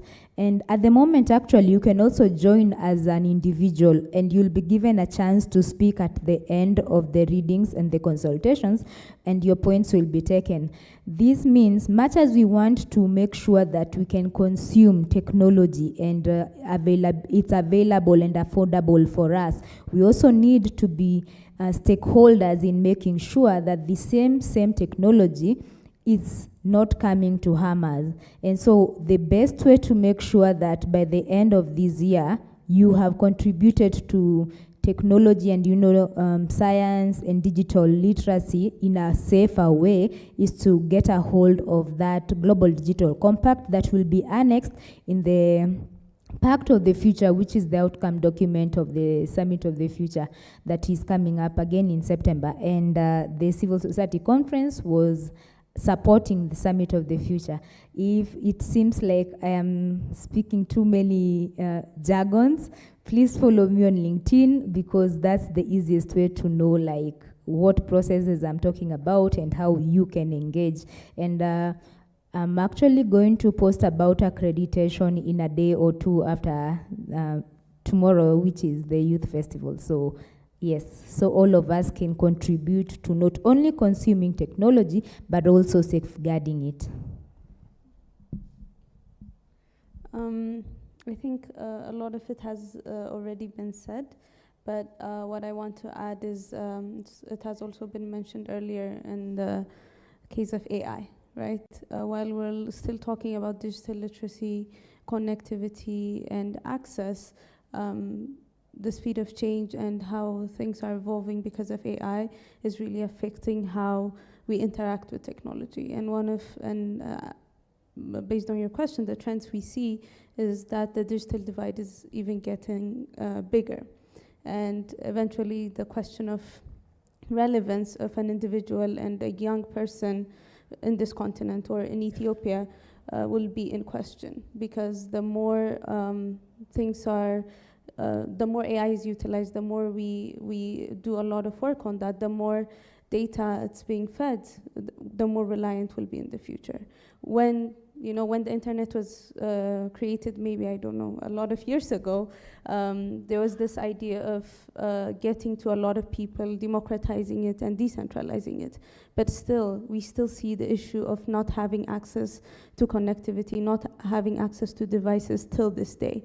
But right now, we don't have the luxury of waiting that long. Things are moving really fast, and if this is the way we progress, I mean, I can't predict the future, but it's going to not be kind to a lot of us. So I think while we're also thinking about digital literacy, while we're also thinking about innovating and providing access, we need to think in parallel how these new technologies are going to affect us, how we're going to protect the people from it, and how we're going to educate them. So I really see a lot of that happening in the future. Thank you.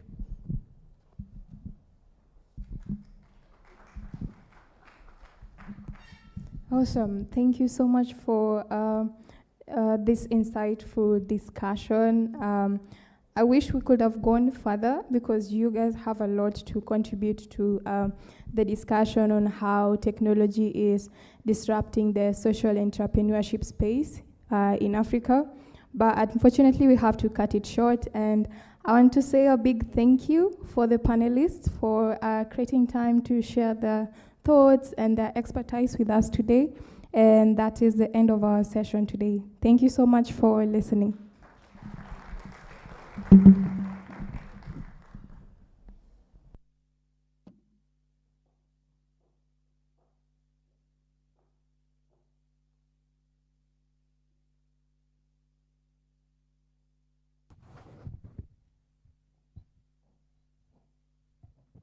All right, thank you so much, our panel. Let's appreciate our panel one more time. All right, so we'll have the next ceremony that is going to be done in a very short while. Kendi will lead us through the next ceremony. We would like to move with a lot of haste. Kendi? Good afternoon, everyone. I hope you're happy with us.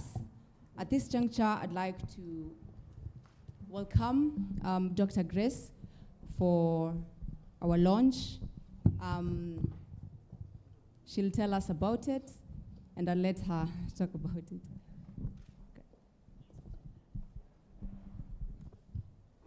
Good afternoon.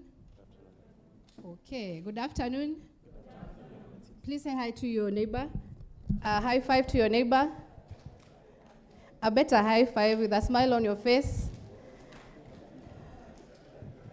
Well done, well done. My name is Dr. Grace Moredi, and my duty this afternoon is to introduce a baby. A baby has been born unto us, and we want to unveil that baby today. And yesterday we agreed that we are one tribe, isn't it?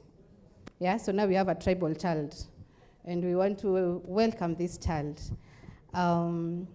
And normally in the African culture, when a child is born, how do we celebrate? We dance, we sing, we make kululations. In Kiswahili, we call them sigala galas. In my mother tongue, we call them gemi. So that's what I want us to do. When this child is unveiled unto us, I want us to make some really good noise, some innovative noise. Yeah? We are here on innovations, isn't it? Yeah?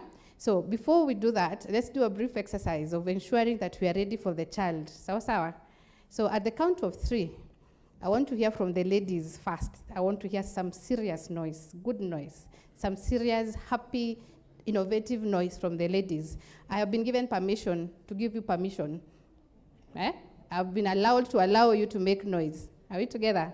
So at the count of 3, the ladies first, okay? At the count of 3, ladies, we make some very innovative noise. Sawa sawa?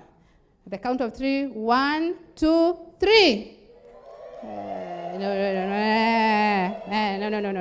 We can do better. AACOSE is feeding us very well, so please, let's do better. We can do better than that. At the count of 3, 3, 2, 1. That's like it. That's better. That's much better. Now let's hear the men in the house. Yeah? The men also celebrate children, do they? Do we celebrate? Yeah, do we celebrate children? So let me hear the men in the house. Please, ladies, don't assist them, yeah? The men in the house at the count of 3, 3, 2, 1.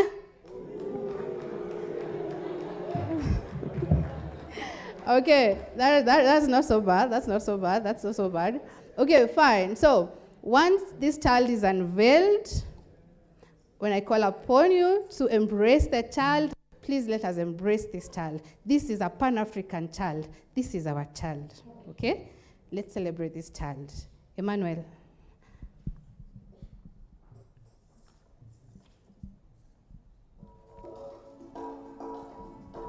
Across Africa, a new story is being written. A story of coming together, solving problems, and making big changes.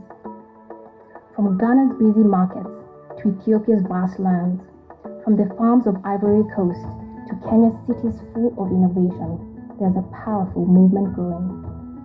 We are proud to introduce the Network of Africa's Social Enterprises. Here, Africa's brightest minds join forces to make our continent better. Our goal is simple: to help social enterprises across Africa grow stronger and make a bigger impact. We're all about working together, sharing what we know, and finding the best ways to solve problems. Let us join hands. The Network of Africa's Social Enterprises gives a voice to Africa's social enterprises.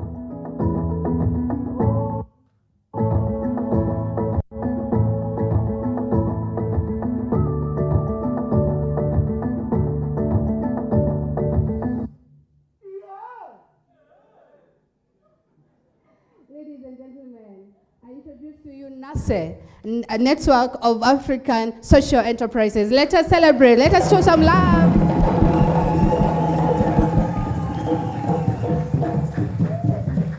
Let's stand up and enjoy this child. Let's embrace this child. Let's stand up, let's stand up, let's stand up. Let's clap more and enjoy the child.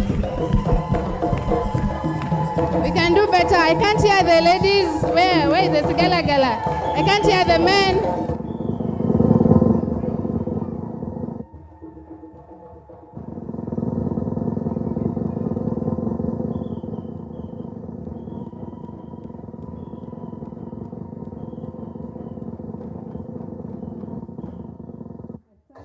Thank you very much. Thank you very much. Are you embracing this child? Are you feeling this child? Thank you very much. And now, we are not done with the celebration. I think we still want to feel this. I didn't really hear the Sigala Gala very well. I think I want to hear just one more time, just to be sure that we got it right. Let me hear them, okay? I think we stop the drums first, and to be sure that we've embraced this child. One more time, just one more time. The ladies, embrace this child. Embrace the child. The ladies. And the men together, and the men. Let's do it together, together, together, together. Let's do it together. Let's do it together. Again, let's do it together. Let's do the drums together. Okay, fine. Candy says that you need to stand up again. She feels like you've not embraced very well. That is Candy's announcement. She says, we embrace, you stand up so that you embrace the child again. She feels you've not done it very well. Okay, one more time. We start with the men this time. The men, let me hear you embrace this child. And the ladies, yes, okay, fine. Okay, fine. Let's.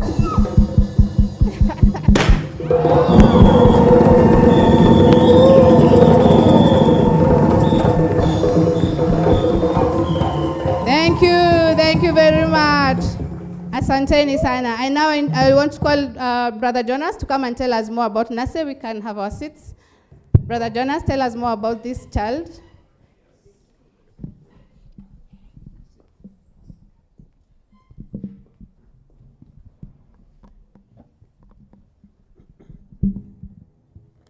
I want to be here so that I can see everybody. Thank you, Grace. I want to start before I get into explaining what is NASE, to thank the willingness of social enterprise Ethiopia, Ghana, and Ivory Coast and Kenya to get out of their comfort and to come together. I have to say that has not been an easy journey of coming together and say, yes, I think now we want to start looking at ourselves as Africa, not only as Ethiopia, Ghana, Kenya, and all that. I think, for me, I'm really, really happy about it, because I have to say I'm Pan-Africanist. You know, I believe in Africa, and then coming together, I think, is beautiful things. Manuel? So,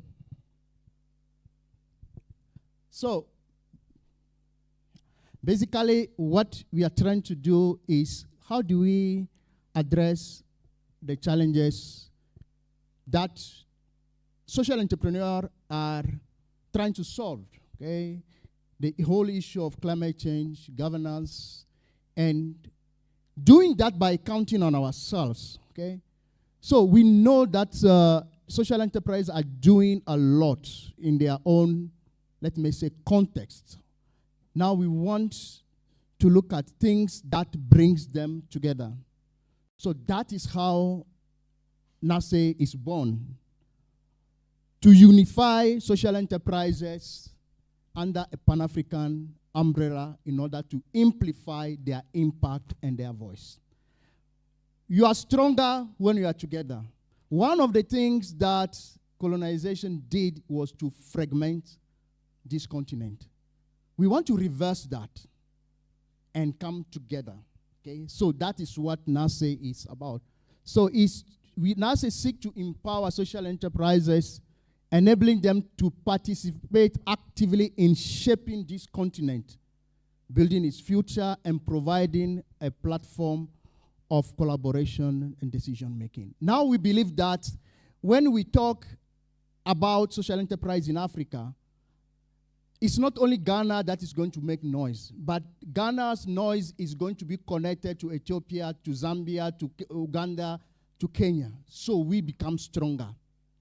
So we can join hands to fight what we see as the future of this continent. Okay. So what is this network? Basically, it's not individual joining this network. Our organization, umbrella bodies that are coordinating social enterprises in different countries. So it's not like, Jonas, I want to join this network. No, you don't join as Jonas. But I join, for instance, if I'm in Kenya, I join as through Social Enterprise Kenya. So it's umbrella bodies organization. So we hope that slowly we will get different countries joining. So our vision is really accelerating the growth and the impact of social enterprise in Africa. We who have come together, we believe that the future of this continent relies heavily on social enterprises, okay, the work they are doing.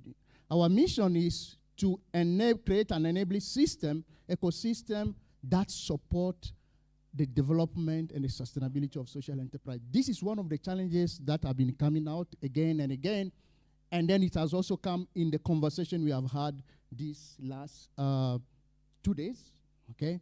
So we have in our journey in coming up with NASE, we have already identified some of the objective we want to pursue. You know, create synergy, bringing together the social enterprises, deliberate on an issue affecting the continent, and together seek sustainable solution and innovation to solve those issues, create a forum of sharing knowledge between different national consortium. We have already done our first initiative, which was a discussion on policy, because the different countries are facing the same thing. It was a beautiful initiative, a conversation that we had a month ago. Also, we said to deliberate on the challenges facing social enterprise in Africa, and like what we have been doing here, trying to see what are the solutions, and then learn from each other. So we want also to participate in international forums, and that make decision affecting Africa. One of the things that saddens me, and when they are talking the global scene, and the voice of Africa is not there. They are talking about social enterprise globally, and then you have few, 2, 3 people represented, we need a critical mass because this is the continent where the movement is growing stronger. So I think those are some of the things that we want to do. So our key activities will be joint events. We have social enterprise research. I think you have heard yesterday the importance of research. That is why also the collaboration with an institution like Tangaza, an academic institution, is key in this journey of NACE. Advocacy for social enterprise, we have heard that also a lot these days. Resource mobilization and finance. We had a financial session. We know how important it is to mobilize resources. I think people will tell you, personally, I believe we have the resources on the continent. We just have to see the way to tap into those resources and essentially, finally, providing the voice for the African social enterprise. We need our voice. We need to tell our story. So basically, that is what NACE is about. And I want, again, to thank everybody for being here. And then we hope that you'll be part of this journey. For sure, there are 4 countries that have started. By the time we finish our journey and coming together, we have like Burkina Faso that has expressed interest. We have Guinea that has expressed interest in joining the network. So we hope that by the end of this year, we'll have around 50 countries joining the network. And slowly, those countries that have maybe not very strong network will help them build the network. We know like countries like Ethiopia and Ghana, and they have thousands of social enterprise in their network. This is the kind of movement we want to create. Thank you very much. I give it back to you.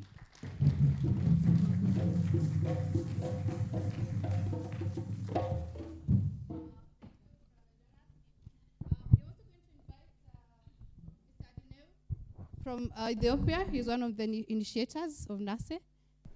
Just 2 minutes.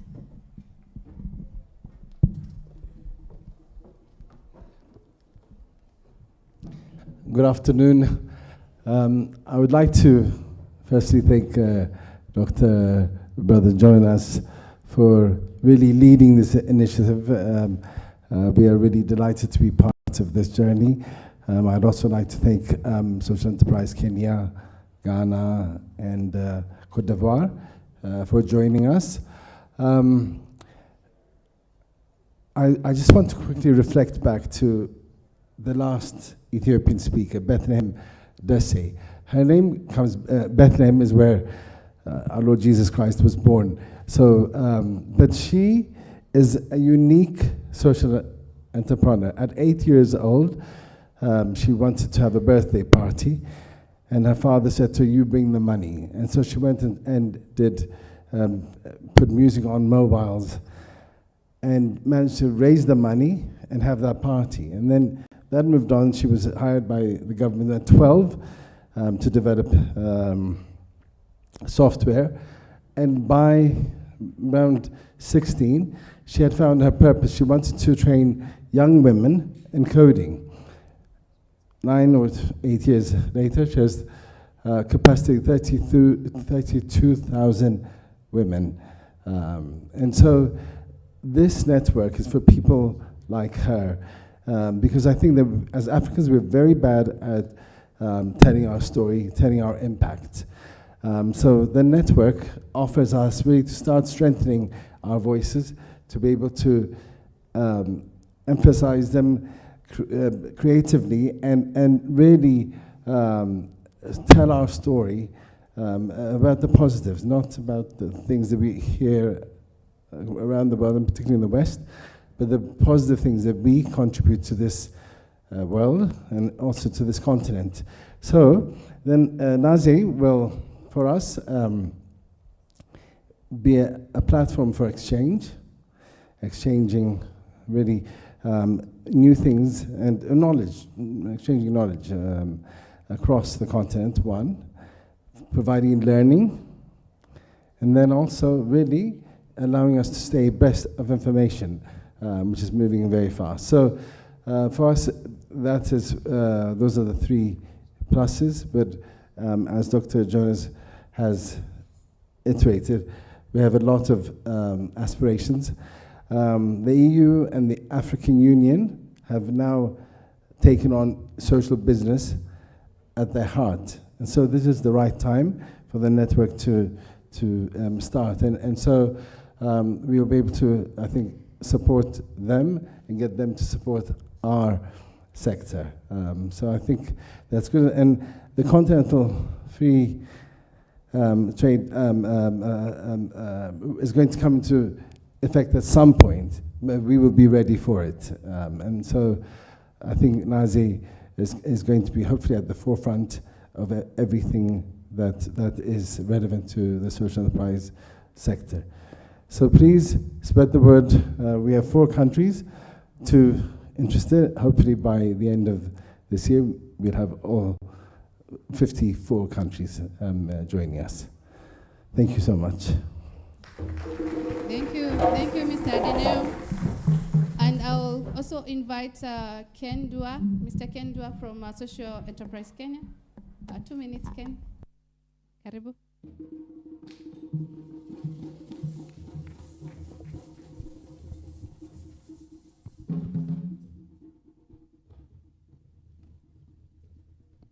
Thank you so much. I'm really excited to see this happening. I think it has been a journey and that we have worked with Brother Jonas getting us into this. One of the things I'll ask everyone in the room who is a Kenyan, please join Social Enterprise Kenya. We were giving our flyers there because you can only be part of this if you belong to SEC. So visit socialenterprisekenya.org, socialenterprisekenya.org. Please apply there, then we'll go through the process. It's not a lot. So let's make it happen. I'm particularly very passionate about young people, and I work a lot with the young people. And I will encourage a lot of you. Like in SEC, I think we only have, 2 young people who have joined us. So we'd encourage most of you in the social enterprise to join us, and so that we can become part of the bigger picture. Thank you so much. Thank you very much, Ken. And now,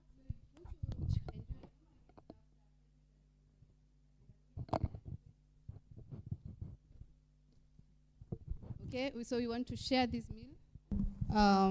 We have a beautiful meal here that we're going to share. I'm going to invite Brother Jonas, Adeneo, Ken, please come. And then a few representatives from other countries. Let's have Mr. Symphorien from DRC. Dr. Alex from Ghana.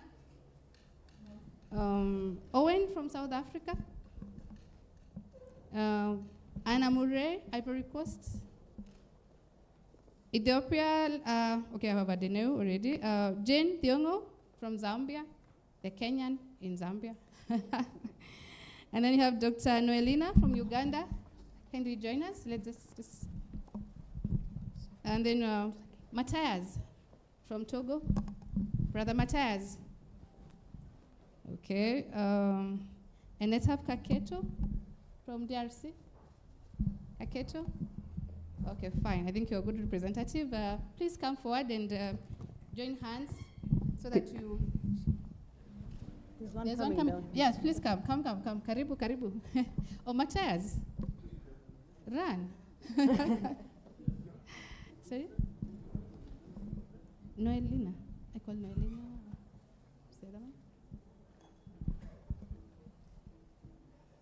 Yes, this.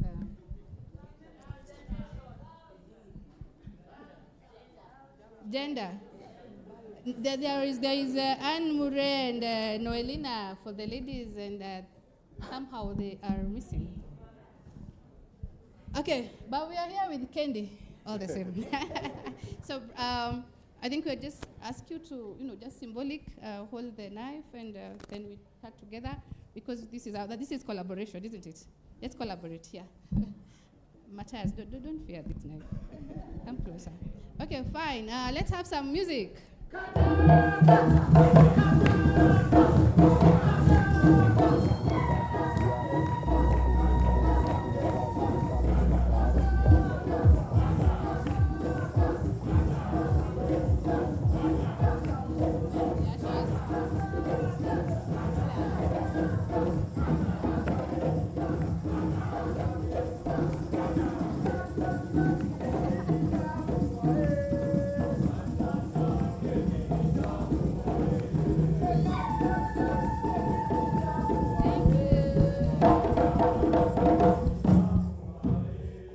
ushers, please come and assist us so that we enjoy this cake.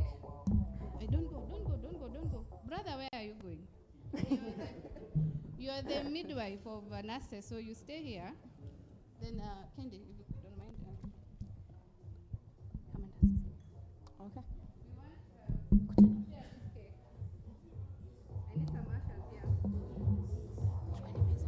Chukueni sahani huko.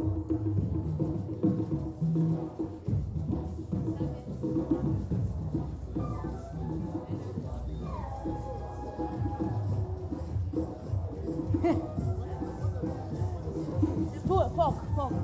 You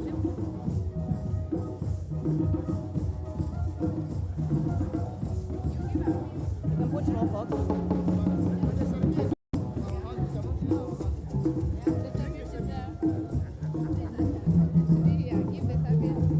One by one, eh? Acha wapik.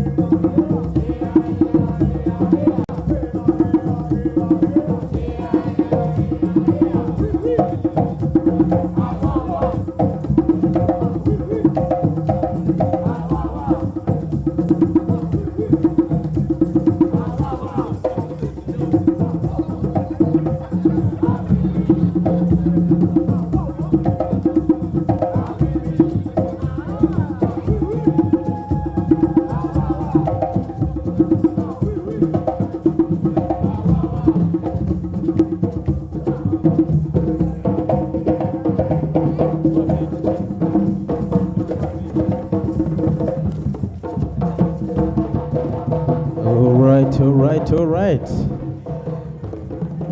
All right, thank you so much, Tarumbeta Africa. Let's celebrate the birth of Nase one more time. This is a wonderful moment for all of us, and we want to finish on that climax and invite Tarumbeta Africa. You can find somewhere to rest as we close.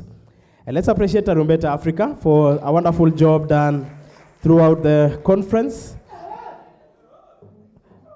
Okay.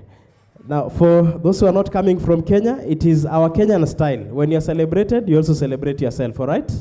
So that is what is going on, all right? I'd like to invite Brother Jonas to come and invite the chief guest for today as we draw close to the end of the conference, day 2. It's true that the Africans are very patient. We have been very patient, but we are coming to the end. Yesterday we were here and we had Professor Dr. Vincent Ogutu from Strathmore University in closing the day, which was very inspiring. Again, God has blessed us today to have our day concluded by another great scholar. So I would like to invite Professor Njenga Munene from the VC of Zetek University, who has accepted to close this great day for us. He's not new to Tangaza. I know he has been here a number of times. He has decided to honor our event today. Professor Munene, you are most welcome. Let's clap for him as we welcome him to inspire us.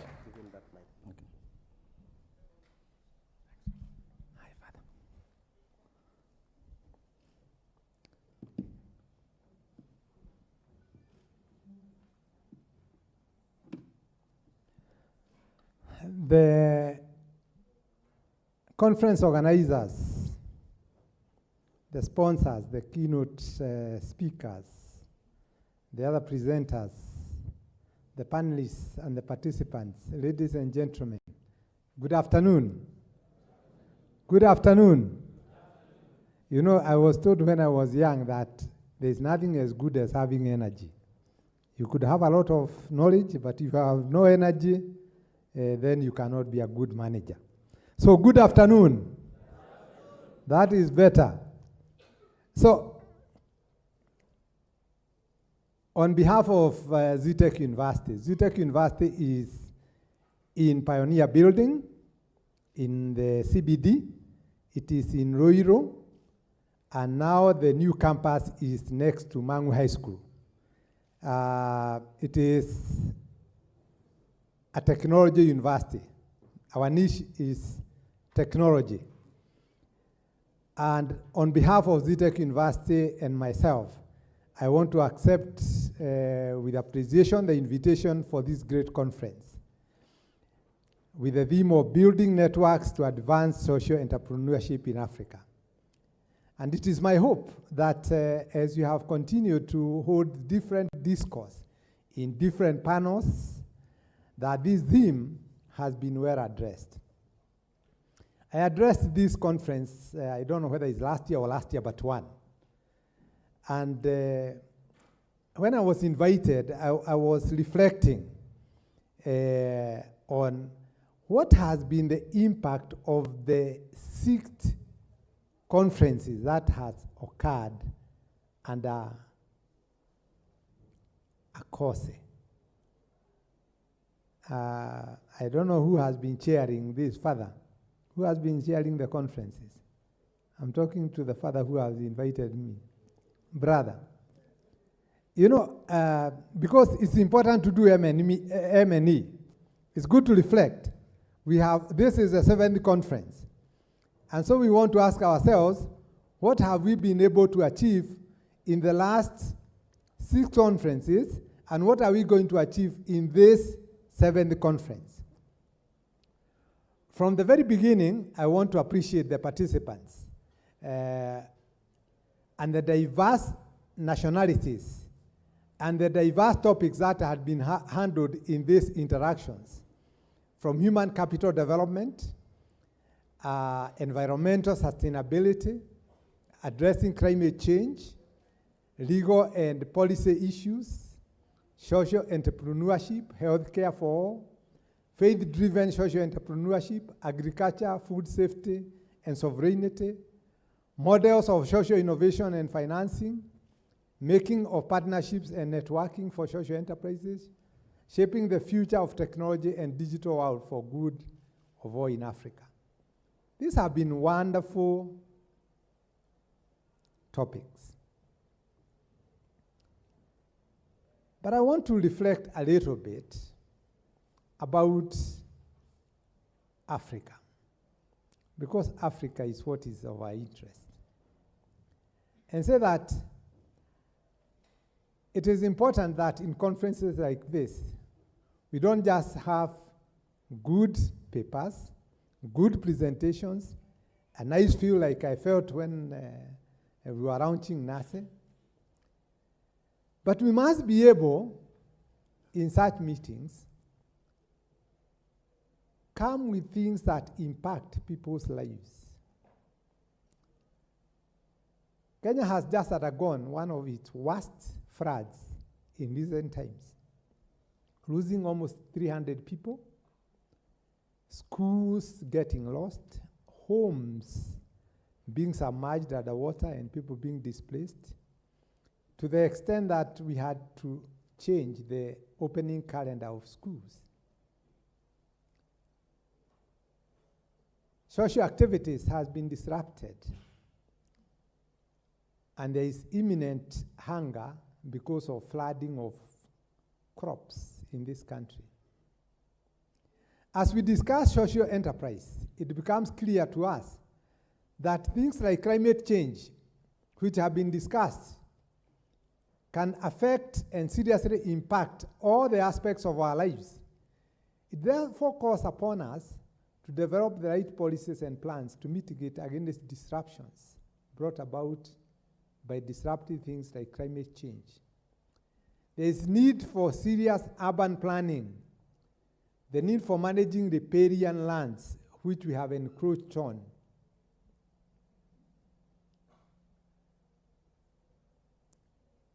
It is time we ask tangible and hard questions to ourselves.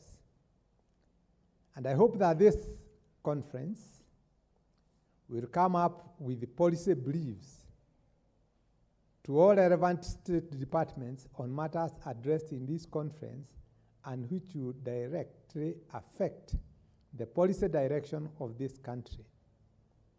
The responsibility of universities and forums like this should be to give sound advice, proper quality guidance to the government in order to have budgetary allocation to support social enterprises and mitigate against social issues that affect our people.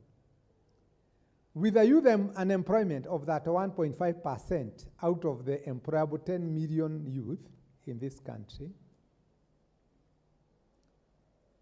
Africa contributes only 2% of global trade. Only 2%. And the youth who are here, please listen. 2% only is what Africa is contributing in global trade. But Africa has 92% of global platinum, 56% cobalt, and 54% manganese, the main minerals that are used for renewable energy development. We hold 12% of global hydroelectric power, yet the coverage of power in Africa is still very low. Africa imports 60 billion worth of food every year. And Kenya alone, the figures we got last week, was that Kenya is importing food worth 600 billion per annum in food. Africa is importing Second-hand clothes worth $700 million. Yet Africa holds 65% of the potential arable land in the world. And I want to ask ourselves, when we talk about social enterprise, can we see where our potential is, where the jobs are? So my challenge to all of us is to ask the hard questions. When I was a little younger, in the 60s, I was told that in every home in Kenya in 1980, there would be piped water. So I was actually waiting very anxiously for 1980 so that I can have piped water. Then that became 2000, and then the 2000 became 2030. I'm not sure now we are talking about Africa Agenda 2063. I'm not sure how old I will be, but I'll be 100 and a few years more. So when is Africa going to arrest the mirage, the moving target of development? Because that must be the question we must ask ourselves and face ourselves, look ourselves genuinely in the mirror and say we are developing. And I would like to say one or two things. The first one is that as we talk about social enterprise, let us go back to innovations. Let's go back to innovations and ask ourselves, okay, we are all using mobile phones. I'm told Embu now has a high potential of quota, which is used in mobile phones.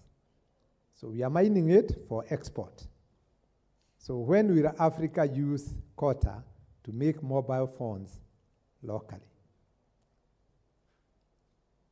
Titanium has been mined a lot in Kwale.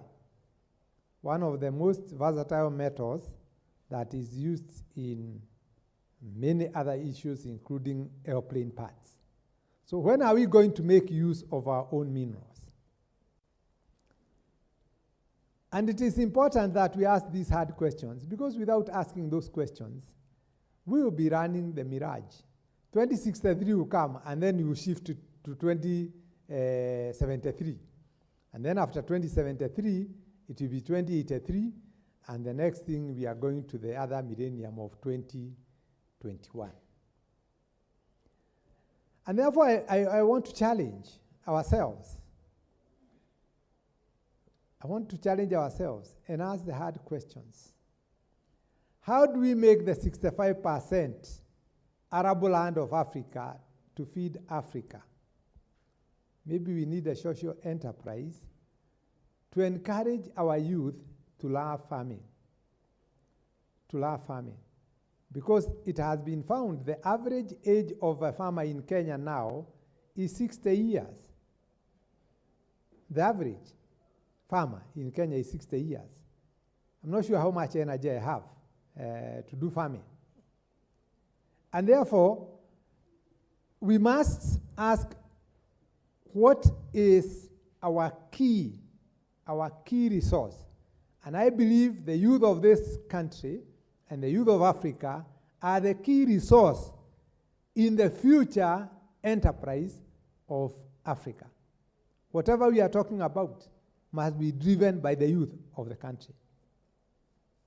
With a population of over 60%, actually 70% of the nation is people under 35 years. Those must be the people who must move the social enterprise to ensure that the country grows. That when we talk about innovation, when we talk about application of science, I was talking to Sir, let me pronounce it properly. Let me try. Sir Zeb. Almost there. Shazib comes from Bangladesh, and I'm told he had a talk here. Bangladesh is the second largest exporter of textiles globally. If you take it geographically, it is a much smaller country than Kenya. It's only second to China. Yet, Kenya literally is importing all textiles. Yesterday I was attending vigil somewhere in Thika, and I remembered in the 70s, there was UTI, United Textile, there was synthetic, there was Titex, Yuken, synthetic, there was Raymond, there was Rivertex, Nakuru Textile, Nakuru Blanket, and all these factories closed in the 80s. Over 10,000 people were employed then in those factories. So today we are talking about unemployment. That time our population was in the range of 20-something. And today we are talking about 50 million Kenyans who need textiles. Yet we are importing virtually everything from Turkey, from China, and from India, and from other countries. So for me, the way I see it, first and foremost, we need a benchmark. And the benchmark is to ask ourselves a simple question. How much are we importing in textiles? And in the next 3 years, how much do we want to reduce that and build the local capacity to produce what we are making?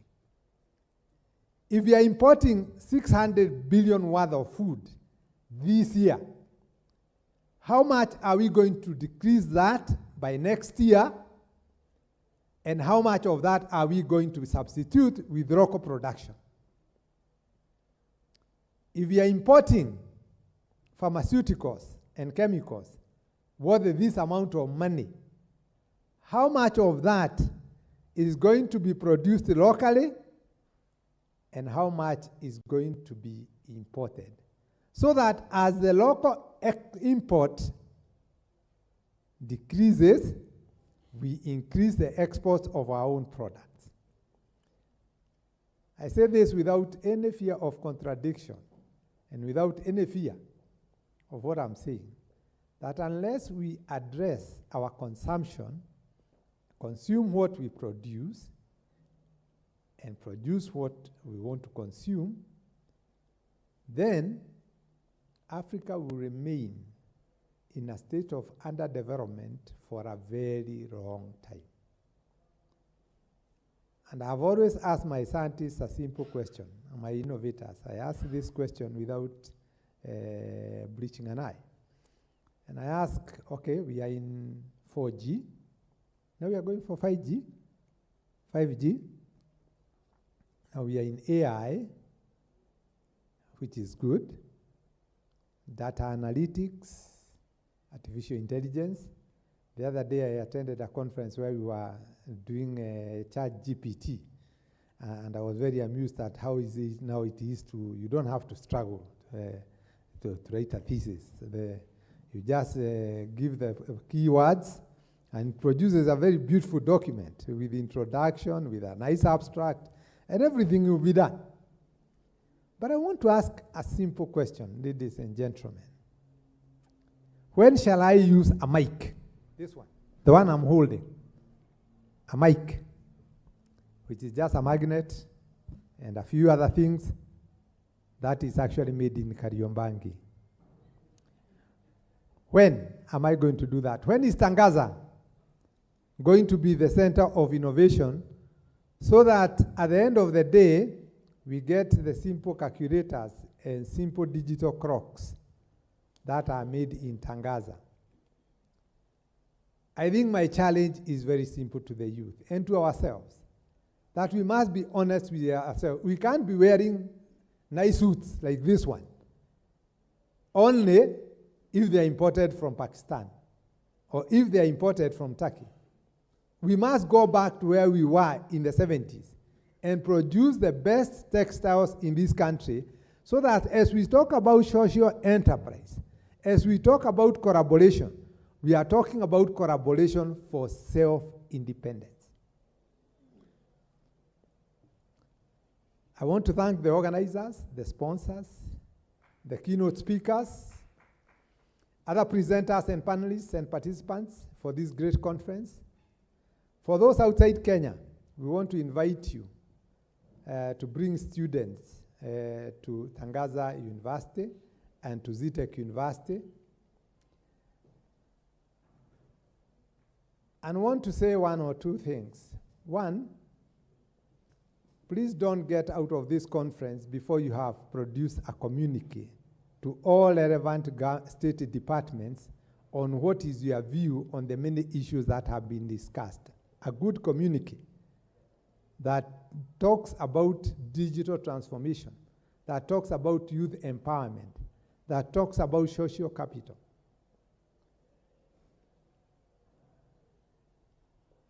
I also want to congratulate Tangaza for getting its charter the other day. Hongera sana.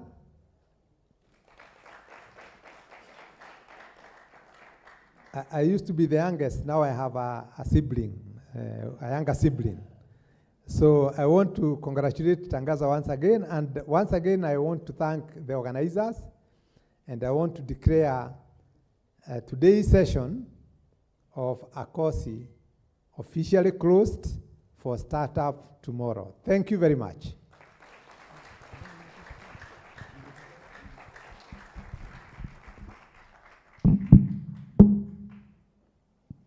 Thank you so much, Bwana VC. We'll also be happy if you can spearhead this process by inviting us to host the event at ZTech and talk to the government and other stakeholders, because Brother Jonas is listening to you. Thank you so much. All right, let's appreciate the VC one more time. Bwana VC, I'd like to request you to stand just at the middle here, and I'll invite Brother Jonas to present a token to the VC. All right. We shall appreciate them one more time as we bring this session to a close.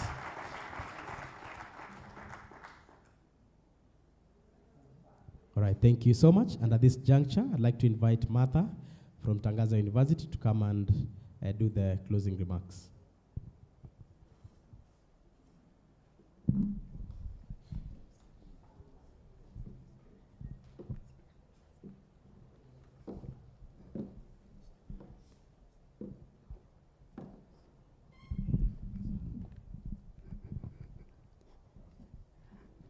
Good evening.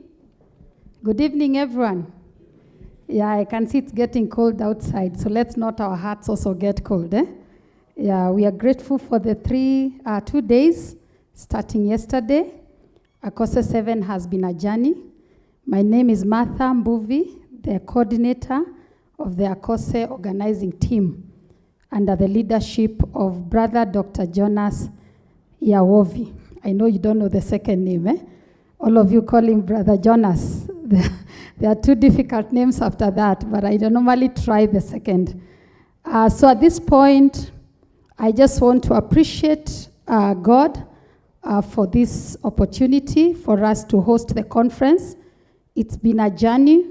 We started 8 months ago preparing for these days, and here we are. So I want to thank our sponsors. I want to start with our sponsors. We have CISP.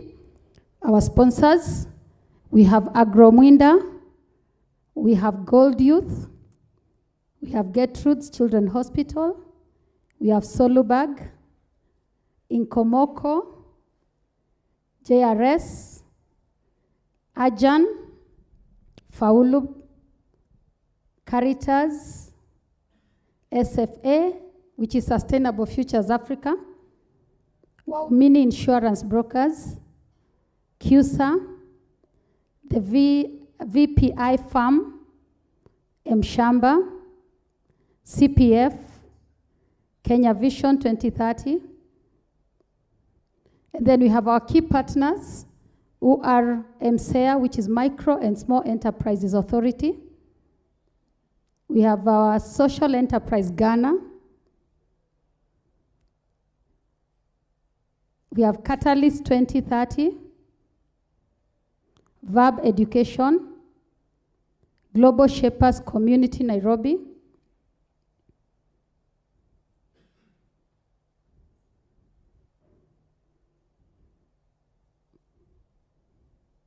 okay, I think the slides for sponsors and partners is over. So at this point, I want to acknowledge the other stakeholders that made this conference a success. AACOSE 7. So I've already introduced myself, the vote of thanks by Martha Mbuvi, AACOSE Organizing Team Coordinator. We thank God for the success of AACOSE 7, great take-homes and great inspiring stories. Then keynote speakers, we want to appreciate our keynote speakers. We want to appreciate our panelists and our moderators. We want to appreciate our chief guests, Dr. Vincent Ogutu, VC Strathmore, His Excellency Zolt Mezaros, Ambassador Hungary to Kenya, Professor Jenga Monene, VC Zitech University. We want to appreciate our exhibitors. We want to appreciate our international delegates, all the way from DRC. Are you in the house? Yes. South Africa? Yes. Ethiopia? Uganda? Ghana? And Ivory Coast. Have I left any other? Oh, yes, remind me. Zambia, sorry, we left that out. We'll add it to the slide. Any other? Kenya, unless you are from UK, Kisumu. You are Kenyan, not international delegates. So we appreciate all our international delegates and we hope you enjoyed. UK. Oh, who is from the UK? Bangladesh. Oh, Shazib. Sorry. I think I'll revise the slides. Thank you, thank you. Yeah, so that's why I was saying we are over 10 countries here. Over 10. We really thank God and we hope you've enjoyed your stay in Kenya. Have you enjoyed our Kenyan food? We hope so. All right. Rapporteurs led by Dr. Jeketule and the team feel appreciated. Then we have our ushers, Susan and the team. Catering, Edna and the team. Security team. Technical team, Emmanuel and the team. We have our MCs, Kendi and Mushai, Eugene. Please let's give them a clap. Holding this mic for 2 days is no joke, so we appreciate the two of you and the synergy that was there. Performers, Tarumbeta Africa. Thank you. Media team. There are media houses that gave us a platform. We want to appreciate Truth FM and Standard Group. We were in KTN and Spice FM yesterday, so we appreciate them. Okay, Tangaza University Administration, led by the VC Reverend Professor Patrick Mwanya. He's the custodian of these grounds. So for him to allow us to use the grounds, we appreciate him. Give him a hand clap wherever he is. Then the Institute for Social Transformation, where AACOSE was born. Brother Jonas, we appreciate you. Thank you. Then the organizing committee. At this point, I want to appreciate the organizing committee for the sleepless nights. Kindly come to the front if you are part of the organizing committee. And I want to appreciate the media team, not the technical team. The ones that have been taking videos, posting. There's a whole group that has been posting online and working hand in hand. Did I forget any? Oh, Capuchin TV. Sorry, Capuchin TV. I'll revise the slides. Allow me to revise the slides because for future, those slides must be revised. Thank you very much. Organizing committee, please come to the front here. We agreed that you run when I call you, kindly. If you're in the organizing committee, part of the secretariat, or even the larger team, just come to the front. For those that are around here, we need to take a good photo with our VC and Brother Jonas and any other speaker who is here. Thank you very much. God bless you. But do not forget, we welcome you to AACOSE Academia and the Youth Festival tomorrow. Please do not leave Kenya. Do not leave Nairobi. Stick around. We have wonderful things set for you tomorrow. Great things. Yeah, the exhibitors also, I think we skipped their slide, but it was there. We appreciate you. Karibuni sana. Thank you. So can I have all the speakers, please, to take a photo with the organizing team? These ladies and gentlemen had sleepless nights for 8 months. Thank you.